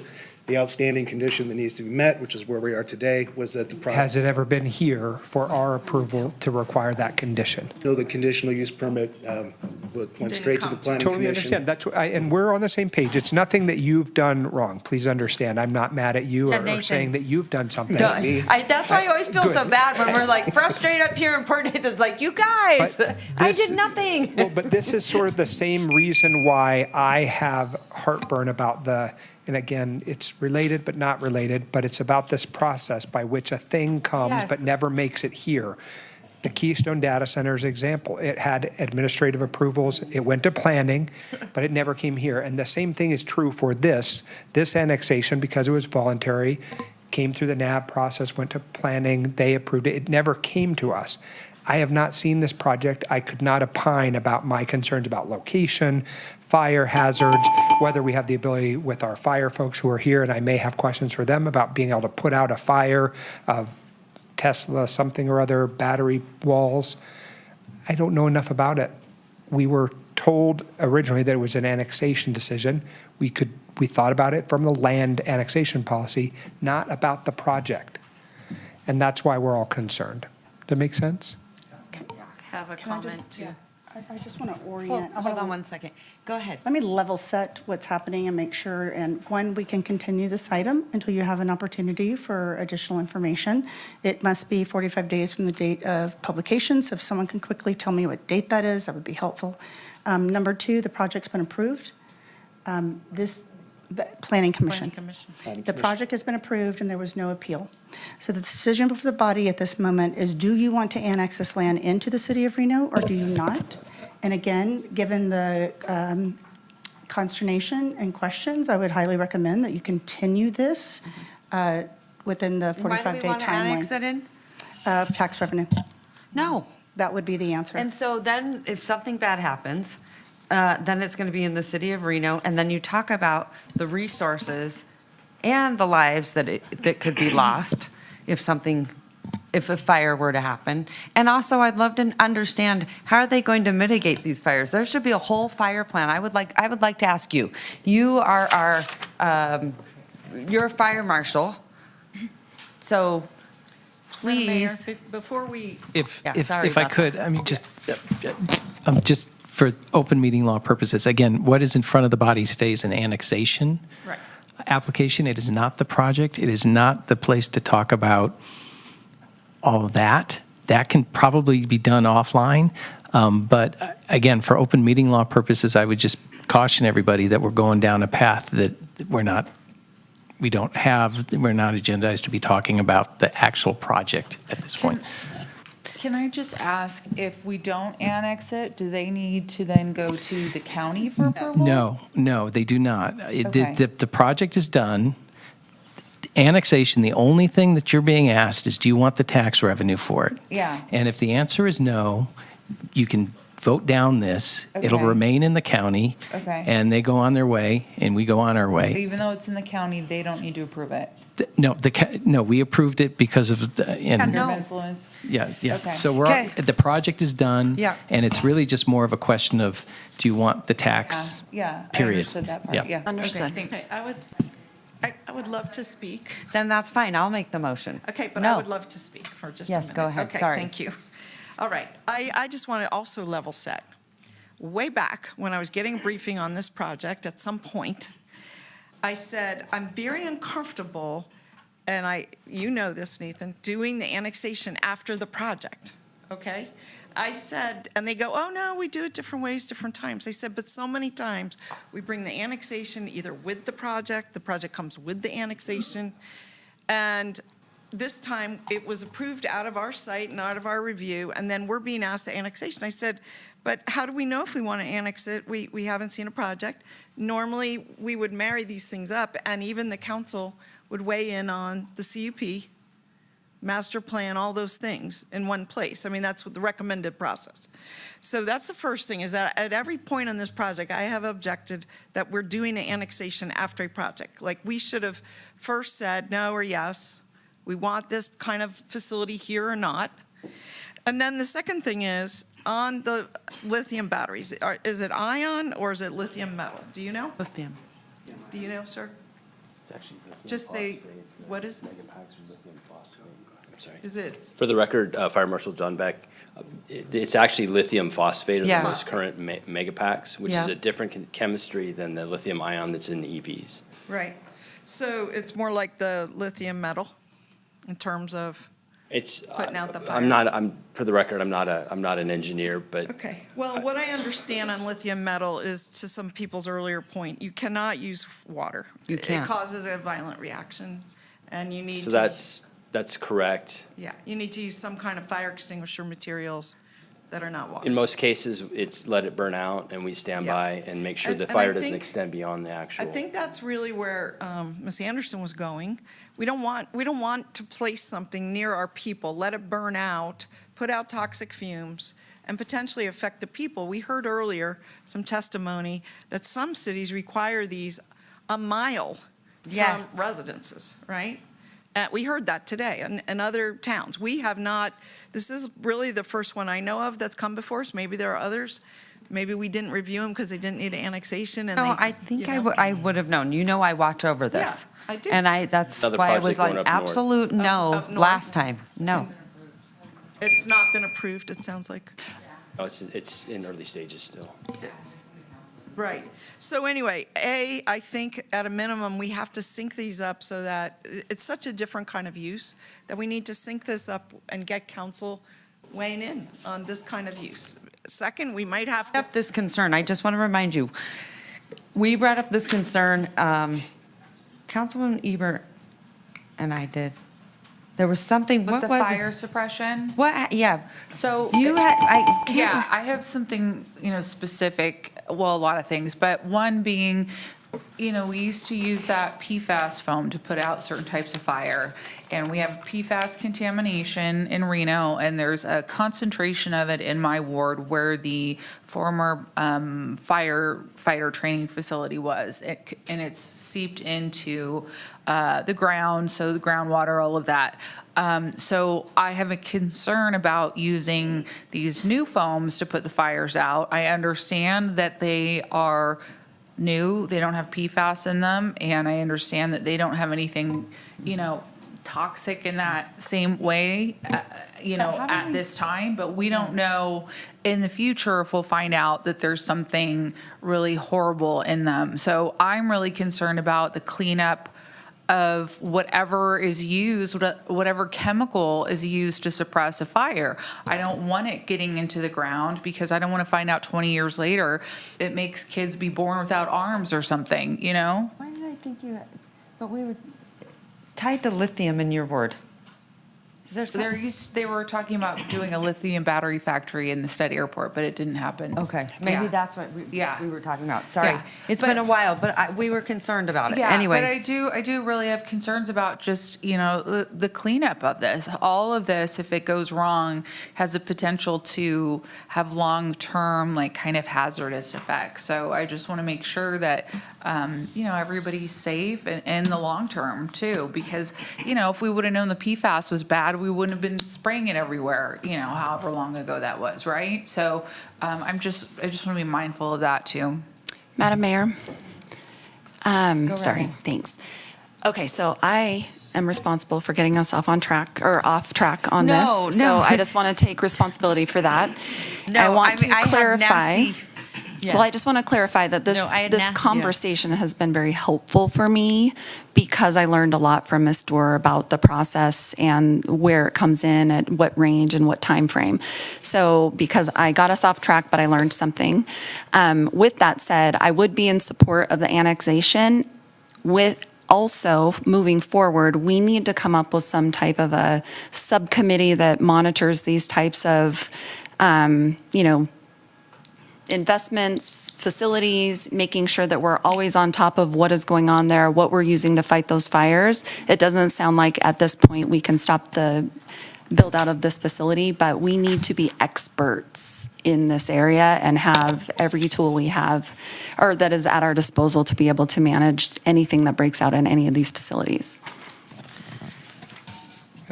Councilman Reese. Thank you so much. Mr. Gilbert or Mr. Shipman, I'm looking to know what the annexation findings are. Is there a checklist? Normally, we have one, and I just don't have one to be able to operate from. I like Ms. Anderson, am sort of now understanding that we did not see the project in front of us, and Mr. Shipman has made that very clear. We all have some concerns about the type of facility, but perhaps based on what has been said, that ship has sailed. My question on the annexation will be, and this is something perhaps to Chief Cochran, is once we annex it into the city of Reno, our firefighters are the ones who are going to respond? Or is there a county resource that's quicker? Like, why? I understand the tax-related implications of annexation, but I'm asking, why do they voluntarily want to come into the city? Is it to get access to our fire department and their capabilities and avoid the county TM? What's going on? Councilmember, I'll take a stab at that. Yeah, great. Yeah, so again, this property is in the city's sphere of Yes. influence. It's not part of the city. Reno Police and Fire don't respond to it, but we have land use authority, right? So when the Planning Commission approved this conditional use permit without annexation, it's kind of like approving it and say, well, here you go, county. Hope you didn't have any concerns, right? It's an island. We create these things out in Verdi a lot, I think, and have done it in other places in the sphere of influence. Who is going to respond if there is a fire in the Trigo grid compound? If annexed, it would be the city of Reno. And if not annexed? Correct me if I'm wrong, Chief, I believe it would be I Truckee know we Medicine have Fire. mutual aid and over, We do, thank you. Dave Cochran, Reno Fire Chief. Because of the proximity to Station 12, which is our southernmost station, we will be responding Either to way. a fire either way, whether you annex it or not. well, so ultimately, that's why Ms. Anderson has already arrived at the conclusion, which is that annexation is probably the right policy choice, but it's not one that I really want to do. I think it's, from an annexation standpoint, it makes sense, but maybe from a project standpoint, which we're not supposed to be talking about today, it does not. So I'm going to be looking to Ms. Anderson. This is her ward, and. It's actually Oh. Miguel's. Miguel, is he, I know he's been sick, and maybe he wanted to weigh in on it. But, okay, you've answered my question about who will be responding. Station 12 is, some of the best folks are there. Are you prepared to respond to a fire in a Tesla battery pack environment? We are prepared for any fire anywhere in our jurisdiction. Okay, and are we using Now, this? I qualify that with, we could always use more people, more equipment, but we all understand that, so I'm not here for that reason, but And yes. you understand that it can't be put out with water? It has to be some other thing? Let me clarify. So I was back at the National Fire Protection Association headquarters just outside of Boston back in October, and the guidance on these kind of fires has evolved, as the mayor has pointed out. It's been special extinguisher, throw a blanket over it, let it burn. The current guidance is water, plain water.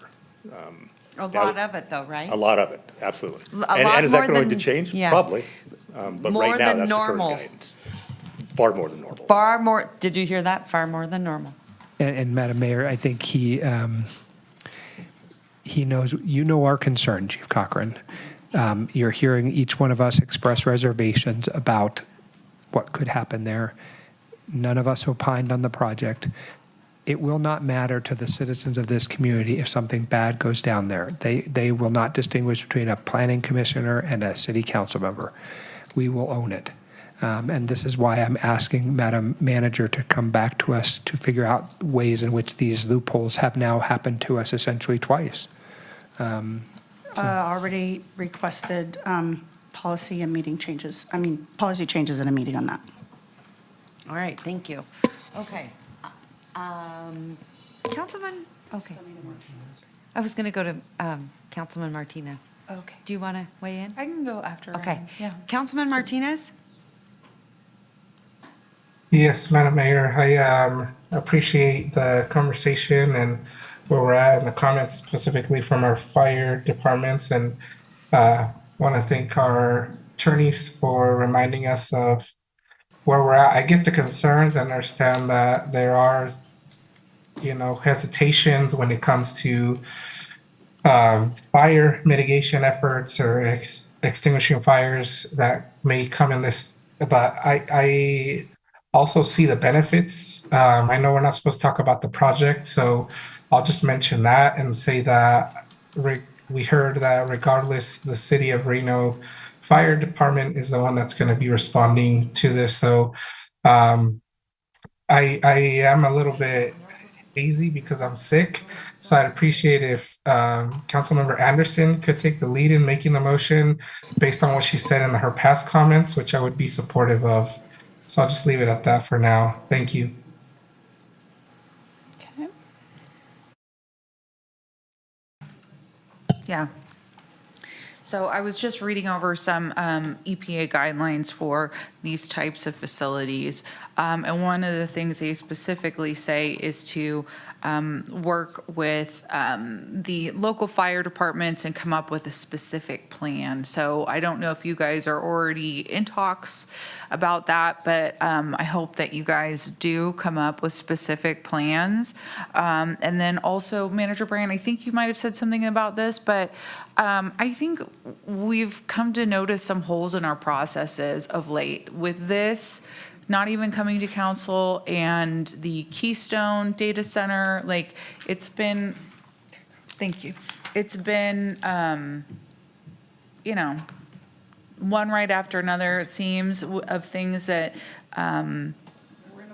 yeah, didn't really come to us, and frankly, it puts the county in a weird position too. If we were to say no to the annexation, they've been given something that they didn't approve. So I'm just a little worried about process, if that's something that we can look into to make sure that maybe there's certain types of development that require a review by council. I agree. I hear it. I think technology has moved a little bit faster than our policies in a few cases, and that happens sometimes. So we'll look at it and we'll bring something back for the body. Okay, thank you. All right, Councilman Martinez, I'm going to hand it to you. Sorry, Madam Mayor, before we do that, we do have one public comment, and for the record, we received one comment in opposition of this item. So we have Marie Rodriguez. Okay, thank you.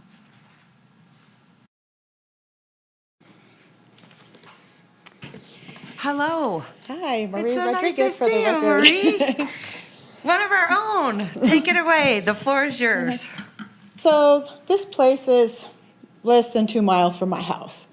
And so we've already gone into a whole lot about the fire situation, the potential for hazmat material. Yeah. We had a wonderful, beautiful lightning storm yesterday that could have been a disaster if this place were built there. So in addition to that, other concerns that I had, because this did come before the NAB that I sit on, was noise. This is less than 500 feet from the closest house. 500 feet. I used to drive a semi-truck. Those trailers are 53 feet long.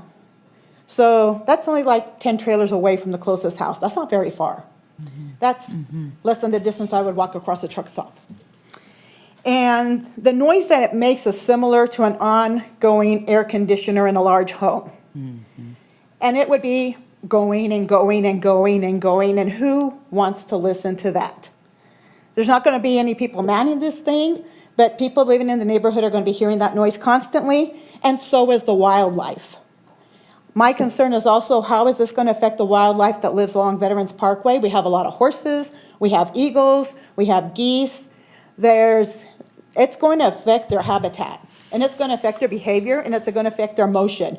We don't know where these animals are going to wind up when we have acres of humming noise on the land that they live on. I've also been taking classes at UNR, and I have been studying about what happens when we have tech trash. There are places in India that, when it was new technology, put in solar panels. There was no arrangement for what would happen to those solar panels once that technology became obsolete. And now they have all these solar panels all over these places in India. They have hazardous waste that they can't get rid of. I'm concerned about what's going to happen when this becomes obsolete technology and we have acres of this stuff sitting on our land. Remember those big satellite dishes? Where did they go? I still have 2 satellite dishes on my house because the satellite companies don't come pick them up when you cancel the subscription. This is the same situation. So there's more than what's going to happen if there's a fire. We're looking at hazardous material, who's going to take it away when it becomes obsolete, and what's it going to do to our wildlife. Things to think about. All right, good job, Marie. And you sat here all day. To say that, yes. Yeah. Important. Oh, good, you're so sweet. Thanks. Okay, Madam Clerk, do you have any more public comment? We do not have any additional public comment. Okay, then I'm going to send it to Councilman Martinez.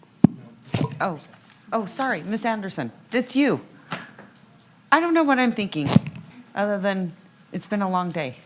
Well, I So I don't know what I'm apologize. doing on this, so isn't this usually something that our legal team Motion to reads? adopt. Okay, here we go. Before we do that, I'm going to go ahead and read it before Yeah, actually, we got to send it that to happens. the one and only Carl Hall. All right, F1, ordinance adoption, ordinance number 6737, case number ANX 26-00001, Trago Grid annexation. Ordinance annexing to and making part of the city of Reno certain specifically described territory of one 53.49 acre parcel of property generally located 0.23 miles northeast of the intersection of Rio Wrangler Parkway and Antler Ridge Road north of the NV Energy Miraloma substation. Upon annexation, the site would have a single-family 3 units per acre SF3 and unincorporated transition 10 acres UT10 zoning designations together with matters pertaining to or necessarily connected therewith, Ward 3. All right. All right. I move to adopt ordinance number, can you repeat it, Carl? 6737. All right, so I have a motion. Do I have a second? Second. Discussion. Go right ahead. Okay. Since the last time we heard this project, and now, there is a reason we have a two-step process, okay? It isn't just by chance. Gather additional information. Some cities do it differently. They introduce it at the first meeting, and then they have the deep discussion on the second meeting. Sparks does it that way. There's no right way, but we do it the way we did. But the reason we have two is you could learn more information and you could change your mind. I voted yes the first time to annex, but I learned a lot, and it gave me great concern. And I was able to pull up the findings for annexation, and I wanted to share them with us to see if we can all meet these findings.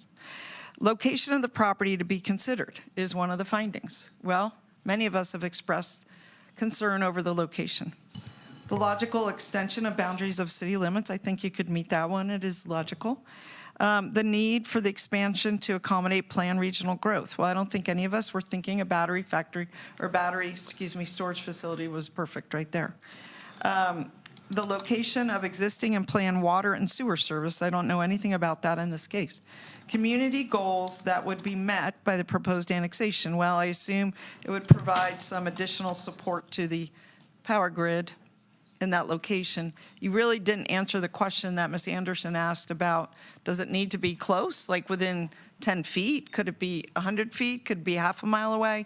I mean, is there a reason to have it right next door? Do you know, Mr. Representing Wood Rogers? And while you're coming up, fiscal analysis regarding, which we've discussed, whether Washoe County has adopted a community management plan for the proposed annexation area, whether the annexation creates any islands and any other factors deemed appropriate for consideration by the council. My biggest one here is location, location, location. So is there, to answer my question?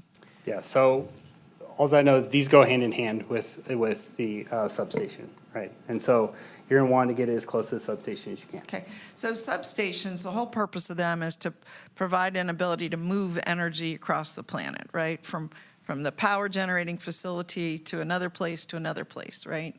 Do they basically give it a boost, some energy to move the energy? Is that what the substation does?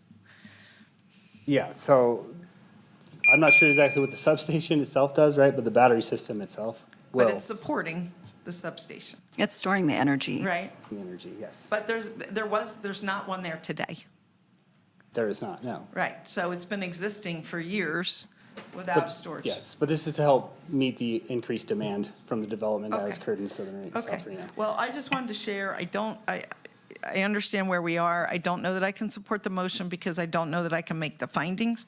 We've had this happen before, where something was proposed to come into the city, be annexed. We weren't happy about it. The project was going to go to the planning commission. We decided not to annex it, and so it did bounce back to the county because it was already in the county. And the county said, we're not real happy with the project, so it just died in that case. I really don't know the extenuating factors here. But I know that I can't meet this finding on location is not appropriate of this type of facility near these homes, for me.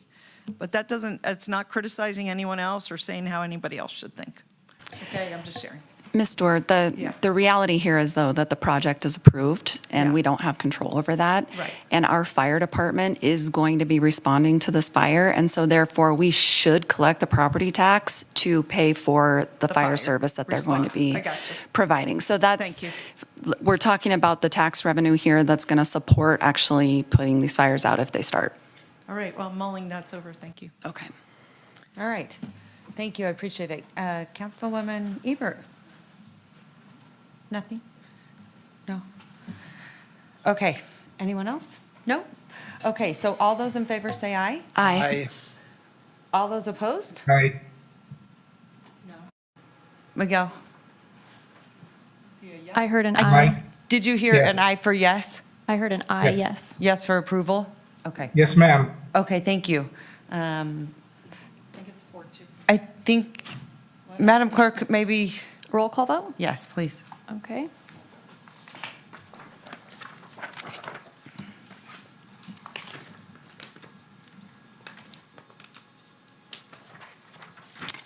Councilmember Taylor is absent at this time. Councilmember Dorr? Martinez? Aye. Ebert? Yes. Reese? Yes.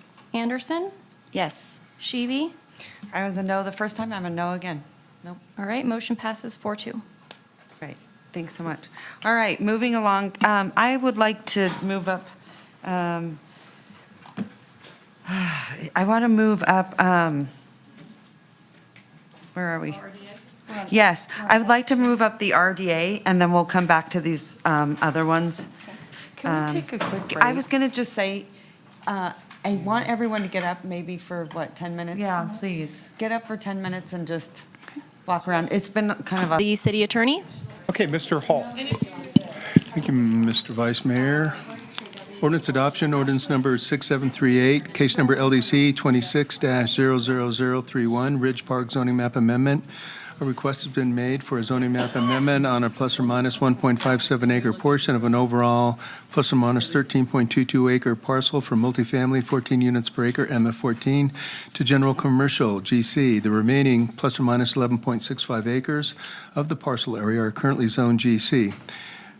The site is located northwest of the intersection of Vista Knoll Parkway and Sky Vista Parkway and has a master plan land use designation of suburban mixed use, SMU Ward 4. Ms. Hebert, I'm looking for a motion. Yeah, motion to approve? I have a motion and a second. Any other additional questions or comments at this time? Can I just have a motion to adopt? Oh, think motion there to was. adopt, sorry. Thank you. Any questions or comments at this time? Hearing none, I'll call for the question. All those in favor, please signify by saying aye. Aye. Aye. Any opposed? Motion carries unanimously. Item F3 to be read by the city attorney's office. Ordinance Hall. adoption, ordinance number 6739, case number LDC 26-00003, Clear Acre Commons Master Plan and Zoning Map Amendments. Ordinance to amend Title 18, Chapter 1802 of the Reno Municipal Code entitled Zoning, rezoning of plus or minus 10.47 acres located on the south side of Scottsdale Road, south of Reno Vista Drive, and west of Clear Acre Lane, and north and east of US Highway 395 from single-family residential, 3 units per acre, SF3, to mixed-use suburban, MS, together with matters which pertain to or are necessarily connected therewith, Ward 4. Ms. Hebert. Yeah, I just wanted to say really quick that I'm just really happy about this project and happy to see it moving through. It's hopefully going to work out smoothly with some affordable housing in this area. So I'll make a motion to adopt. Second. Okay, I have a motion to adopt along with the second. Any additional questions or comments at this time? Hearing none, I'll call for the question. All those in favor, please signify by saying aye. Aye. Aye. Any opposed? Motion carries unanimously. Item F3 to be read by the city attorney. I think we're on I'm sorry, F4. Yep. Ordinance adoption, ordinance number 6740, ordinance amending Reno Municipal Code Title 12, Public Works and Utilities, Chapter 12.16, Sewer Service, Article 2, Sewer Service Charge Regulations, specifically Section 12.16.120, Dwelling Unit or Residential Unit, 12.16.130, Industrial Commercial Discharger, and 12.16.200, surcharge rates to increase the rates effectively July 1st, 2026, together with matters which pertain to or necessarily connected therewith, Sewer Fund. Thank you so much. Colleagues, does anyone have questions for Mr. Flansburgh? Any public comment offered on this item, Madam Clerk? We have none registered.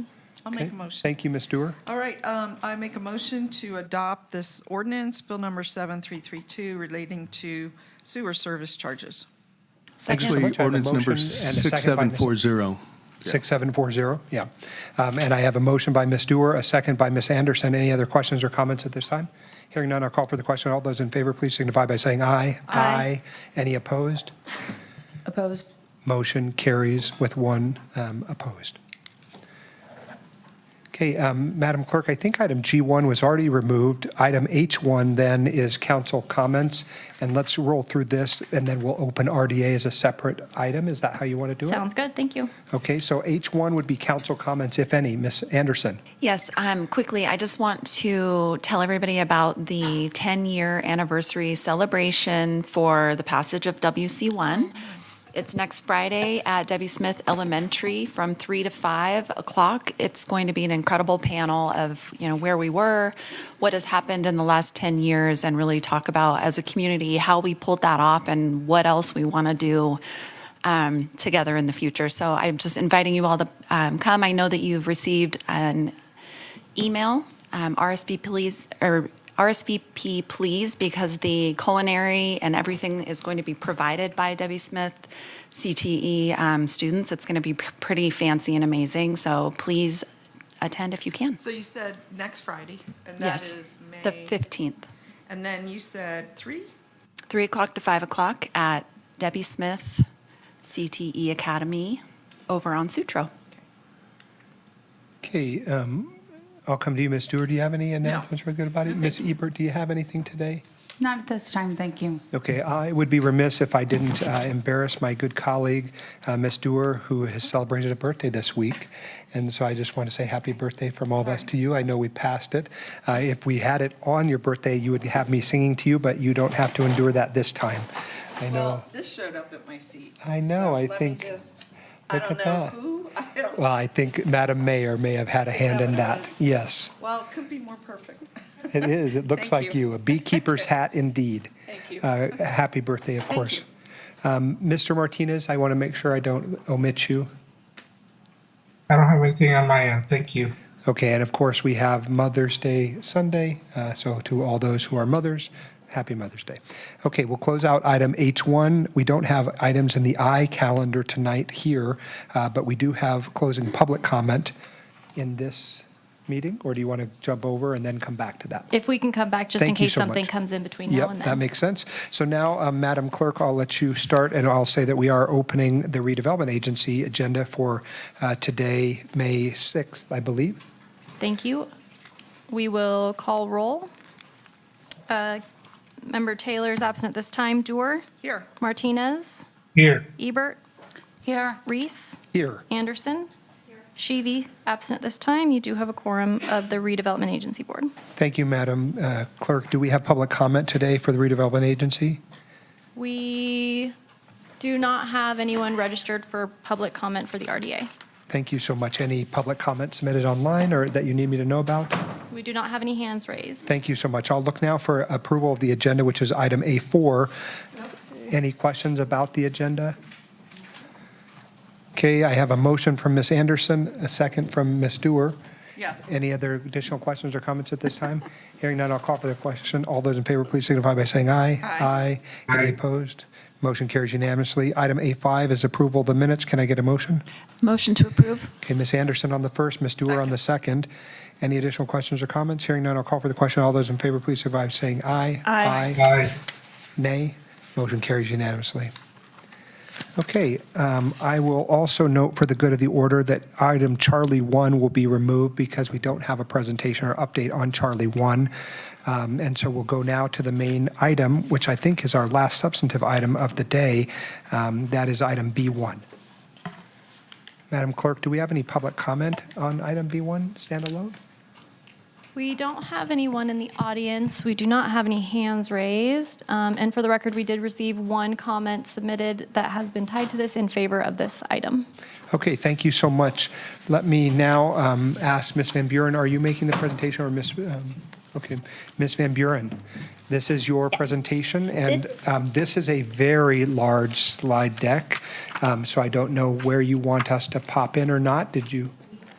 There are stops in here. I'm just going to lead in a little bit, and then I'll pass it off, and there's stops in the corner like you're familiar with. Yes, I just want to make sure and call it out to my colleagues. You always keep us on track. Thank you so much, Ms. Van Buren. Thank you.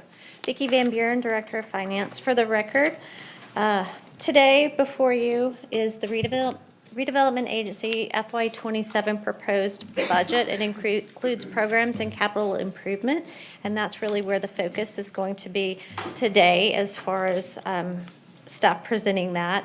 I'm just going to go basically back through the presentation that I gave at the prior meeting regarding the overall status of the budget and where the numbers kind of line up and some of the requests that were requested at the last meeting. I've updated some of the slides just to be a little clearer. So I'm going to go quickly through them and then pass it off so that you can get to the real meat of today's information. So redevelopment area 1, again, is the yellow area, I'm sorry, in the middle, that's the downtown area. And the kind of pinkish purpley area, that's redevelopment area number 2. Redevelopment area number 1 expires in 2043 and area 2 expires in 2035. We are proposing that both bonds that are associated in both RDA 1 and RDA 2 be paid off in fiscal year 27, and that will free up both of these areas to be debt-free after fiscal year 27. So the tax increment projections, and this is based on the known projects coming online that we know of as of the time of this report going forward, and projecting what that tax increment is going to look like in the future. The green area is RDA 1, the blue area is RDA 2, and then the red line at the bottom, that's the debt service contractual obligations, which are the ballpark. So you'll see debt service pays off in 27, and then going forward from fiscal year 28, that's just the ballpark. I did put numbers on the top of these bars so you have an idea what the total increment between these areas is anticipated to be, again, based on known projects that we know about now. One of the requests, switching to this slide, was to kind of split them up, put RDA 1 with its own bar and RDA 2 with its own bar, so you could really see them separately as you kind of move out in the future. And again, I put the dollars on each of those out into those years as well, so you could really see RDA 1 starting at $5 million for fiscal year 27 with the same projects moving forward would have $18 million in fiscal year 43. RDA 2, $11 million for fiscal year 27, and then when it ends, it would have $23 million. May, is that per year or? Per year. So is that, you're not showing us the cumulative total? No, per year. So if we were to add up all of that over that period of time, is that like? It's a lot. It was like It's a lot, 10 and bars? it's going to change too, because as new projects, this is only projects we know about now, so as new things come on, that's going to continue to change and grow. Yeah, so like 200 million, if we just said 20 million a year and then. Potentially, I didn't add them up that way, but Yeah. yeah. It's a lot of money, for sure. Proposed positions, 8.8 proposed positions for RDA 1 and RDA 2, and those are allocated 30% to RDA 1 and 70% to RDA 2. And this is again based on the fact that RDA 1 is just now starting to really kick off increment. RDA 2 has increment and has the ability to do more projects. As RDA 1 continues to come online, this will probably get more like 50-50, or depending on the projects for those years, depends on what they're working on. This is a total altogether. I showed this previously just to give you an idea of what the total operating summary is for both RDA 1 and RDA 2. So you could see increment coming in for both areas, other revenues that are present in those areas, and then what are the total operating expenses? And we talked about previously total operating expenses being around $3 million. Those are split really between 30-70, that same split. If you were looking at a one-year reserve, that would mean keeping 1 year of $1 million in RDA 1 and $2 million in RDA 2. Programs and capital that are currently proposed and what RAB has recommended are included on here.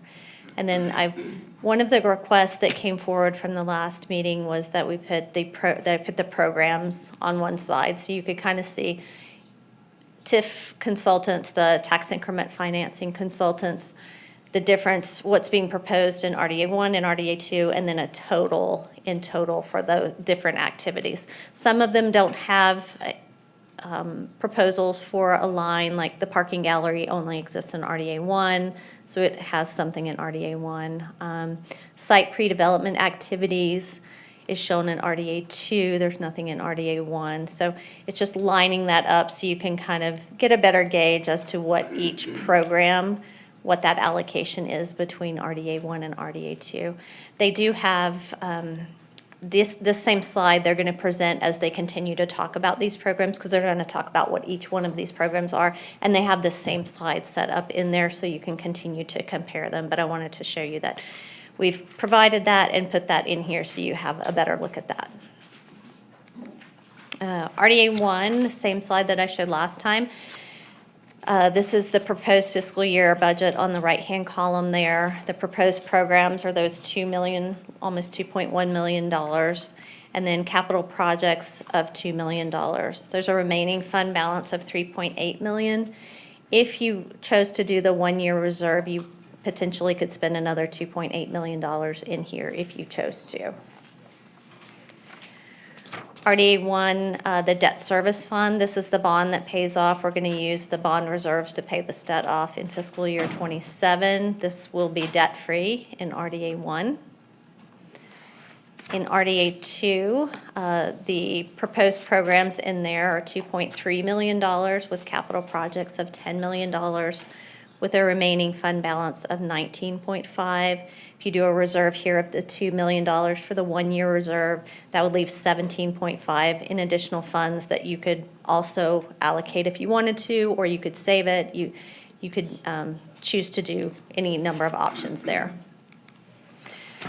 Redevelopment Agency 2, the debt here pays off in 2035, and so this debt, we're proposing to pay it off in fiscal year 27 because we've accumulated enough funds over the years that this has been out there. It is callable with a 30-day notice, and the balance on it is about $400,000. So we have enough money to do it and to go ahead and do it, and then the whole agency, 1 and 2, it will be debt-free after 27. So with that, if there's questions here, I'm glad to answer them, or I can turn it over and you can talk programs.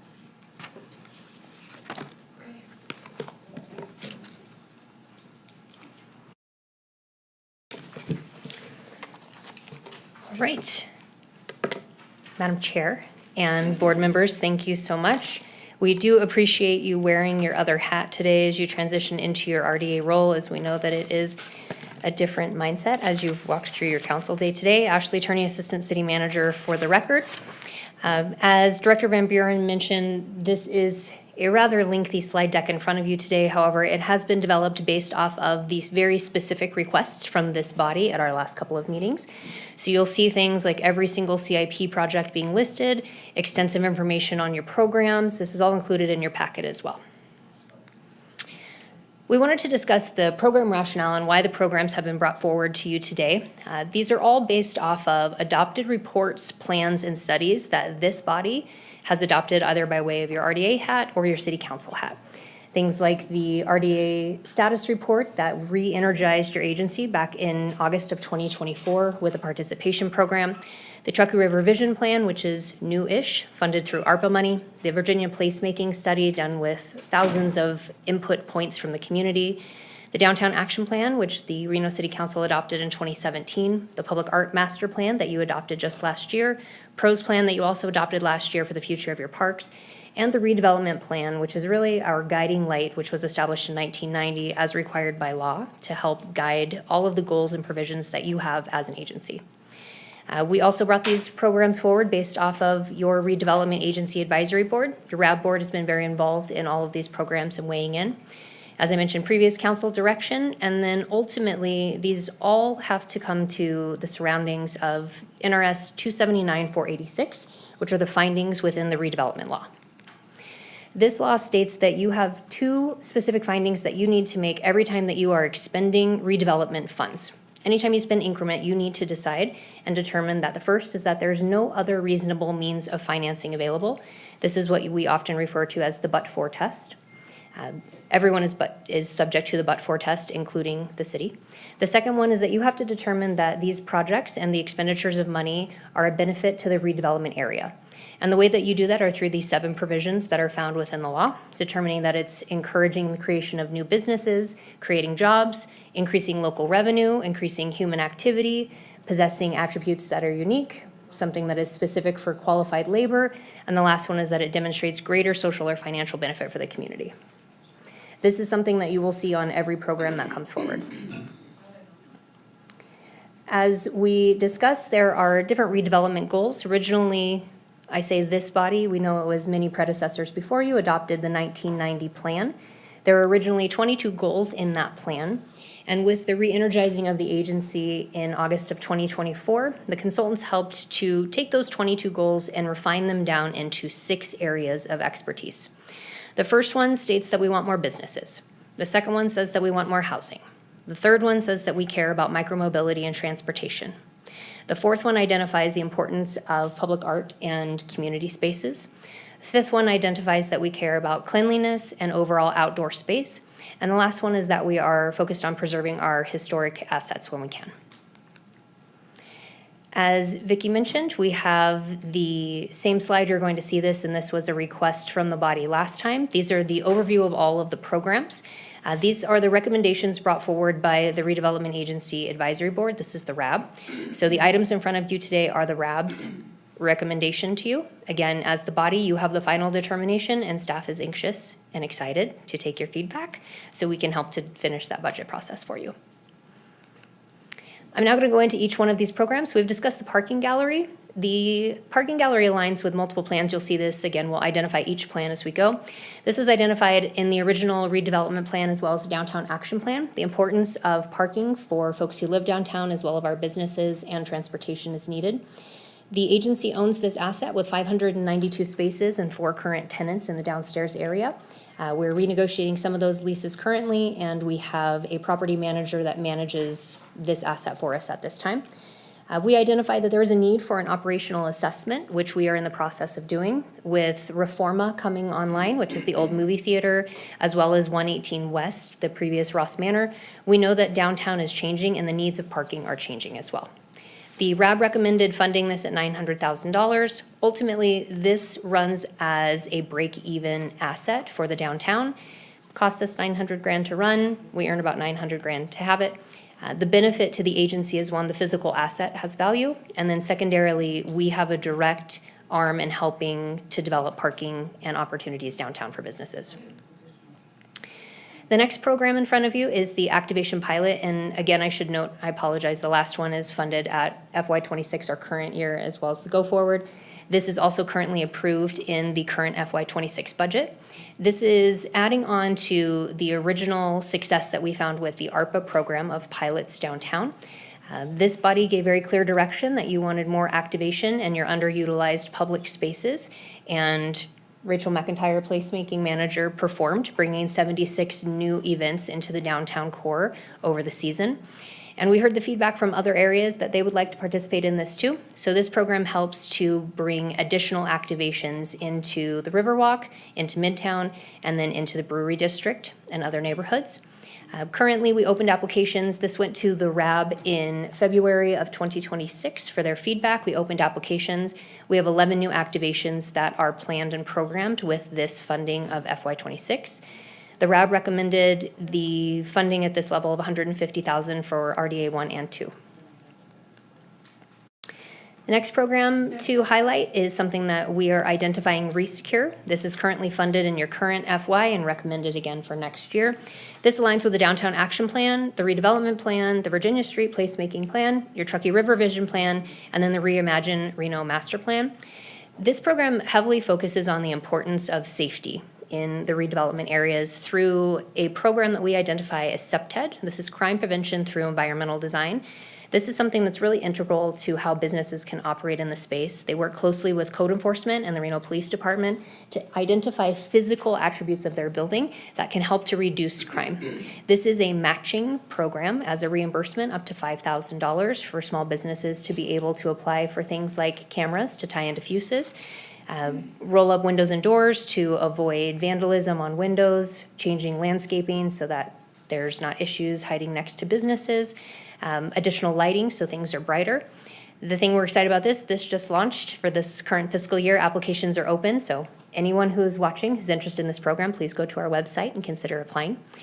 The RAB recommended that you continue to fund this program at $50,000 for RDA 1 and $50,000 in RDA 2, knowing that we can help at least 10 businesses in each area with that fund. Next is Restore. This aligns with the Downtown Action Plan, which originally said we should have a tenant and facade improvement program back in 2017. But we had no funds to do that until the gift of ARPA. We started with round 1, and then as we transitioned into round 2 using RDA money, we made a lot of very specific, strategic, and thoughtful changes based off the feedback from the RAB and this body. This is a matching reimbursement program for facade and tenant improvements for buildings, up to $50,000 inside and outside. Current status of the FY26 program is we have awarded 28 new storefronts and 11 new businesses are coming in with these funding. What we found is that the $1 million of your investment is returning a $9 million investment from the from the private industry. So 9 to 1 on your money this year is not a bad return on your funding. The RAB recommended an increase. Last year, you funded this at $500,000 in RDA 1 and 2. They recommended increasing RDA 2 to $1 million. It should be noted we had $1 million to give away and we had $3 million in asks, and the application period was only open 6 weeks. The next program, another blight mitigation fighter, is Small Walls. This is a program that came directly from the City Council's Public Art Master Plan that was adopted last year. This was a program that was identified as a way for local artists to be able to scale up their abilities so we could help refine their work and get them larger projects. There's no means of financing available for this on the city side, and so the redevelopment agency, with your support, decided to fund this at $50,000 in RDA 1 and $50,000 in RDA 2 for this current fiscal year. This went to the RAB in March of this year. We opened applications. At this time, we have awarded 90% of this funding in RDA 2. Again, the applications were only open about 6 weeks. To date, we've not received any applications from anyone in RDA 1, and that's open, so we are excited and willing and hoping that we get some of our downtown businesses that would like to have a mural on their building. This is, again, a match program. We understand that this is something that also helps to reduce the blight and the activation. We know that murals will create less graffiti along the public space, and it gives people things to look at. The RAB recommended same funding allocation for next year as you currently have, $50,000 in RDA 1 and $50,000 in RDA 2. The next one is the vacant storefront activation. This will be the only one that the redevelopment agency may not know all the familiarity. You granted this money this year of $150,000 and sent task to staff to figure out how do we deal with vacant storefronts. Specifically in Virginia Street is where it was mentioned from the Virginia Street placemaking study. But this is not a new issue. This was actually something that was identified in the 1990 redevelopment plan, is identifying ways to fill these vacant storefronts. Through this process, there's currently $150,000 funded in this current fiscal year. The RAB recommended continuing that funding level. We took this item to the RAB on Monday. They had a lot of feedback and we're very excited about this program. Ultimately, they gave the recommendation that the redevelopment agency should enter into a master lease and then sublet out a building or space. This program in its totality will come to you at your May 20th meeting, so staff can receive more direction from you on the future of what you'd like us to research and look into. Additional programmatic expenses, you'll see this again in your packet. Site pre-development activities, as Vicki mentioned, there's $200,000 set aside for RDA 2. This body gave the direction to staff to move forward with the assistance in relocation of the Reno Sparks Gospel Mission pursuant to legislative direction. This is the process to start. We have to identify what the cost will be for appraisals and consultants, so this is the set aside for that. Next one are the tax increment financing consultants. This is identified based off of expected and hopeful future projects. Studies and analysis, this is split at the 70 and 30%. This body has mentioned a few things that you feel you have a need for. You've identified that you would like to have a strategic plan in the upcoming future. You have also indicated that you would like staff to look into the financial implications of an extension of RDA 2. This funding will assist with that. Lastly, updates to the downtown standards. Currently, we have them. I've mentioned this before, but they do not cover the entirety of downtown. Some of them are expired, some of them are very old. So this will create some standards of new development coming in. Next program is Love Your Block. You're familiar with this, as this was a grant originally that came in from Bloomberg that is administered through the Housing and Neighborhood Development Team. They've found a way to stretch their money as far as they can, and their assistance from Bloomberg is running out next fiscal year. And so they came to the Redevelopment Agency and said, we believe that we can make this money stretch further. They've requested $25,000 in RDA 1 and $100,000 in RDA 2.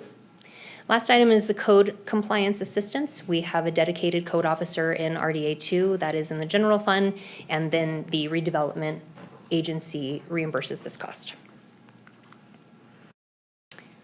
All right.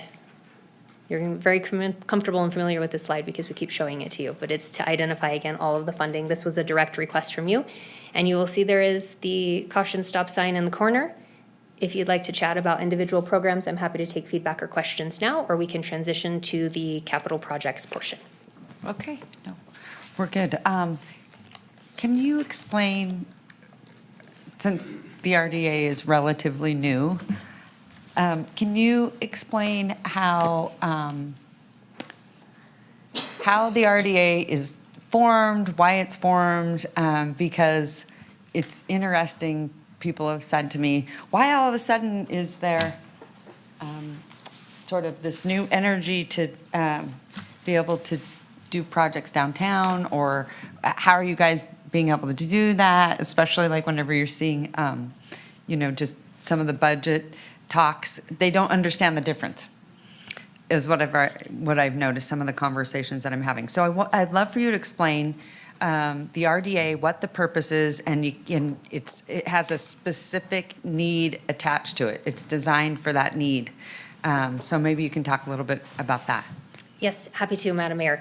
In 1983, the Reno City Council passed a resolution that identified that they needed to create a specific agency to ameliorate blight in the downtown core.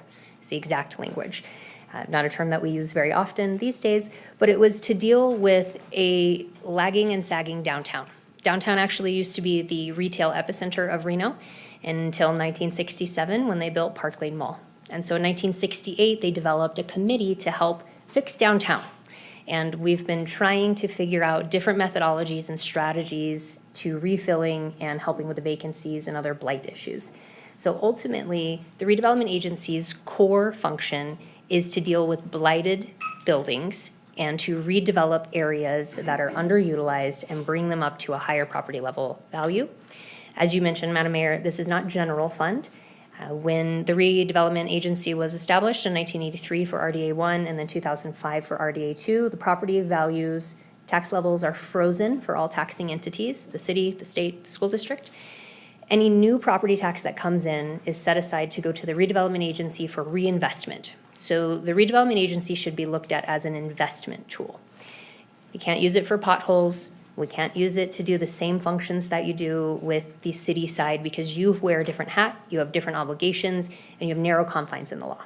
As we mentioned, those two findings, is there another way to pay for it? If there is, that means you can't do it. And then does it benefit the area specific to those things in the law? So the answer of why now, we haven't had any money. So during the downturn in 2008, we know that property tax started falling. Reno was hit harder, faster, and longer than almost any other city in the country. Our property values dropped more than 54% in RDA 1. We had debt during that time. And property tax continued to fall to the point we actually went below the base. And some of you who are here, Madam Mayor, you may recall that we actually had to ask for approval from the state legislature to be able to borrow money from RDA 2 to pay our debt. Yeah. So the answer why now is because we are finally clawing out of it based off of our regressive property tax structure in the state of Nevada. It's actually taken us near 17 years to get back to the same level that we were in the 90s. Yeah. And you're getting out of debt because of the discipline of this body. So you'll be paying off your debt this year. Because we've been disciplined. You have been disciplined. We've had no money to spend. You have had no money, and you've made good choices up until this point. And so you are in a place where you are finally paying off your debt. The redevelopment agency will be debt-free for the first time in nearly 2 decades. That's incredible. It's incredible. It's the work of this body. So thank you for making those choices to help get us to the point to where we can bring forward these programs that help the community faster. Thank you so much. That helps. Okay. Do you need to tell us anything else? I don't, but I would like Dan to say some things. Okay. Next, we're going to bring up is Dan Tresley, Project Manager for the Okay, Redevelopment Dan. Agency. And he's going to go through each of these as this was a specific request from council. This is in your packet, so if you decide that you have seen enough, you can wave it down and he will click through some slides, but we will give him the opportunity to go through the capital project list with you. Okay. Hello, Dan Tresley, Project Manager for the record, and I will go through the RDA Capital Improvement Plan now. So how did we get these projects identified? We looked at agency board briefings and we listened and spoke with you guys. We went through the RAB briefings and listened and took notes there.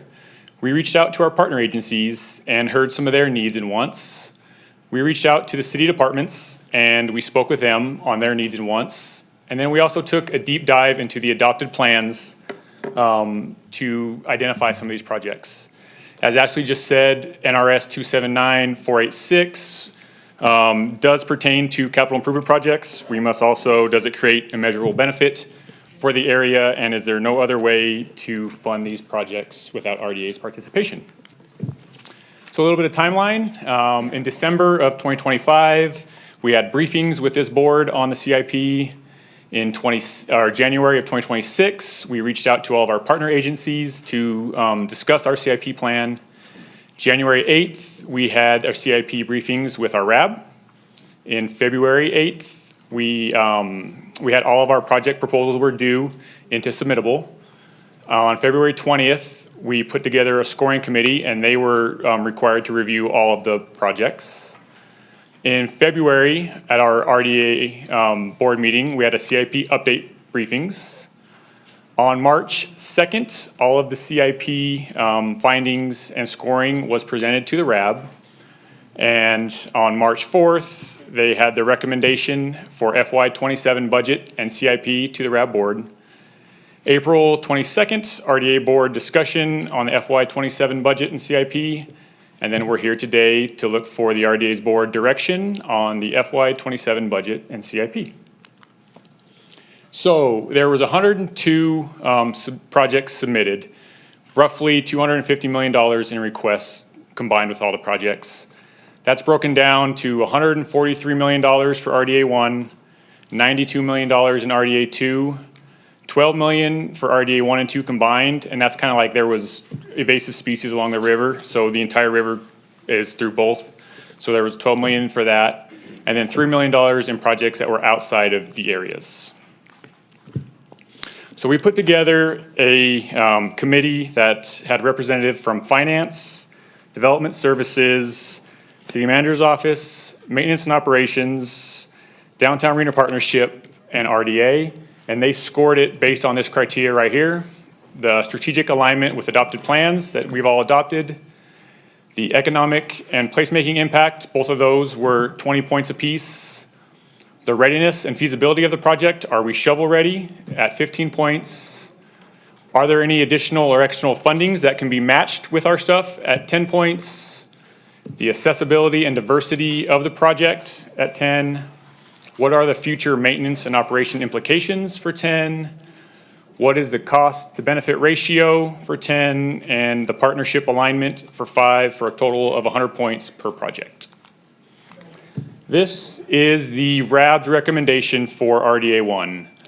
We had Virginia Street sidewalk improvements at $400,000. The event center and bowling stadium exterior lighting at $400,000. Please note that that $400,000, the entire project is estimated at $800,000. There is a $400,000 match from the event center. A whitewater pullout location for $100,000. Shade and improvements on Believe Plaza for $150,000. Biggest Little Dog Park shade for $130,000. Historic Rail Depot tenant improvements or a tenant improvement allowance for $650,000. And downtown wayfinding signage for $250,000 for a total of roughly $2 million. I will now go through the projects. Please note, all of these are ranked from the highest scoring to the lowest scoring by the committee. And please stop me if you don't want me to go through them. Some of these on this one. We're good? Do you want to see it? No? Okay, we're good. Okay. Thank you. Yeah. Okay. Here's one. I also, in RDA 1, this body asked to see the arch retrofit broken down in just doing the neon letters at 450,000, and then just doing the twinkly light bulbs, they're called S14 bulbs, is 650,000 for roughly a total of 1.1 million. Please note, in order to get it to a web-based internet connection, we still need to run the cabling, and that is not included in this. And the Lear, we're also asked to bring the Lear. It's kind of broken down into steps here. You've got stabilization for 1.6, getting it up to code for 13.4, a flat floor event space at 4.6, and then the performing arts at 4 for a total of 23.6 million. And here is RDA 2 RAB's recommendation. They had $825,000 for the University Village pedestrian improvements, $6 million to fund phase 1 of the river path construction, which is Lake Street to Broadhead. $1.2 million for river path phase 2 and phase 3, which would get us going east all the way through past GSR, Gregg Street. $300,000 for the play elements at Broadhead and John Champion Parks. And then the 4th Street bistro lighting at $2 million for roughly a $10 million total. Again, I've got all the projects ranked from highest to lowest.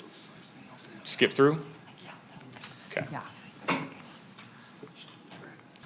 And then here are the couple that were RDA 1 and 2 combined. And then the couple that were not in RDA at all. Okay. And with that, I've got a couple of motions, and I'm up for discussions and questions. All right, thank you. Good job. Good job. Okay, love it. A couple things, and this is just how I was listening last time to everyone, and I really felt like, well, first of all, the projects that you guys have up there are all obviously needed, and I think we'll start on a good path, no pun intended. And then also, I think, looking at what the council had, like, I think maybe Councilman Ebert, the river path, I think, was really important for you. Am I right? Which is great. Also, so that's like more of the whitewater pull-out area, correct? Is that what you're talking about? I didn't know that that was even discussed. There was other river projects that we had discussed that I was in support of, like the path and other areas. I feel like this is the first time I've even heard about the whitewater pullout. Yes, this was a project brought to us by Parks. I don't think they were calling it that. That's why we didn't. Yeah. They called it something else. So we were like, Yeah. what? I'm all whitewater because it sounds it's very different. So My you're understanding right. was just we kind saw of it, but it was restoring the enter river and the walkway so people could use it. Yeah, that's the river what they path called construction. Phase 1, 2, and 3. Path. Yeah. Yep. Okay. Yeah. But that's not the whitewater pullout. No, that's a separate project. Okay, the path is the one that I had You have the path. recommended. Yeah. Okay, perfect. But they did list it in the projects that they recommended to us. RAB did. Okay. So it was on the original list. Correct. It was on the, Ashley Attorney, Assistant City Manager for the record. It was on the original list. The request came from Parks. It was a small dollar, so it probably didn't catch your attention. The ask is that people who can't get out of the Whitewater exit down at Wingfield, sometimes they miss it and they keep going. They should be able to exit at Believe Plaza, but based off the current rock configuration, it doesn't create enough of an eddy for people to naturally get in. So that was the request from Parks. Separate, but was on the original list, yes. Okay. And then the other one, I believe Councilwoman Anderson, you had the bistro lighting, which is super awesome. Was that you? I thought you, Ms. Taylor, I think. I don't remember having a conversation with anybody about it, but I believe it's a good idea. Yeah, Based okay. on, I think, I don't remember. I may Was have that- had a conversation about the feedback from RPD when I did my ride-along about lighting is, there's nothing but good and improvement in not only people's feeling safe, but also preventing crime when you can light areas, but I'm not sure. I always was- wanted to see it around Virginia Lake, Taylor. you know, so it was when people were running and walking. I think we tried to get Just that. it's not in a redevelopment area. And No, but remember, we we tried never to could get it get out it. of the developer. Yeah, we couldn't get I it. remember. Yeah. And then, let's see, what else? Councilman Martinez would be Linden Street, which I think is really, really needed. So I think that would be a fabulous addition. And then Councilwoman Dewar, I know that you've wanted river hazards, the Lear. I think the Lear is important to all of us. Maybe one or two of us, maybe not so much, but I want to go out on a limb and say our history, and especially our Black history, is important to continue to invest in. I can't think of any other sort of monumental place in the city of Reno that has that kind of significance. So I think the Lear needs to be included. I think Councilman Reese, I know University Village, I think, is one that you've been passionate about. What else? Oh, I wanted to see like a block by block initiative. How do you eat an elephant one bite at a time, right? Just showing what one block, because the perception of downtown, I want to be able to show what each block, obviously with lighting and activation, getting people outside. It's so good for their mental health. The more people we can get outside, the better. But I want people, obviously, to feel, safe downtown. The other things we should start to look at, obviously not right now because we're not even talking about that, but I do want to throw it out there, is, what do we call it? It's a name for it. Safe streets, Vision Zero, I think. No. What is it when we close off the streets? Oh, complete streets, I think is what it is. Well, Complete Streets has the path, the bike path, Yeah. and crossings and everything to keep it safe. No, but when you shut it off to, there's a name. Name for that? When you close it down to cars. It's just, what? Just a pedestrian mall. Yeah, but there's a name for it, Rachel. There's like a certain name. Rachel McIntyre, placemaking manager for the record. Are you talking about pedestrian-only streets? Right. Yeah, right. and that's a placemaking initiative that if this Yeah, body but there's a directed could name. do We with used to do it all the time. Don't you remember? Oh, anyway, okay. But I do want to see that downtown where people can feel safe to walk and ride and talk and do whatever they want to do in the middle of the street. They don't have to worry about cars. Like, I think it would be incredible. Just think people, it was very, very successful before. I'd love for us to bring back those initiatives. I mean, and there's a lot that we can morph into to projects like that. Also on here, the train depot. But I believe that was, I think that is on your list? That's already on your list, right? On my list, the RAB's list, and you So, get to do whatever you So want. I did a handout. Do you want to weigh in, Councilwoman? Yeah, sure. Go ahead. Well, the mayor reached out that will incorporate what she heard. And it may be imperfect. I tried to listen and translate, and she told me who she thought was passionate about a particular project. She might have got it wrong about you. Miss Anderson, maybe Sorry, you were Brandy. more about the river. I mean, it was just a guess. But anyway, these are, so she asked me to put it all together in chart form because I'm pretty good at that. So I did. And we may have assigned the wrong people to a project, but still the project's needed. I'll give you an example. You mentioned a minute ago the train depot, Madam Mayor. I've heard Councilmember Taylor and Councilmember Reese speak highly of that project and want it. We already, And historic building. yeah, That's a historic building. right. And I think everybody's supportive, it's just they were a little bit more vocal about it. And I think that's all that there is to it. So, Madam Mayor, I give a handout that basically summarized your thoughts, and this is for discussion, okay? And we can go over it, or we could make a motion, but should I just start on page 1? Yeah, go ahead. That's fine with me. I just wanted to make sure because obviously we have to have this discussion. Somehow. Yeah. Right, and open meeting law doesn't Yeah. allow me to have it with all of you, and so this is a good opportunity Okay. to do it. If you don't like it, that's fine. We can add, delete, whatever we want to do, but the first project with that, and I actually called Ashley about this project. They had $150,000 for shade on Believe Plaza. This has been a project long in our history, trying to get millions of dollars to build a permanent shade structure. And I called Ashley and I said, what is 150 going to get us?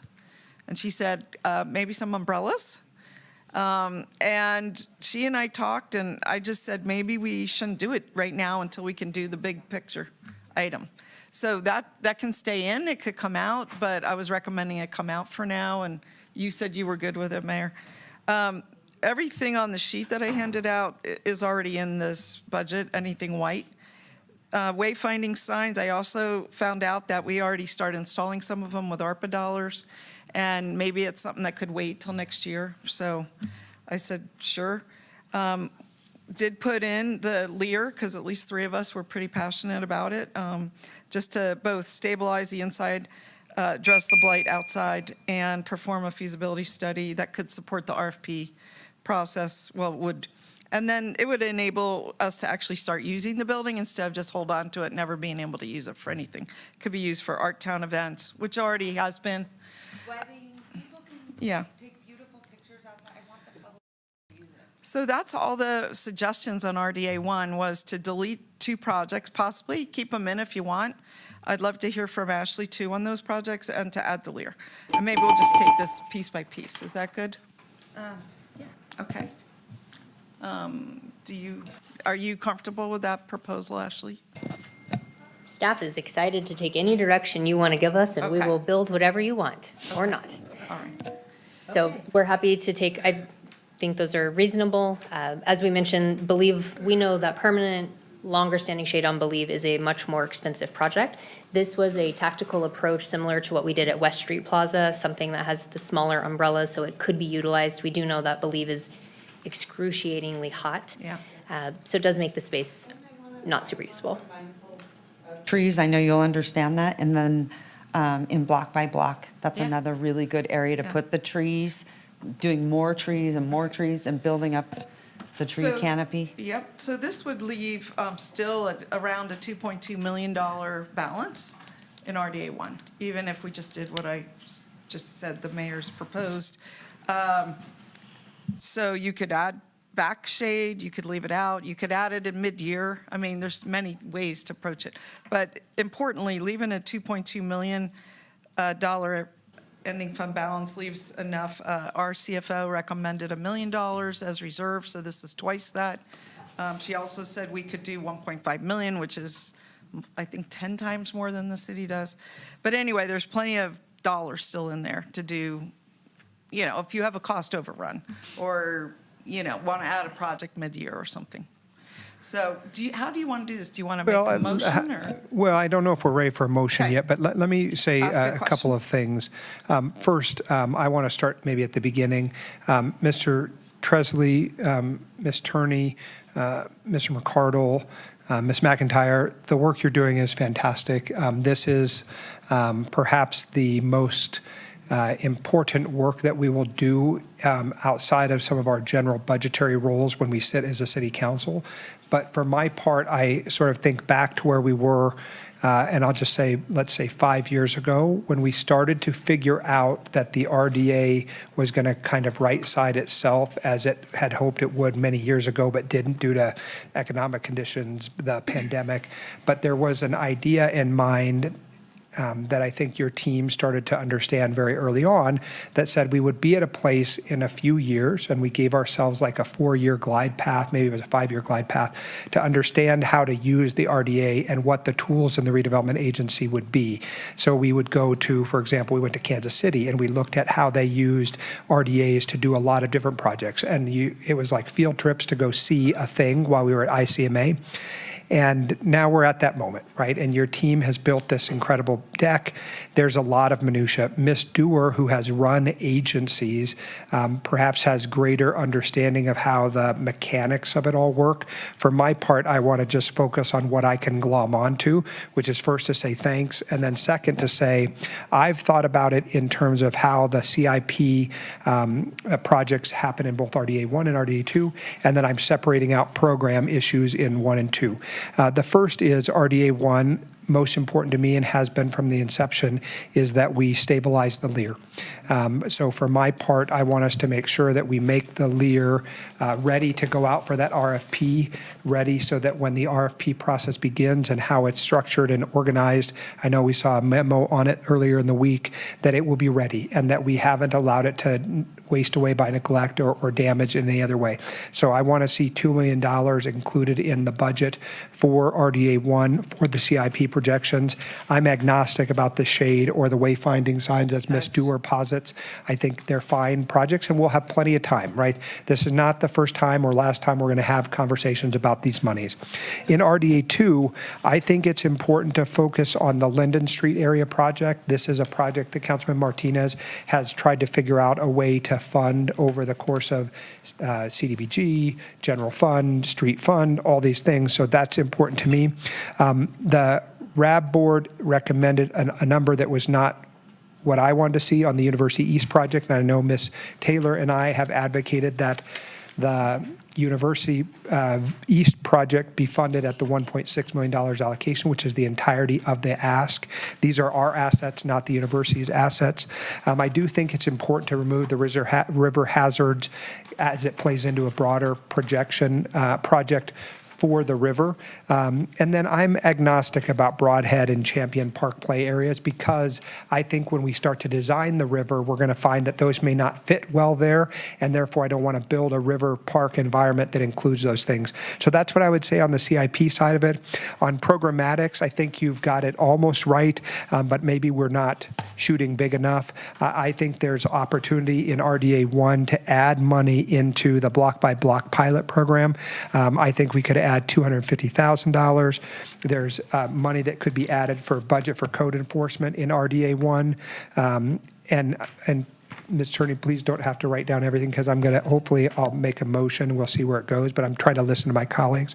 And then I would there's about $350,000 in the RDA program that has elements that result in no net change. And so I don't think we have to have those.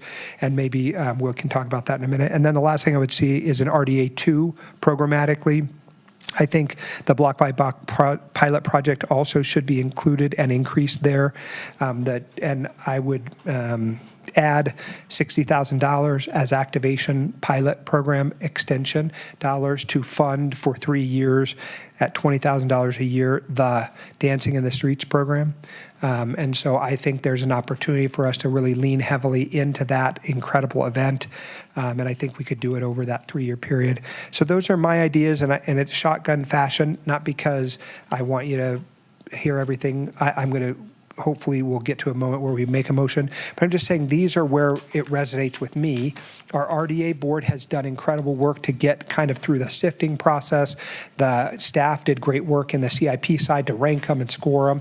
And now I'm just saying we're almost there with RAB recommendations. We're almost there with staff. Now we get to lay our ideas onto it, and these are the places where I am. Okay? Yeah. And I'm grateful that you were listening, because I think a lot of these improvements, they're outdoors, getting more people outdoors, sort of utilizing the environment that we have and investing in that so that people can enjoy them.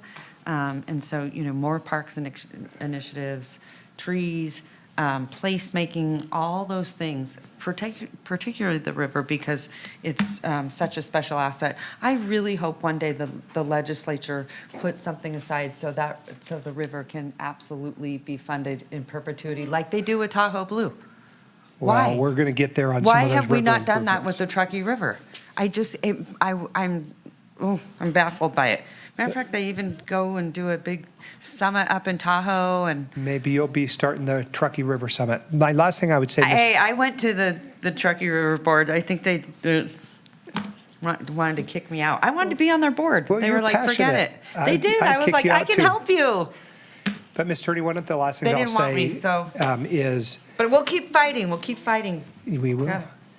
Keep doing it. Please understand that I think all of us get to add ingredients into the cake, and you've been so gracious to say, like, whatever this body desires, we go out and do.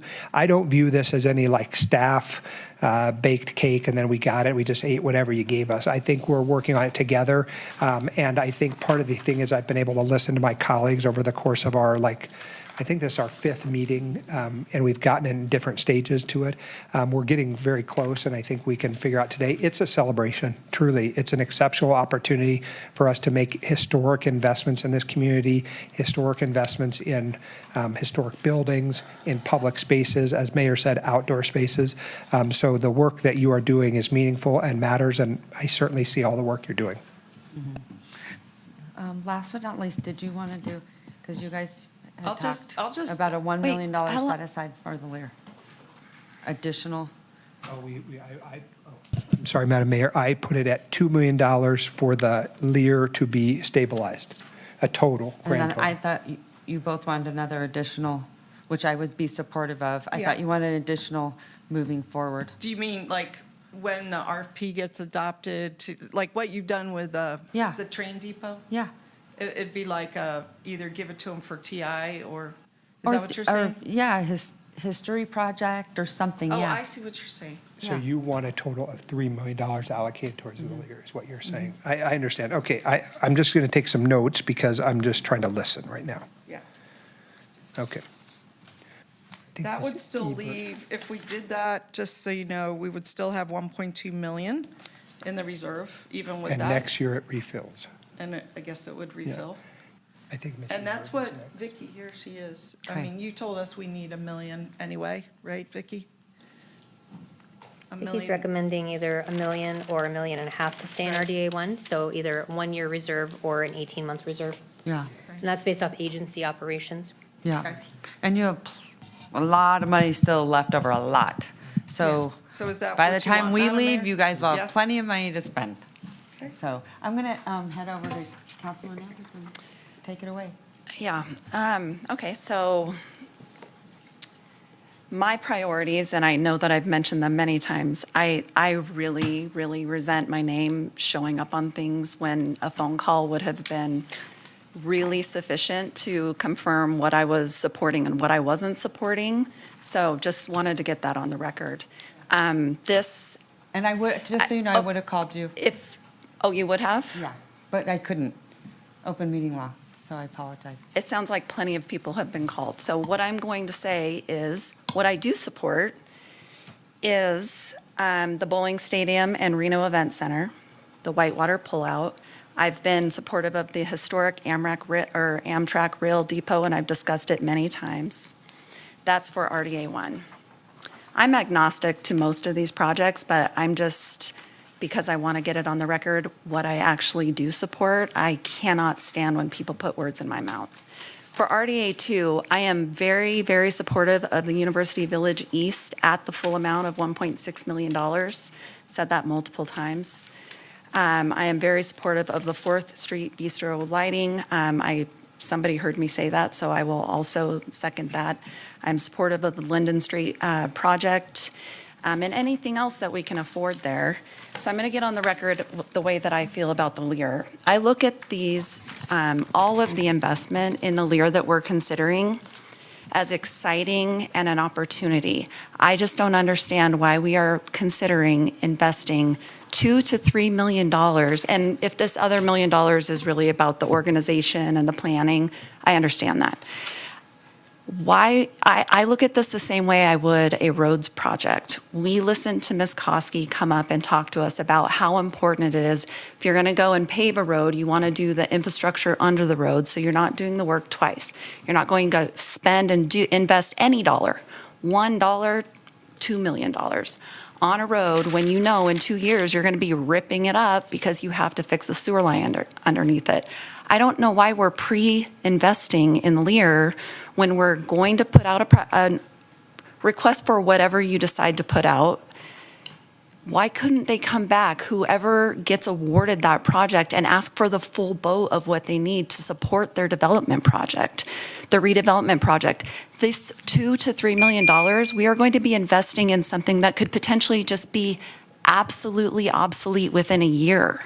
So that is why I just want to get on the record that I fully support redevelopment agency dollars supporting the future of the Lear. I don't support an additional year on the chronology of this project where we wasted any dollars on a part of the project that didn't move forward. I'm just saying we should take the full boat and support the project in full that we choose in the RFP project. So obviously I am a lone ranger on this. I just wanted to get it on the record since nobody has asked. I fully support redevelopment dollars towards the Lear when the project from the RFP gets awarded. No, we're asking you now. That's why I'm glad you have this on the record. So that's a good thing. Because that's what I was saying. I understand your frustration, but let me tell you, I've sat up here for a long time, and to your point, guess what? We were very, very disciplined with our finances. And how long ago did we go down this journey with the Lear Theater? And it was 8 important years. to preserve our history. So why would we be undisciplined now? I just don't understand Because that. she meant discipline in all of our spending. We didn't have RDA money, and all we did was instead of do projects that we wanted to do, we just kept paying down debt. Yeah. For over a decade. So all she's saying is now we have an opportunity to spend some money to work on projects that have been pent up. And I think if the concept is to preserve the Lear, preserve it. Not tear it down, not add an extra building onto it, but preserve it. Then if you're going to preserve it through the RFP, you got to have a roof that's not leaking. You've got to have ivy not coming in. You've got to have the wall secured, no matter what the RFP. And I think that's been the basic concept, is that we've got to get it ready, just like we put the bathrooms in the train depot, because we knew that people weren't going to come in and go, oh, yeah, I want to do bathrooms. No, they expect bathrooms to be there. And so I just fundamentally disagree with wasting $3 million. We could just hold it, just save it, don't spend it, don't allocate it. Know that it's going to continue to regenerate in RDA 1. We have a future, and the community isn't going to stop being invested in this project, and neither is the council. Just because the two of you aren't going to be here, we're still all going to be engaged in this. So I just don't understand why we would pre-allocate this many millions of dollars. Also to say, which is very, very embarrassing, go and drive by it. The city of Reno owns a building that is the most blighted building on that block. Is that fair for the people that live there? I'm embarrassed. Honestly, when I drive by there, I'm like physically feel sick and embarrassed. And we, pulled from here and pulled from there so that we could do the horse fencing to save the horses. Totally worth it. I'm a huge animal lover. Love the horses. So that was really needed. But we really did, you guys. We robbed Peter to pay Paul to pay for this. And here's bottom line, how anyone feels, period. I think it's one of those things that is, I think there's a lot of history that we have lost in this city, and I think we should be preserving it. And I agree with you on RFP, let someone go and take it love it, grow it, do all those things. But we've got to get the outside right, and we've got to get it stabilized. I think that's really important. It's no different than I asked you and I said, do we really need to do these bathrooms? Do we really need to do them? Can't we get someone to come in there? We might not, but if we don't do them, then it gets worse. Then we're going to spend more, and it kind of goes like that. And we're seeing that with the Lear now. So We're not taking the rail depot out to RFP, though. yeah, we are. What? We're selling it? I Bernice, thought it's we the were city manager leasing there. it. Yes, we are. We're leasing it, I thought. For Same clarity, thing. we do not have formal direction from the body to do an RFP on the historic rail depot yet. The first step was getting bathrooms on the Amtrak side, and then once that is done, is to bring that item back to council for you to give direction. It's a city-owned asset, so we brought back to you on the city side Okay. to decide what you want to do. but Understood. There's no RFP scheduled yet. Okay, understood. So that's why I didn't understand the difference between those two projects. We have an RFP that's being developed on this project right now. Why wouldn't we tailor the RFP to exactly what we want and say we will commit this many dollars to supporting whatever it is instead of pre-spending it? I just don't understand that. So I've said what I've said. Okay. Councilwoman Ebert, go ahead. Thank you.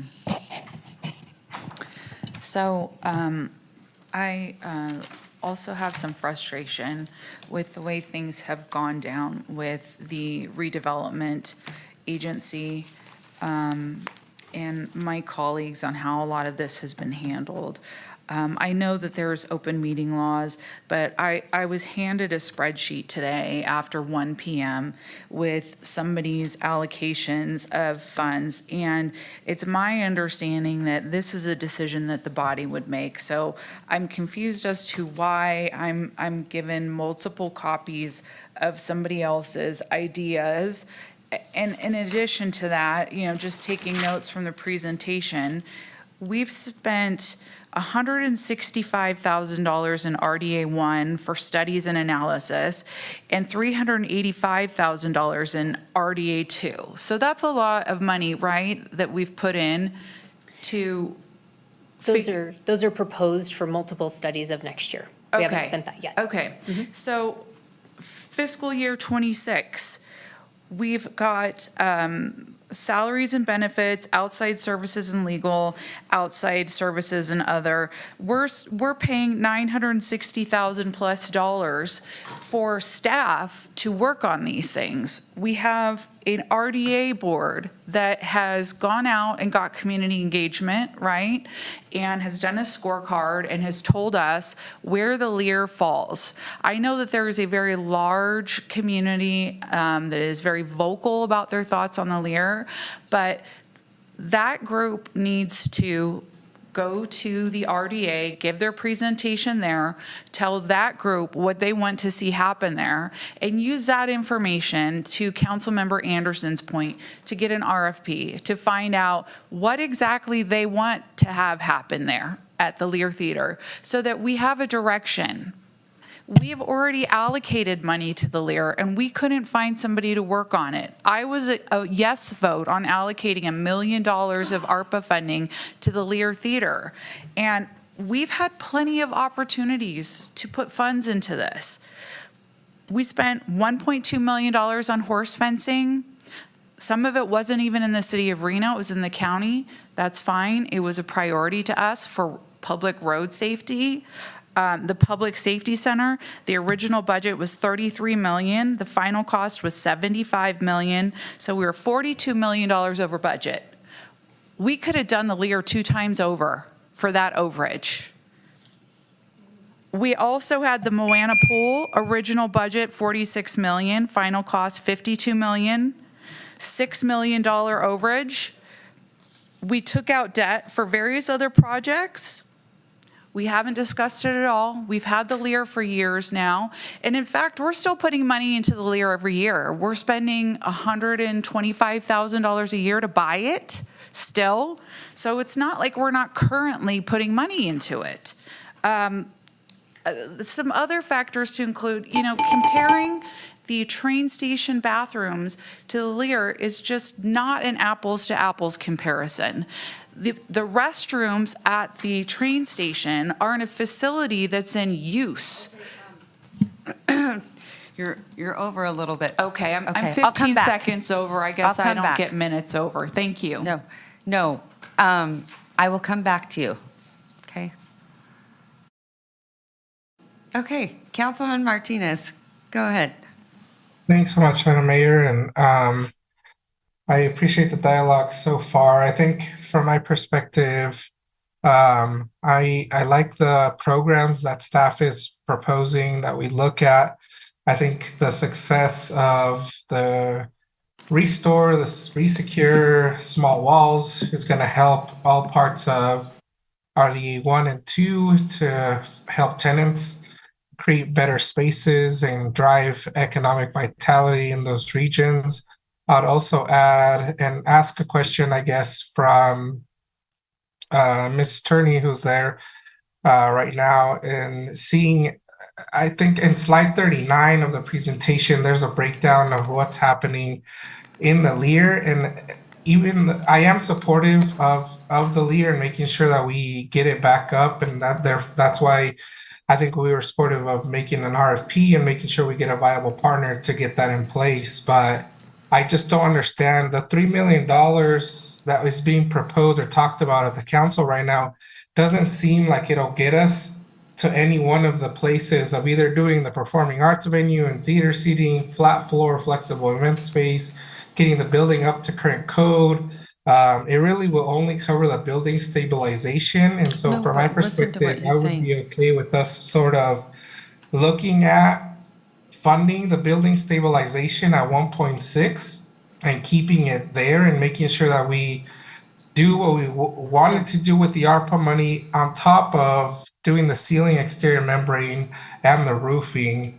But just curious about the Linden project that we've been talking about a couple of times, Mrs. Turney. I know the proposal was to put on, sorry, I'm pulling up the item right now, $2 million, but that's not enough to cover the full project. And so I guess I want to understand from your perspective, if we were to put some money into the Linden project now, what is an amount that can help us move the needle in the first year, and then maybe reserve some of that for the following year to make sure that we keep doing it? Because I get the fact that we want maybe an equitable amount of dollars being spent on projects and we're looking at the dollar amount, but if the projects don't necessarily make headway or make progress just because we throw an extra $500,000 or $1 or $2 million on top of that, I'm just worried that it would be better spent in our reserve funds for us to save and accrue some interest on that money than allocating it to a project that's not going to get us anywhere closer to completion. So I know I went on and on, but out of curiosity, how much, Mrs. Turney, would you recommend for the Linden project in the first year to get that project moving forward? Thank you for the question, Councilman Vice Mayor Martinez. Ashley Turney, Assistant City Manager for the record. Generally, rule of thumb is that 10% of a project is what it will cost to design the project. And design is not a study of an ethereal idea. This is where do the trees go? Where does the power go? It's the actual architectural designs. So I would say step one would be the design, which would be an allocation of $600,000. That would be step one because that allows us to understand and frame it out further. So that could be one path forward of what you're asking. What if he had the $2 million and so he had another 1.4? I guess the question is, could they start actually fixing the block? I guess that's a Mr. Tressley question. It is, we've talked, I'll jump in and then you tell me where I got it wrong. We've discussed this because this came about from the Virginia Street project. And as the RDA will note, Virginia Street improvements are estimated at $20 million. That would be the next 5 years of increment. And so you could do a few blocks, you could start that process. What we find with speaking with Public Works is you have economies of scale working on your side when you are looking at a total project. Generally, if we start to subtract this down and do smaller chunks, our cost goes up, so it just doesn't stretch as far. But at least we're getting something done. You are getting something done. It could just be that the the concrete cost, for example, could be double because now we're having to pay someone to come out in a multi-step process over many years. There's also a chance that your designs, you could have struggles and have to redesign them over multiple years if there's changes in development in the neighborhood, if their power draw goes somewhere else, if we've got changes in sewer lines. But just a question on that, Ashley. You're suggesting, though, that you do the design now for 600,000, and then you're saying, well, the design could change. So if you do it all up front, then you're going to be living with that for the whole term of the project. So are you saying don't do the design? Or are you saying do part of the design, like the part of the design that would go with that block? Like, Mr. Tressley, if you wouldn't mind, like how many, could you do 2 blocks of sidewalks on 4 sides? I mean, what, I don't really know what they envision there. Yeah, Dan Tressley, project manager for the record. I would say you would design the entire project and then Okay. phase the construction. You can All right. phase the construction, but just like Ms. Turney said, your material costs and your labor costs could double as you go into phase 2 and phase 3. But you guys do phase, like we're working on a sewer and road project with Public Works, and we're phasing it right Yep. now. We're doing Yep. phase 1 over the next 2 years, and then we're going to do another phase. Phasing is very common in construction, yes. Yeah, so what I'm saying is, if you did take 600,000 and do the whole design as you're suggesting, Yep. can you do you know how many total blocks that you wanted in this Linden project? Because it wasn't well explained in here. I do not. We can go back and look at it and I can get you that answer. So the question would be, can you do a reasonable chunk of the project? If it's 5.4 million to do it, and a third of that, if you did it in 3 phases, you know, it looks like it's about 1.8 million a year or 1.5 million a year or something like that. Yep, yeah, we could do Is that a that. reasonable approach? I Yeah, mean, absolutely. Yep. Okay, maybe they need 2.1 million to get a full first increment or something. Okay. Okay. Okay. All right. Madam Mayor, I'm ready to make a motion. Yeah, go ahead. You can try. Listen, I'll go back to Councilwoman Ebert. yeah. Hold on. Give Okay. me a minute. I was going to say, listen, you guys, I want everyone to feel like that they were included in the RDA. I want to remind everyone, not everyone has, it's in their ward. So it can feel a little bit different, like, oh, it's not in my ward, or, you know, these conversations have been tense, they've been uncomfortable. I like people to be collaborative, work together. We might not always agree, or you might want something, Brandy, I don't want, vice versa. Doesn't mean it's a bad project. I want everyone to respect each other. I'm feeling like the energy level is getting to a point where I think it's, you know, missing the mark. And so I want to avoid that. And I also want to apologize if you think that it was deliberate being disrespectful. I hope that you don't take it that way. I'm trying to have everyone get what they want, and whether you support it or not, we all walk away from here and we'll support something else. Or Okay. we'll figure out something else that we can see eye to eye on. That's all I'm saying. I'm not trying to be disrespectful. Okay. I also am not trying to be told what I'm experiencing, okay? Okay, I get it. Okay, so hold on, let me. I would finish. like to finish my sentence. I was speaking. Okay. So go ahead. We've had one round of comments on this. We are far from making motions, in my opinion. Okay. We are not can talking keep about whether or not people were included. We're not talking about who's in whose ward. That is not what we're talking about. We're talking about spending and investment priorities in redevelopment projects and whether or not we are being responsible with our investment. I It's get not you. about I'm just words or saying. feelings. I get it. I'm saying you might feel a certain way, other people are feeling another way, and I'm trying to respect that. That's all I'm saying. Okay? So I'm glad you understand that now. Okay. Councilwoman Ebert, I'm going to go to you. Go ahead. The floor is yours. Yeah. Yeah, I just agree with Councilmember Anderson that I kind of have felt blindsided by this today. To talk about collaborating with our colleagues is just kind of laughable to me when the way this has played out today. It hasn't felt collaborative. It felt like we're being told what we're going to do, regardless of all the feedback that's been received and given to the contrary. I stand by my comments about we've had many opportunities to be able to pay to do work on the Lear. We had a lot of ARPA money. We had a lot of ARPA money. We spent $9 million on the CARES campus, and that's not even our business. That's NRS dictates, that's the county's space. So it seems like we had money for everything else until now we're trying to rush through on this, and I don't think it's the right fit. We're supposed to use ARPA dollars for RDA dollars for a very, very narrow scope of acceptable uses, and I don't feel that falls into it. This funding will not make the project usable. It will not provide employment. I just don't think this fits. And to be frank, I still feel like we shouldn't spend any of it. I think we should wait for a little bit and see what is going to happen with the market for a year or so. Just because we just now have money in this account doesn't mean we have to spend it immediately. I feel like I'm talking to my kids that got their allowance and they can't wait to go to 7-Eleven. This is crazy. Okay. I still have a minute, thank you. No. Yes, I do, point of order. No.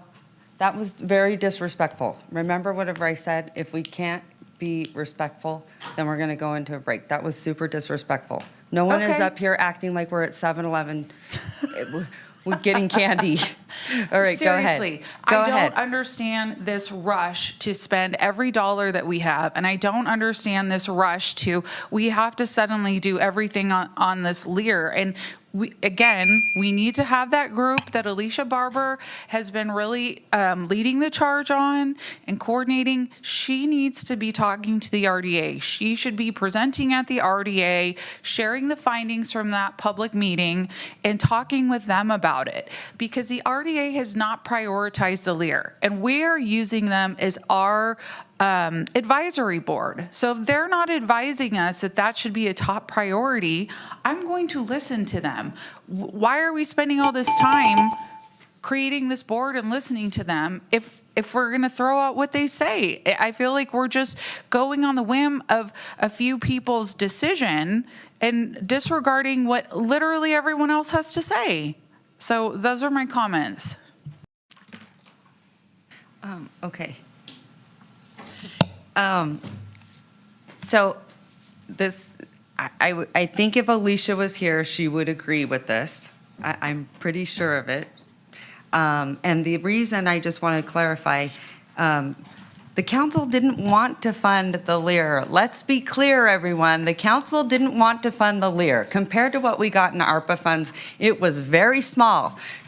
I hate to say it, but sadly, I think our history is priceless, and I don't think it's a priority for the council, and that's very sad. And Councilwoman Ebert, I did speak to you for over an hour on the phone. I have tried to reach you after that. You told me your kids were sick, so I have tried to communicate with you. So I understand. Well, I don't have any missed calls, that- but thank you for that.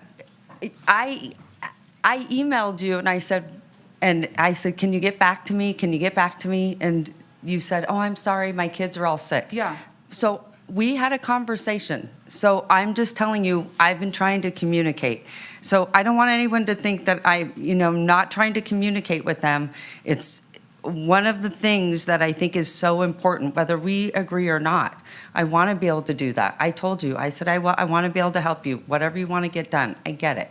So I'm just saying, I don't want you to think that I'm not being responsive. Well, one of the things we discussed was the importance of that board talking to the RDA. So I do feel a bit blindsided because we did talk about that. And that was part of the conversation, was that I feel like that is where that group should be giving their feedback.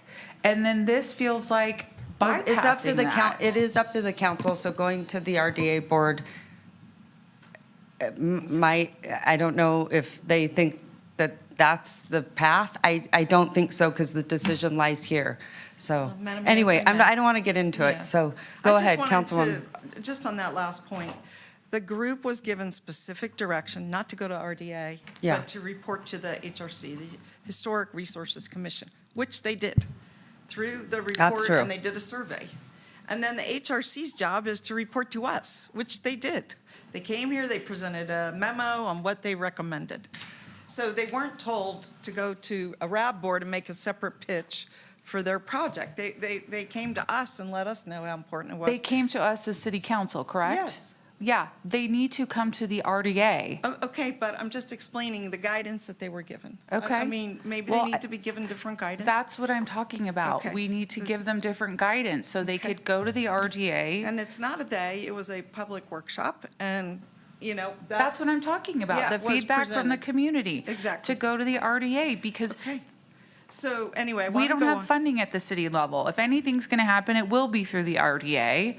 So that's where it needs to Okay. happen. My second point Should we is get- just to clarify. I Should we just go want to into clarify that the city's website, it says, when it talks about the RDA's goals, item No, we're gonna 6, get this done. it says preserve and emphasize the heritage and historic assets throughout the redevelopment areas through the rehabilitation and retrofitting of historic structures and sites, in addition to increasing public knowledge of, safety of, and access to these structures. I don't think anybody thought that somehow preserving a building, just like we're doing with the depot, is not in the direct mission of the RDA. It's posted on our website. And then lastly, I want to address this issue about the ARPA money. The staff did yeoman work. They didn't miss a beat. I mean, Ashley was leading a team with Megan and Melissa. I came in to help. They had outside forces from the Department of Conservation Natural Resources, SHPO. They have a very, very slow process. Finally, they got through the process. They went out to bid, and just the way the bid was structured for that type of job, no one answered the bid, the RFP. What was it, like at Thanksgiving? I mean, it just didn't happen. So perhaps that was a misstep, but I think they did everything they could. And it's not that it was spent. The money was not spent. I mean, it had to get reallocated through ARPA process. But anyway, Madam Mayor, or Mr. Reese, if you're planning to make a motion, perhaps what we could do, listening, okay, I'm trying very hard to listen, is maybe what we could do is bring this Lear number down to 2.5, which is about the same amount that's at the depot, for activation, or it could be used for supporting the building, whatever. Doesn't all have to be spent either. Let's be clear about that. And also, there's a project on here about river hazards. I'm fine to take that out. I mean, there's a lot of flexibility here, but one thing, no matter what we do, is we still have millions of dollars. 2.2, or if you're going with 1 million, at least $1 million in RDA 1, something like 16 and a half million in RDA 2. I mean, we are leaving a lot of money on the table. We got 100 projects to pick from. And then I'll just say this lastly. Okay, we might not all agree on all these projects, but you've got at least 3 people that think this project's important. And I think that should be respected. And I'm supporting every other project, and whether it's something you're interested in, Megan, or you're interested in, Brandy, they're supporting. And also Miguel's project wasn't even listed by the RAB whatsoever in Linden Street. It wasn't prioritized at all. But that doesn't mean we have to abdicate our responsibility to think through this and say, hey, we should put money on Linden Street. Hey, we should put money on the Lear. And hey, we should the RAB only recommended $825,000 for this University Village East, which you said, Brandy, you would like to see the full project, 1.6. So we're going outside what the RAB is recommending, and that's our job. At the end of the day, they are not elected to make decisions, they're appointed to advise us. So, I mean, the buck stops here. And I think if I was listening to 3 passionate people, about a project, and I couldn't really, I thought, well, I don't know if that's right-headed or wrong-headed, but I respect you guys, and I would be supporting it, and I am supporting all these projects, so. I want to say, the work that was put into it has been extensive, doing the workshops, everyone from the Historical Resources Committee. I memean, it's been massive. It has been massive. And so I don't want people to think we're just pulling this out of nowhere. We started working on this how many years ago, just to save this, to preserve our how long? Over 8 years. 8 years. Over, I mean, it might be 9. It has not been Roughly. easy, but we've been fighting for it since then because I think it is that important. It is that important. Like I said, and maybe it isn't to anyone else, and that's fine, but I just don't think you can put a price on your Madam history. Mayor, again, the disrespect No, goes both I ways. wasn't Nobody talking up to here you. said it wasn't, Okay. that it wasn't of importance. In fact, I think multiple times we've said it is important. So it's about timing. I was just going to say, it's about timing. It's Right. about timing. Okay. That's it. Okay. I just quit twisting the words I'm not- no that there one's isn't twisting your words. support. That is exactly what was said. I am talking All right. about timing of I'm good. investment. I'm good. Thank you. Okay. Okay. Madam Mayor, I'm going to attempt to hazard a motion. In doing so, I am referencing specifically slides 32 and 42 in the presentation, and I'm dividing it out into CIP project motions and RDA programmatic motions. And I will try to be slow, but I'll also give you my notes. So with regard to RDA, I will move to direct staff to prepare the fiscal year 27 budget as amended with the following funding allocations, and I will be able to meet all finding that the projects and programs are of benefit to the respective redevelopment areas and that no other regional means of financing are available. With regard to RDA 1, I would add to staff recommendations and the RAB board recommendations, $2 million in RDA 1 for the Lear Theater interior stabilization, exterior blight remediation, including fence, irrigation, landscaping, electrical, concrete steps and railing, and feasibility study for future uses. I would delete shade on the Believe Plaza, a program identified there, and I would also delete the wayfinding signs project. With regard to RDA 2 and CIP projects, I would add $2 million to RDA 2 for the Linden Street area project. I would also raise the total amount for the University East project to $1.6 million to fully fund it.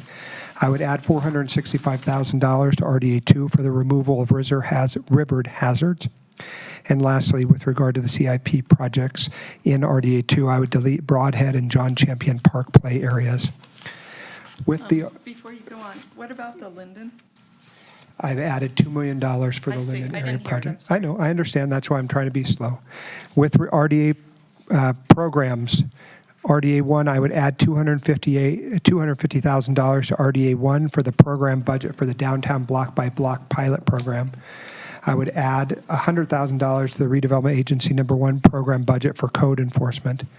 And finally, I would delete $350,000 from the RDA 1 budget and have staff recommend the program elements which results in no net change to the program budget, meaning there are projects that are identified and I'm not going to say how you would reach it. I'm just trying not to overspend the money which I have reallocated in the $250,000 and $100,000. With RDA 2, I would add $250,000 to the RDA 2 program budget for Midtown block by block pilot project. I would delete $250,000 from the RDA program budget by staff for other program elements to result in no net change to the program budget as to the first item I've identified.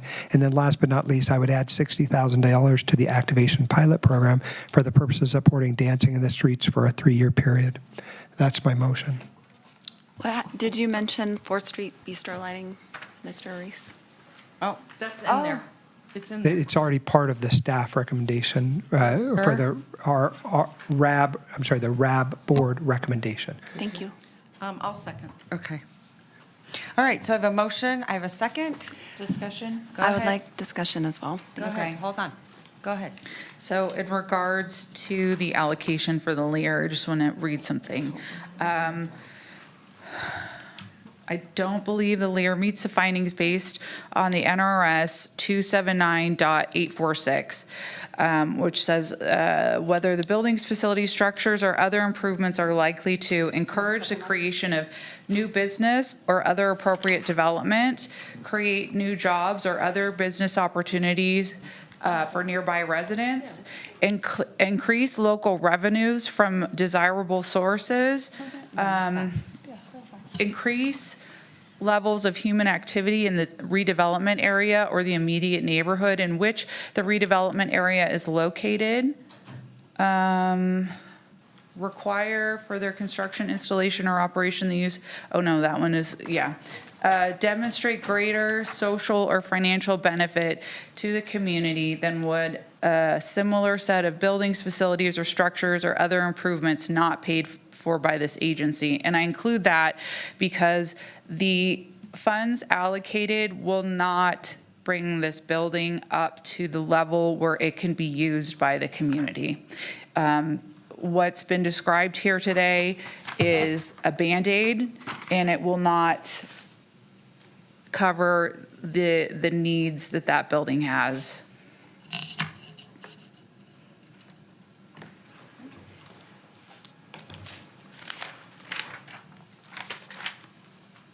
Yes. Okay, so in the spirit of all of the really incredibly hard work that has gone into all of this planning and all of these incredible projects, I'm prepared to support this motion. I've said on the record multiple times my feelings about the timing on the investment on the Lear. That'll probably end up in the future, in a future conversation about future funds on the Lear. I hope that the project is able to be tailored in a way that can support the RFP project, and we're not wasting money that is unnecessary, and the full boat of the 3 or 2 million or whatever it was that was included in the motion can be to support the vision of the RFP winner. But with that said, I am going to support the motion in support of all of the rest of the amazing projects. This is incredibly good news for the community, and this is going to make a really big impact this year. No, I've. Thank you. Oh, okay. To Ms. Anderson. All right. Very I just see green lights over there. uplifting. Okay. Councilman Martinez, anything? Nothing from my end. Okay. Thank you. Thank you. All right. All those in favor say aye. Aye. All those opposed? Motion. I don't know, I'm thinking. I have such a problem with this because Okay, then I don't it's believe okay. that the Lear qualifies. Okay, that's all right. You know, and to have everything bundled like that, to Councilmember Anderson's point, there's a lot of wonderful things in there. But Okay. I don't believe that project qualifies under NRS. Okay. Thank you. Okay. All those in favor say aye. Aye. All those opposed? Motion carries. But we I need think a you do voice have vote. to put your vote on the record. Am I right? I'm not sure what Councilmember Ebert's vote was. I'm not either. Oh, I think you. I could offer one thing that might help, Madam Mayor, if you are interested in feedback from the peanut gallery. Each of these projects will come back individually as award contract bids. And so there will be an opportunity for you to make the findings on each individual project again. Okay. So that is one, not to sway you either way, but just in spirit of transparency, this is just for the allocation, stating that you have gone through this process. Each project will come back individually with different contracts. Okay, all right, I'll be a yes then. All right, then motion carries Unanimously. unanimously. All right, D1, board comments. Anyone I have think we any? did board comments, Oh, actually. did you? Is this on redevelopment? Yeah. I'm sorry. RDA. I'm sorry. And with that being Madam said. Mayor, I have a comment. Go ahead. Thank you so much, Madam Mayor. I want to say thank you to both of my colleagues, Ms. Anderson and Ms. Ebert, for their votes on this truly historic moment.